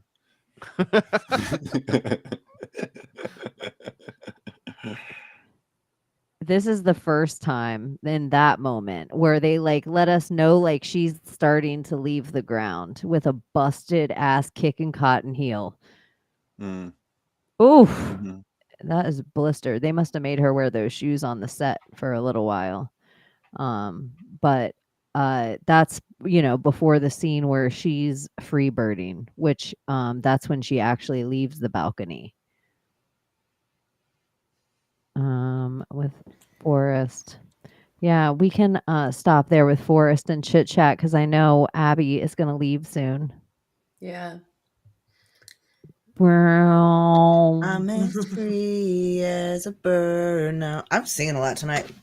You're allowed to. I like the Sing the soundtrack. next line after that. Sing the next line. This bird you cannot change. I don't know. Yeah, because that's her problem, man. She can't change. She's on one. She's like she's on a full on. She changed when her soul left her body, literally. The symbology of that was all the birds when Forrest Gump, was at her grave and all of a sudden the birds just flew by and it was like symbolic. He turned around and he was like, well, you're a bird now. What That was her grave where he said those Yeah. lines about the In the end. balloons floating around. Yeah, okay, Yeah. thank you. Jesus Christ. Wow. Which is another Air reference where it's like Lieutenant Dan thinks we're a balloon and he goes through all these things and Mama thinks we're this and blah, blah, blah. But the whole story is that you're a bird. Oh, you know what's interesting too is that I said at the beginning of when we started looking at these stills that he's wearing the fleet feet and the Mercury thing, and he picks up the feather. The leg is associated all the way down is associated with Hode, so which is Mercury, which is also that the magician corresponds to Mercury in a tarot deck, but that is also ruled by air. So it's an upward triangle with the line through it, which is show. So yeah, it's interesting too that Jenny the bird is played by a robin. Robin, yeah, totally. Wow. Robin Wright, and the pen is mightier than the sword when she married Sean for a little while. It's so weird because I always also wondered in his briefcase. This is so silly, but you said that, and the C for the crest was like, oh yeah, that's like a whole nother rabbit hole now. But this part, I always thought the triangle on the crest was the thing, and now that you meant like it's the air, like, and it's also pointing up. Like there's just probably so much about it. But then also this page that Power he lines decides of to it open to, where the pointing feather to. is in the sky. I I'm see flipping two it out though on towers. that. Yeah, totally. He's exactly. He's That's what got I his hand see. between the polarities, Yeah. and then you have the crest is the Red Sea, which is the opening up for the middle way between the two. There's a whole thing here because I don't know if you guys have ever seen Pi. You ever seen the Mhm. movie Pi from Darren Aronofsky?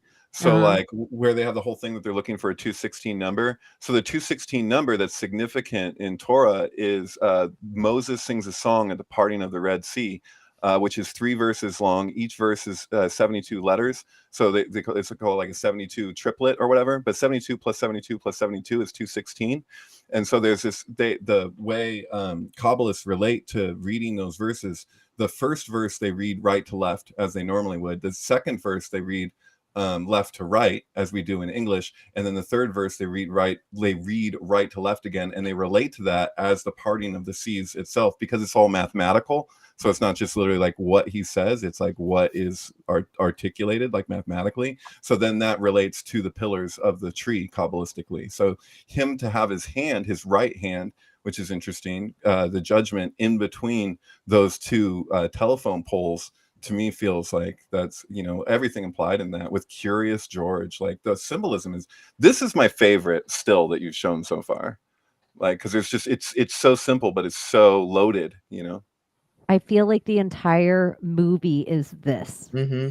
Like it is this Yeah. detailed. Like it is so, and even just hearing you guys today and how much you've added to any of this, I just am like kind of in awe of how I think every film's like this. I think this Yeah. is kind of what they're up to with us, that we have no idea the stuff that's getting like put in our head that is bigger than the entirety of, on the small scale. If you look at Castaway, you're like, oh, this whole thing is about this whole story, blah blah blah. But on the 3D, it's also a FedEx ad.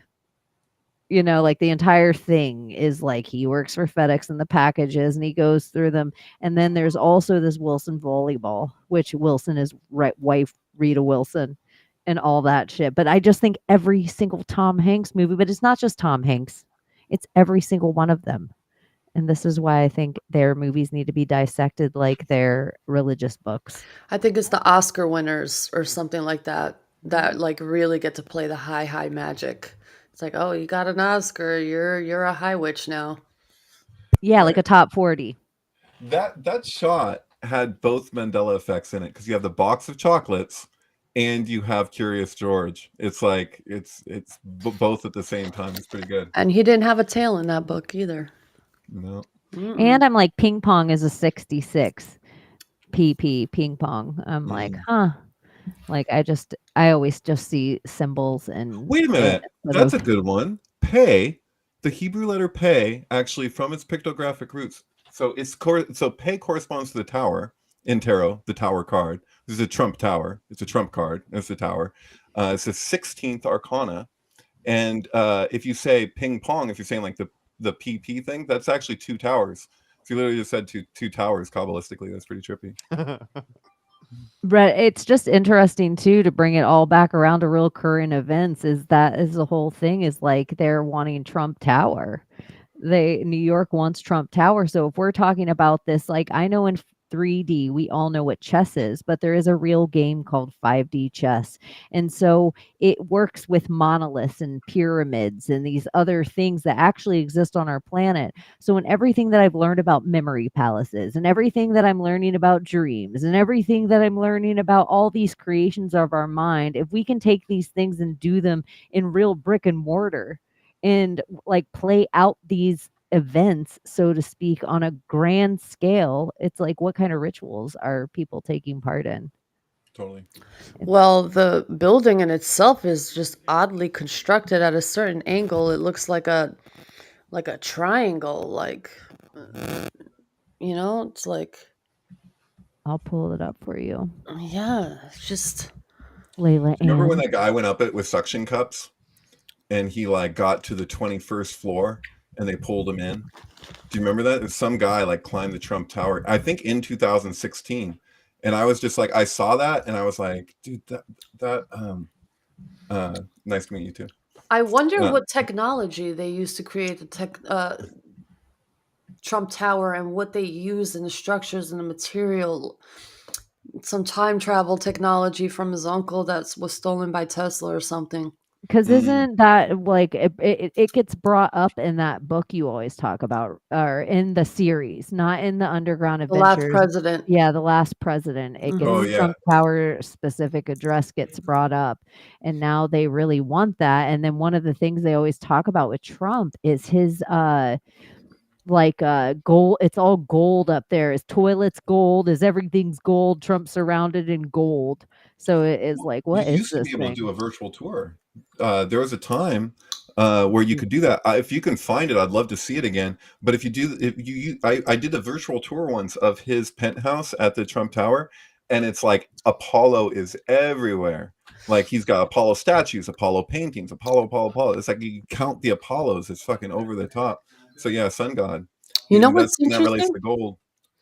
The tower that Nikola Tesla died in, what was it called? The battery tower? No, I forgot what tower he was in, but that tower was actually known to take in electric. It was like a huge battery, pretty much. It was built like a battery, apparently. The tower that Tesla was in. So that's why it's a Yeah, unique the building. New Yorker hotel, I think it was. Yes, there you go. That. It was built uniquely. Is that the one from Home Alone? No, it's not. Never mind. No. Go on. So Sorry, the way Layla. that this building was built, it was built like a battery and it would absorb the energy of New York City. There's a whole like documentary on it And then- about how it was created and whatnot. So it's a whole rabbit hole in itself. So it's like what technology was taken from there to Donald Trump, and he is a builder. That's like the whole symbology of like the carpenter, the masons or whatever. So what did he really build there and why do they want it? Well, it's funny. Somebody says here, but whereas Apollyon, Apollo literally means the destroyer. And so the idea expressed by Nietzsche in The Birth of Tragedy around why that's so is that you have these two different movements that oscillate. One of those movements being Dionysian and the other one being Apollonian. Dionysian is like psychedelic. It's like it's free flowing. It's whatever. And then so like Woodstock would be a Dionysian event, right? But the Apollonian is all about structure. That's why you say like the statues of the Greeks and all of this.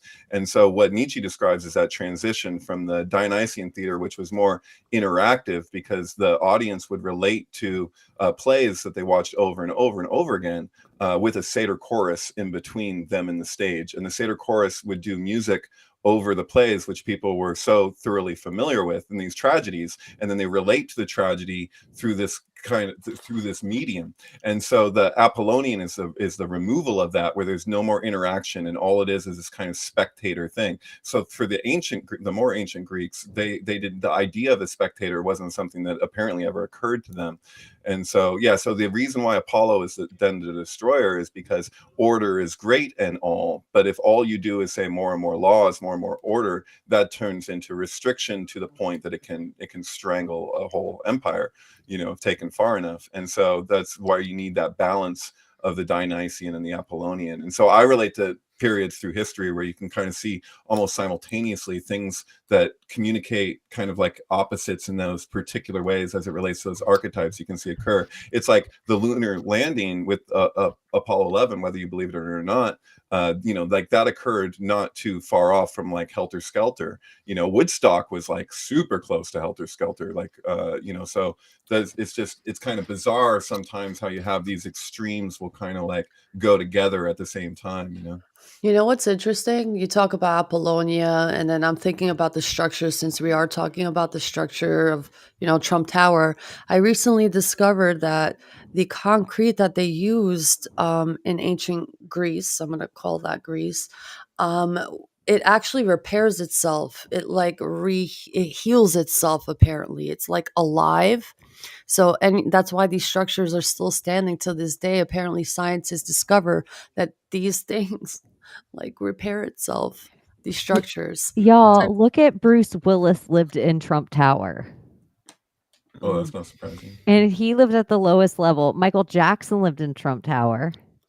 And then Melania and Trumpy live at the top of it. I just thought it was interesting because we were talking about Bruce Willis's name. It's interesting too that Trump's at the top of the tower and he's got this shrine to Apollo, and then the sun god, and then at the bottom of Rockefeller Plaza is a huge statue of Prometheus, who's the one that steals the fire right, from the good gods point. up on high. I thought it's interesting. Right. Word. Wow, that's trippy. Yeah, so Apollyon, what is it that you have in the book of Revelation? You have the see, somebody says here it's Abaddon, and that sounds familiar too. But I swear to God, I've seen the book of Revelation in English say Apollyon. And but whatever the case, it doesn't negate what Nietzsche had to say about Apollo. But yeah, there's a whole thing there. Anyway. What are we looking? Are we looking at his penthouse? Oh no. I think they're just going through. I'm looking at trying to find different just things. just different places. Yeah, without getting like in trubs. Right. Yeah. So it's not like it's anything super important. Oh my gosh, don't get me started on the Tiffany & Co. boxes, which weirdly enough, I just have to add this in because you said robin. I think the color Tiffany, the Tiffany color blue is a robin's egg. Specifically, I think it's that exact color of a robin's egg. So it's weird for that to come up There's that again. Joan Baez song. Your eyes were bluer than robin's eggs. My poetry was lousy, you said. You know what I'm talking? You don't know? It's probably on Diamonds Forrest and Gump. Rust. Diamonds and Rust with the color of robin's eggs. It's the only place I can think of where I've seen that reference. But yeah. I don't know. Anyway, the robin they say got its Irish. What is it? Irish Catholics or something? There's like some folklore around that the robin got its red breast from plucking out the thorns from the brow of Jesus when he was on the cross. It's kind of a trippy thing. I thought that maybe that has something to do with like Batman and Robin because he's like he's the vampire. So like there's all these references to him as a vampire. Like even like Tim Burton, it's like the first thing. They're like, I heard he sucks blood, It's kind of strange. But Trump gets referenced to being the Batman a lot. Right. Like, Well, that's because Gotham. a lot of reasons. Yeah, Gotham. Yeah. It's Gotham City. And being a billionaire with Tesla technology. Right. But It's, he like, very quoted similar. Bane though in that speech where it's like verbatim Bane's speech from The Dark Knight Rises. That was pretty weird. I got really like curious as to like who was in charge of the set production of those Christopher Nolan Batman movies because of the giant Aurora sign in that movie. Because there's like the Aurora shooting that happened, and I was like, how is it in the movie though? Like that's just like too weird and perfect. And then I was like, who's in charge of this? And like Sandy Hook showing up and different stuff. And then it turned out the guy's name is Nathan Crowley, and I'm like, oh, surely there's not a connection. And I found 2 separate interviews where he talks about his blood relative Aleister Crowley and how he wasn't allowed to talk about him growing up. And he even did like a photo shoot where he like imitates the like poses of Crowley like in black and white or sepia or whatever. It's pretty funny. But yeah, he did a lot of he did like Dunkirk and I think Westworld. Obviously not the original, but yeah, anyway. Yeah, so good, Westworld. I could You get like down on Westworld. Yeah, I feel like I could watch that on a whole show and break it down. And so there's just so many philosophies in every character of that movie, and then the philosophies change as they progress. Yeah. So it's just like, I don't know. I think part of it is like being a sentient character, and then the Yeah. other part is being a god. It's like a Mhm. Jesus journey and a God journey, and we're watching them both take place with Maeve and Dolores. And so then, like the man in black and the man in white, where it's like the maze isn't meant for you, fool. It's about the robot becoming sentient. It's not about you, but he's learning the most about himself, trying to figure out these freaking robots. So it's like Right. he's becoming more sentient, realizing them becoming sentient. So it's like Well, a it's the AI thing, I think. It's like everyone's playing around like, "Oh, this is so cool. Look, I'm making music and look, I'm making art." And you think that it's here for your enjoyment, but really like you're the subject, you're teaching it like how to learn from you, not the other way around. Mhm. Thomas, you might have been the one that told me this, where it's like the whole idea of CAPTCHA is, yes, we're teaching the AI how to see. But the other thing the AI is doing is, this is way back when it was creating a picture of a fire hydrant or a bike, and it wanted to know if it could fool you by putting these pictures out there. So it wasn't just about you teaching it, it was about fooling you all along. So when you picked the right picture of the fire hydrant, it was like, yes, enough humans have said this is a fire hydrant, we're getting there. Yeah, Like, yeah, it was us that training it blew like my what mind. is or what is not a hot dog, essentially. Yeah, and it's training us like, can I fool it with this hot dog? Not yet, not yet. I don't What if know. we start changing our strategy and just picking wrong? I But try then all. well, then it determines that you're a bot and you don't get access. And it's crazy because now the CAPTCHAs, they used to be real fire hydrants and real buses and cars that are like really grainy. So you were teaching it like which were the right ones. But now the newest CAPTCHAs, they'll just straight up generate like fake pictures of penguins. And it'll be like, pick all the penguins. And you're looking at it and you're like, I know that's not a real penguin, but I also know that you want me to click this to pass your test. So I think that that's just, it's going to keep getting weirder and weirder to the point where it's like, click on the bus and you just see like this amorphous like square with like little circular things. It's like, does it think it's like, it's almost going to be just like messing with us at a certain point. At a certain point, I think we're already there. Yeah. Yeah. I would say. Yeah. Like, pick on a picture of your mother and you're like, what? Yeah. How did you know? How did you know? Which of these is your ultimate worst nightmare? Yeah. Speaking of, in my younger days, do you guys remember a TV show called Fear on MTV? I Vaguely. maybe I was like, I'm gonna audition for Fear when it came to my town in college. And so I went and answered all this thing. It was like a Scientology application, and answered all these questions. But what I realized is there was some things now I wish I could do it again, because I'm like, oh, so much I wouldn't have messed around with. I'd be like, bring it. I'm not like, I'm a more powerful witch than any ghost you have going on in that insane asylum. But there is so many things that back when I wouldn't have messed around with. So when it came down to like my third interview, I think I was like, nah, I ain't even trying. The money isn't worth it to be locked into a place where they're like, okay, you have to go alone and sit at the bottom of the pool and put a noose around your neck. No. God. Those are MTV shows. Podesta paintings.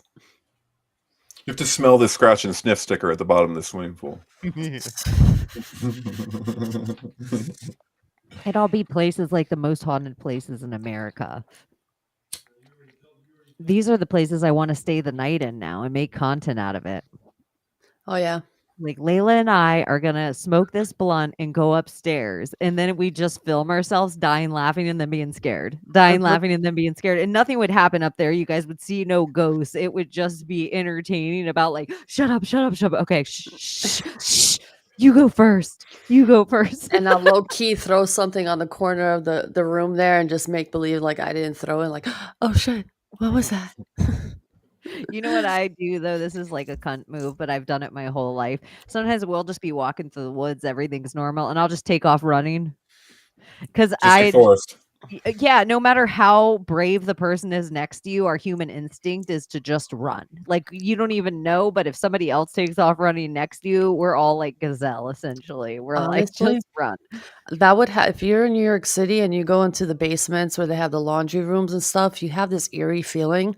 I've had moments where I just felt something and I would run for my life, like out of the basement, just because like, what the fuck is in here? It's just weird. Like being in a basement, no windows, and it's just like that white noise sound. It was just Oh yeah. eerie. There's a Yeah. basement laundry room in Rosemary's Baby. And the Hmm. woman that Mia Farrow meets in that scene, Vitri, something I can't remember, it's two V's, but she was Playmate of the Year in 1968, the movie that came out, and she says, "You look just like so and so," and she gives like the other name that people didn't know her by because she has like her stage name and then she has her actual name or whatever. But yeah, no, and then she's the one who lands on the Volkswagen Beetle in the same place where John Lennon would later be shot in 1980. Who killed And so John Lennon? probably Mark David Chapman. I think there's some people that saw it. I kind of believe that that's pretty, whereas Sirhan, who shot at RFK, did not hit him, but RFK died nonetheless. If you say Sirhan one more time, he comes out of a mirror. If you say it one more, you just have to say it twice, really. I mean, you don't even have to finish it, really, if you say it twice. If you say it 3 times, he gets out of jail. Well, you actually have to walk by him wearing a polka dotted dress as the final step. Exactly. And it just flicks them on. Uh, That's really, I think everything. Here's another one we're gonna watch for Netflix. It will be The Naked Gun, because I think this movie is every conspiracy. I'm like, if you think The Naked Gun is just haha funny, I'm like, Reggie Jackson killing the Queen is how MK Ultra works at its like just Are we like supposed to watch all of them? 33 and a third with O.J. Simpson? I don't know. That might have Is to come. O.J. Simpson part of it? Because I would think so. There's nothing to see here. Move along. And the fireworks are going off. The firework factory goes off, and he's just like, nothing to see here. Because O.J. Simpson went into it on a stretcher and blew everything up on accident. If we didn't have O.J. Simpson, we wouldn't have had the Kardashians. That's true. That's a big spell. Yeah. Ron Goldman and a gold man and Nicole Simpson. There's a conspiracy that she's Megyn Kelly now or something like that. Isn't that a conspiracy that went out about her?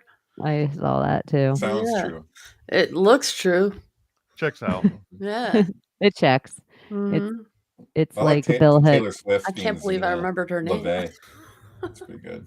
It is kind of good. She's It a is ringer. kind of good. She is kind of a ringer. I was tripping out that during this Super Bowl, it's like Usher played, and Zena LaVey, Anton LaVey's daughter, the head of the Church of Satan, she had done a movie in the year 2000 called Usher, and it's like about conjuring some spirit with a Ouija board or something. But I don't know. I was like, wow. As Usher references out there, happens to be Zena LaVey, And she always lets us know, like, resemblance to 13 Taylor is Swift. my favorite number. Like when she says shit like this, you're like, and I do think there is something to the spell though, from the 13 to the 14. Look. This is strange. That's what I wanted to bring up earlier, like the whole like idea of all these characters that they brought up in the Forrest Gump movie, like Forrest Gump, his father, and the previous characters, they all looked similar. It was like, to me, it showed like, okay, like a video game, you come back and live a new life, but almost in the same body kind of idea. Like game over, new life, start over, and Game then over, man. Oh, sorry. Uh-huh. Somebody said in the comments earlier.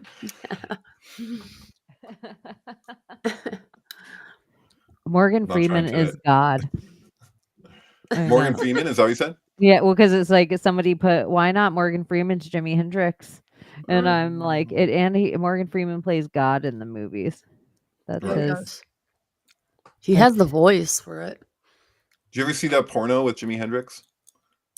There's like a No. video that they took with him with two girls. It's Oh. it's really something. They made a dildo out of it. He posed for a mold with his erect dick for a dildo while he was still alive, and it's apparently it sells. There's a documentary on the video that was really bad because it was like produced by Vivid, and they kept on like replaying the same clips from interviews throughout it to just like fill time to make it long enough. But yeah, no, Is that a yeah, they legit show it. Is that a legit business where, hey, celebrity dicks, buy them here, if you wanna be screwed by one of your favorite celebrities, just buy their dick. It's not Is it completely like all the way. You can see he kind of like he retracted a bit during the molding. So it's Mm, like I don't think it's truly authentic what it would be mm. like completely filled with blood, but it's what it is, That's a That good for those business interested. idea, though. that's a later on initiation of the secret society of good guys. Would you mold your penis? I would think be his more probably he was likely to on mold my LSD, penis than my so vag. If I had a penis. If I had a penis, I'd be more likely to mold it than mold my vagina because it just seems like you're gonna get an infection. Yeah. Mold, A yeah. penis seems nice, easy to cast up and make a, gig about it, but doing a vagina, that seems like a Do whole they line the vagina first? They should line it. I mean, that would only make sense before adding anything in there. they probably have I to don't use think some anyone's kind of ever made a special mold mold. Yeah, of a they have. vagina.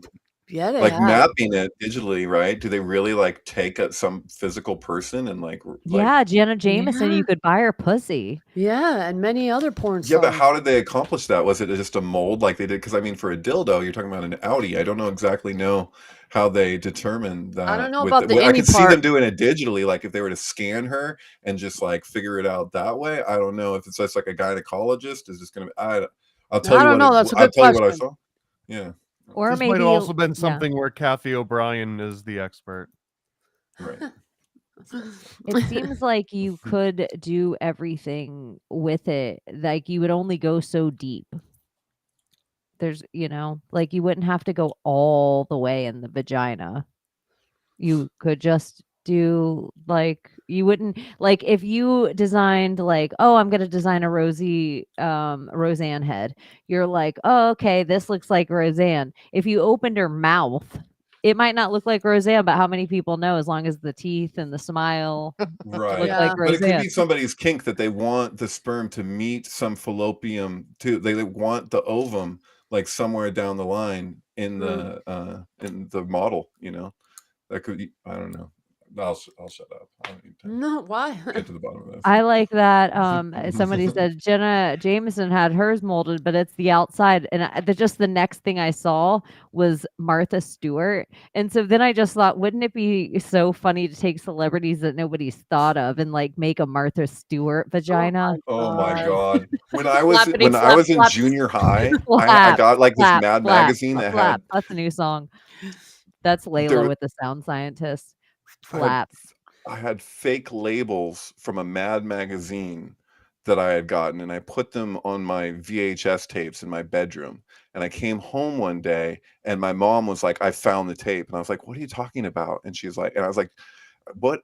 She's all super serious about it. And so one of them said Martha Stewart entertaining with used gauze. One of them said Bob Vila's 100 Things I Forgot to Mention on This Old House, and one of them said XXX rated deep armpit. And I was like, "Did you watch the video?" And she's like, "I can't watch that." And I made her put it on, and it was Seinfeld episodes. But it was just the labels from Mad Magazine. I had put them on all my cassette tapes. Those are the 3 I remember. I think there was like 10 of them. That's But hilarious. XXX. deep Dirty armpit. Oh, armpit. what are you into? Deep Yeah. armpitting. Deep Nuts. deep Asian armpitting. And That's probably an it'd be actual like, thing, though. "Don't touch that one. It's from the 80s." Right. It's something for everybody, I guess. Well, you guys, I think that might be a perfect place to end it. Yeah. I love deep Asian armpitting as the final tagline of the show. It's perfect secret society of good guys. David, before you leave, you didn't tell us if you're going to get beaten or sexted, so we can wake Abby up Yeah, he either did. way. Oh, Yeah, you did? I he missed said it. sexton. Oh, okay. That's good. I don't want to get beaten up. You ladies are intimidating. You got like your whole like bandana thing going on. I don't know. It's because of the hippie. Theme. Yeah. If have you ever lit your fart on fire? No. Have you ever seen anyone light their fart on fire? Yes. Tell us about this. I feel like I saw somebody do that this one time at Burning Man.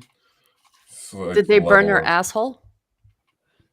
No. Funny They enough, didn't it wasn't burn their called asshole. Burning They're Man fine. until this moment. Right.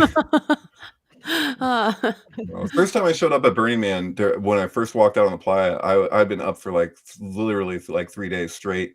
And every year I go to Burning Man, I'd be there for 3 weeks, usually or I could be there up to 3 weeks because we'd set up and break down sound camp. And so I did that 8 years in a row. And my first year I went out there and there was a full lunar eclipse after I'd finally set up my tent, and I walked out. I'd never been to Burning Man. I was like, this eclipse is happening. I looked over and the man was on fire. And I was like, is the man supposed to be on fire right now? It's Monday. And an arson had actually set him on fire. And arson, whatever. I mean, somebody did that during the eclipse. Like they wanted that to happen at that time. My friend got tackled right next to him. And they searched my friend. He had mushrooms in a cigarette pack. And when he went to reach for the pack, the cop, when he was searching him, he said, "Those are just cigarettes." And the cop looked at him, and I was like, "Okay," because if he opened it, then he has to do something about it. If he assumes it's cigarettes, he's good. But yeah, because my friend didn't have anything to do with it. He ran after the guy, and so they tackled him with him in case. Who knows? But yeah, that guy just started like name dropping people. Oh, anyways, I'm sorry, I'm on another tangent. But yeah, that was a full lunar eclipse. People were riding around on bicycles, just like, what does it mean? What does it mean? I was like, I don't know. We should go to Burning Man. That would be fun. For the Secret Society of Good Guys, and just, see the, the layout of everything and how it's laid out and the symbology behind the structures. And and techno is always great.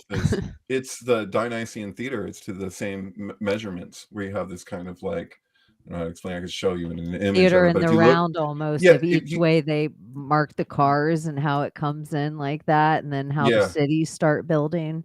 Yeah. It's like if you look at a diagram of the Dionysian theater and then you look at Burning Man from above, it's like it's the exact same thing. So I think there's something to that. Clock almost.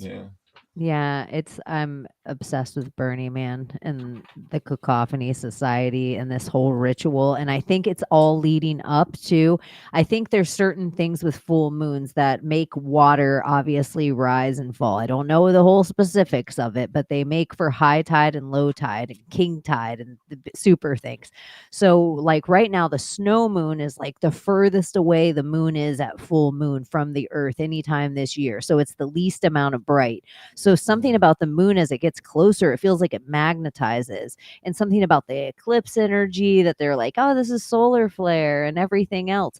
I just feel like with Burning Man, it's a lake bed, and the kind of mud that gathers there isn't like any normal mud. It's lake bed mud. It's super thick. So then they had these other psyops that they created for us over the years called El Nina and El Nino, but really it's like either controlling weather or weather patterns they completely understand because of the stars that we don't know anything about, or a mixture of both.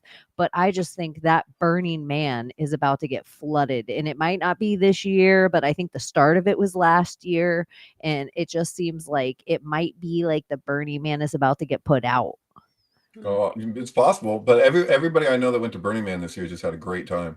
I didn't see anybody that didn't just have an awesome time for the most part. So even though it was havoc, it wasn't that. It was no. There's a lot of like I have a friend who was fucking watching a guy go on Fox News in front of him talking about what was happening, and he was like, "You fucking liar! Everyone here watching you knows you're full of shit." And he just went ahead and went along with it. And that was his thing.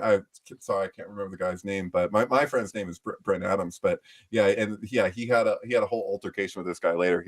That guy punched my friend, and it was bad. But anyway, that they were trying to sell a lot of big pharma stuff. Everything was just a big pharma ad, so they had to talk about things like Ebola or stuff like that just to push an Ebola vaccine. But a real life practical thing is during the rains, that mud got thick. That lake bed mud got a type of thick that any more rain, it sticks cars in a way those people aren't prepared for. And there's not enough food and water, and it's already like a really small town. Like the shit and dirt and trash that they leave in the desert is by no means what it started out to be. They just leave a whole bunch of shit in the desert. So the people that live there are like, oh, this is a travesty. So I just think they're not prepared for the kind of incident it would be if they needed emergency services out there in a real way. like a flood or getting stuck for weeks on end where they have Right, to but MRE. that's what Burning Man is. And so like the people who got fucked this year at Burning Man were the people that tried to leave. And the smart people knew you just wait it out because they've experienced this before. I've been there year after year when it's fucking poured and it's gotten super muddy. You stay put. That's just the way it is, and you endure it for a while, and then the nature of the lake bed is it hardens pretty quickly, and so it's like it's the people panicked where a lot of was largely newcomers Newbies. who didn't know, and so like I think yeah, it's set up over a bigger scale. I don't think it's set up over like the same way we were talking about, oh, it's the 13th leap year since this thing happened. I think it's a bigger scale of something that we don't understand with weather patterns that they're setting up for, all part of their ritual. Like it's something, it's like from the Cacophony Society and how they set up everything in this skull and bones way that you have to let yourself die. Your old self is dead and you have to be born again under this thing. Everything about the Burning Man is that it's Fight Club. And so I just think in that way, you don't get to participate in the ritual forever without eventually living out the ritual. So you're about to lose everything in this desert. It's like, but the elite won't. They'll helicopter out, but there'll be a ritual that takes place. I just think they're setting up for it. It seems like in that it's possible, yeah. like it just seems like the elementals. Diplo was part of that psyop. Oh, look at this. Oh my God. My friends are taking me out of here because I need to go catch a concert, that whole pedophile.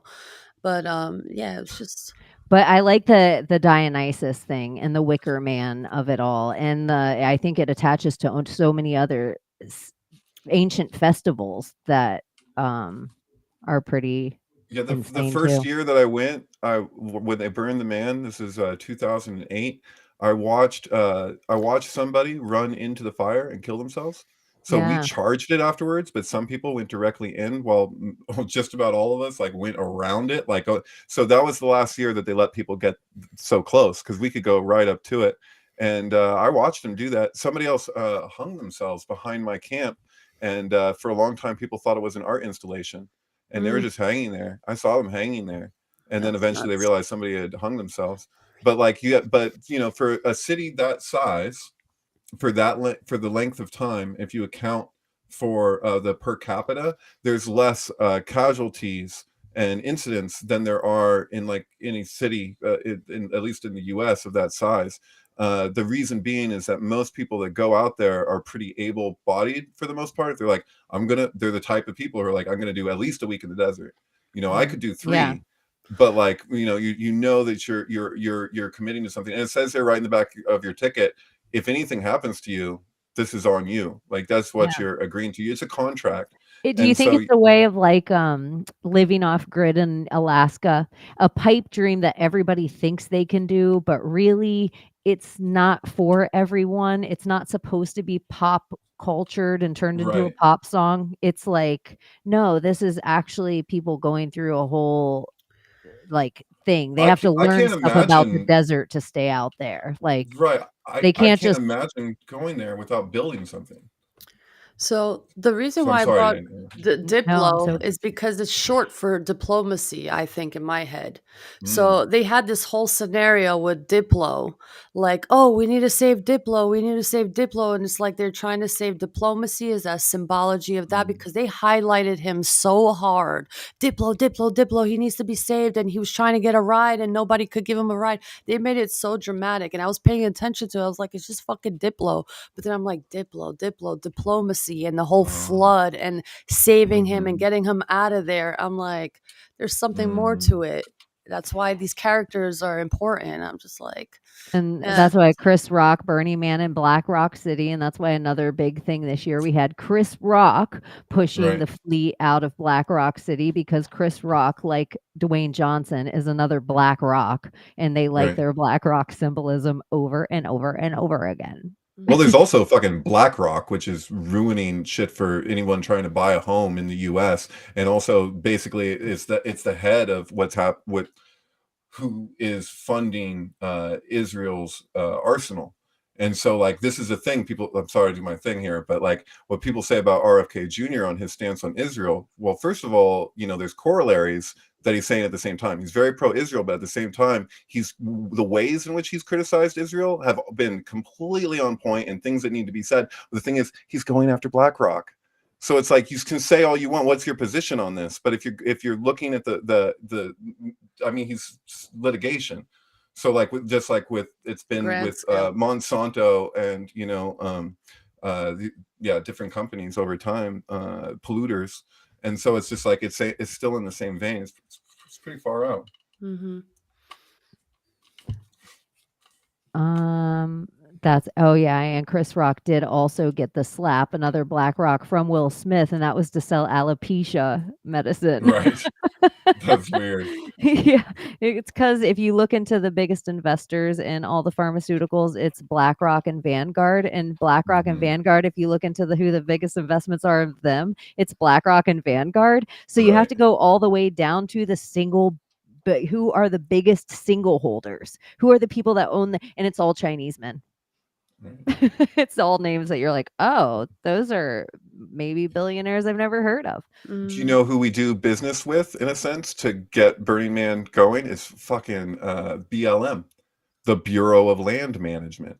And so there's kind of a strange connection there. Our co-host Andreas, he goes off on it better than I can. But yeah, there's a whole Not a coincidence, no. No, because those are probably the special spots that you're doing super magic on that we don't understand, and that's like we're not allowed into them all the time.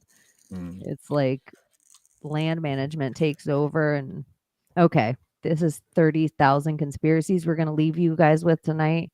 We love you so fucking much. We have the best, most fun, intelligent audience. And we you do. guys let us be silly. And there's only like one or two of you out there that minds that we never stay on track. And this is just what happens here. We're hanging out and we just need loose guidelines, loosey goose slide. We need an ocean of idea so we can sail on it. We don't want a railroad track of idea.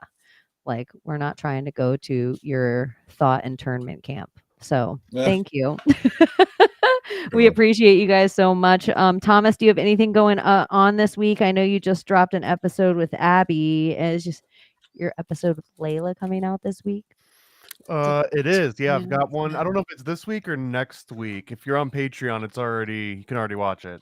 But yeah, I've got one with Layla that we talk about. And then I just released an episode with Matt Rife of Rife Tech where he walks me over his like Royal Rife coils and stuff.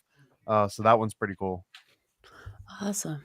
I didn't know I could watch it already. Wow. Okay. Thomas does the best interviews. They're fun and informative, and I think they're all really different. I like how you know enough about what your I know. I was like, what is that? Oh, it's Thomas. It's just Thomas, everyone.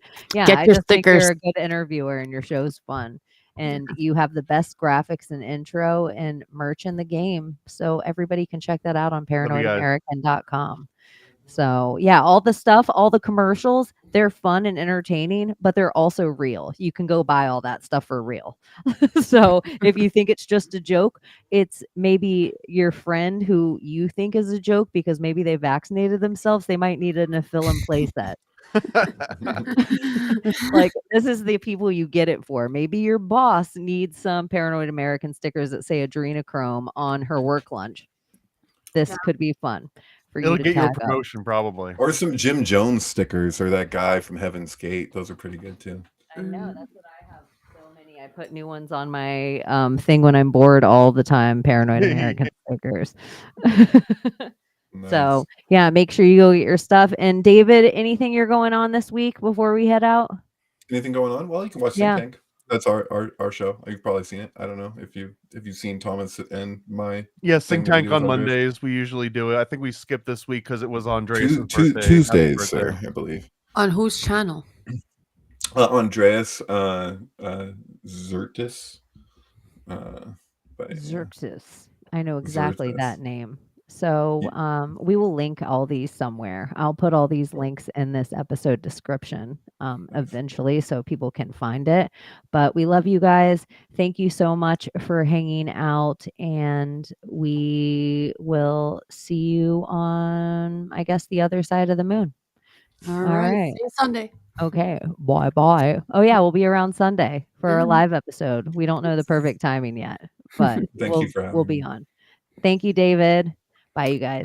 Bye, guys. Good night.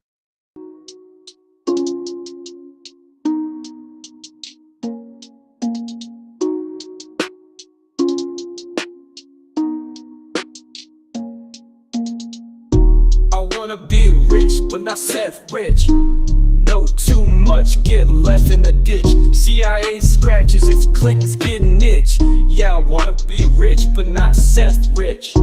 I wanna be rich, but not self-rich. Wiki leaking, now your dome into a ditch. You wish the simulation had glitch. You wanna be rich, but not self-rich. I wanna be rich, but not. You super predator places. It's so good you can taste it. Down here in the basement, with a super predator places. The Super Predator playset comes with a shape-shifting reptilian politician, light-up severed head, jar of adrenochrome, book of the dead, and more. The Paranoid American playsets. Collect them all new from paranoidamerican.com. Disclaimer. These are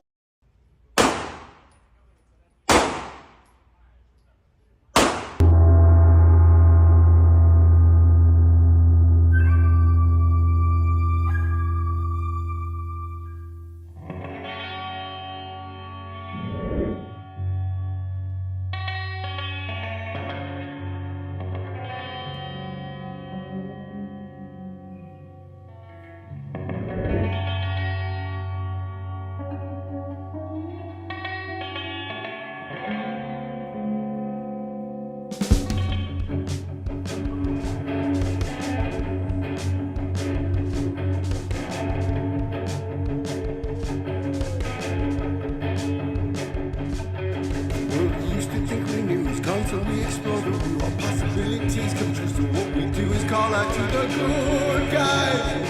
Good guys, good guys, good guys. Which is where those bigger mistakes, entertaining, calming linguists. Good guys.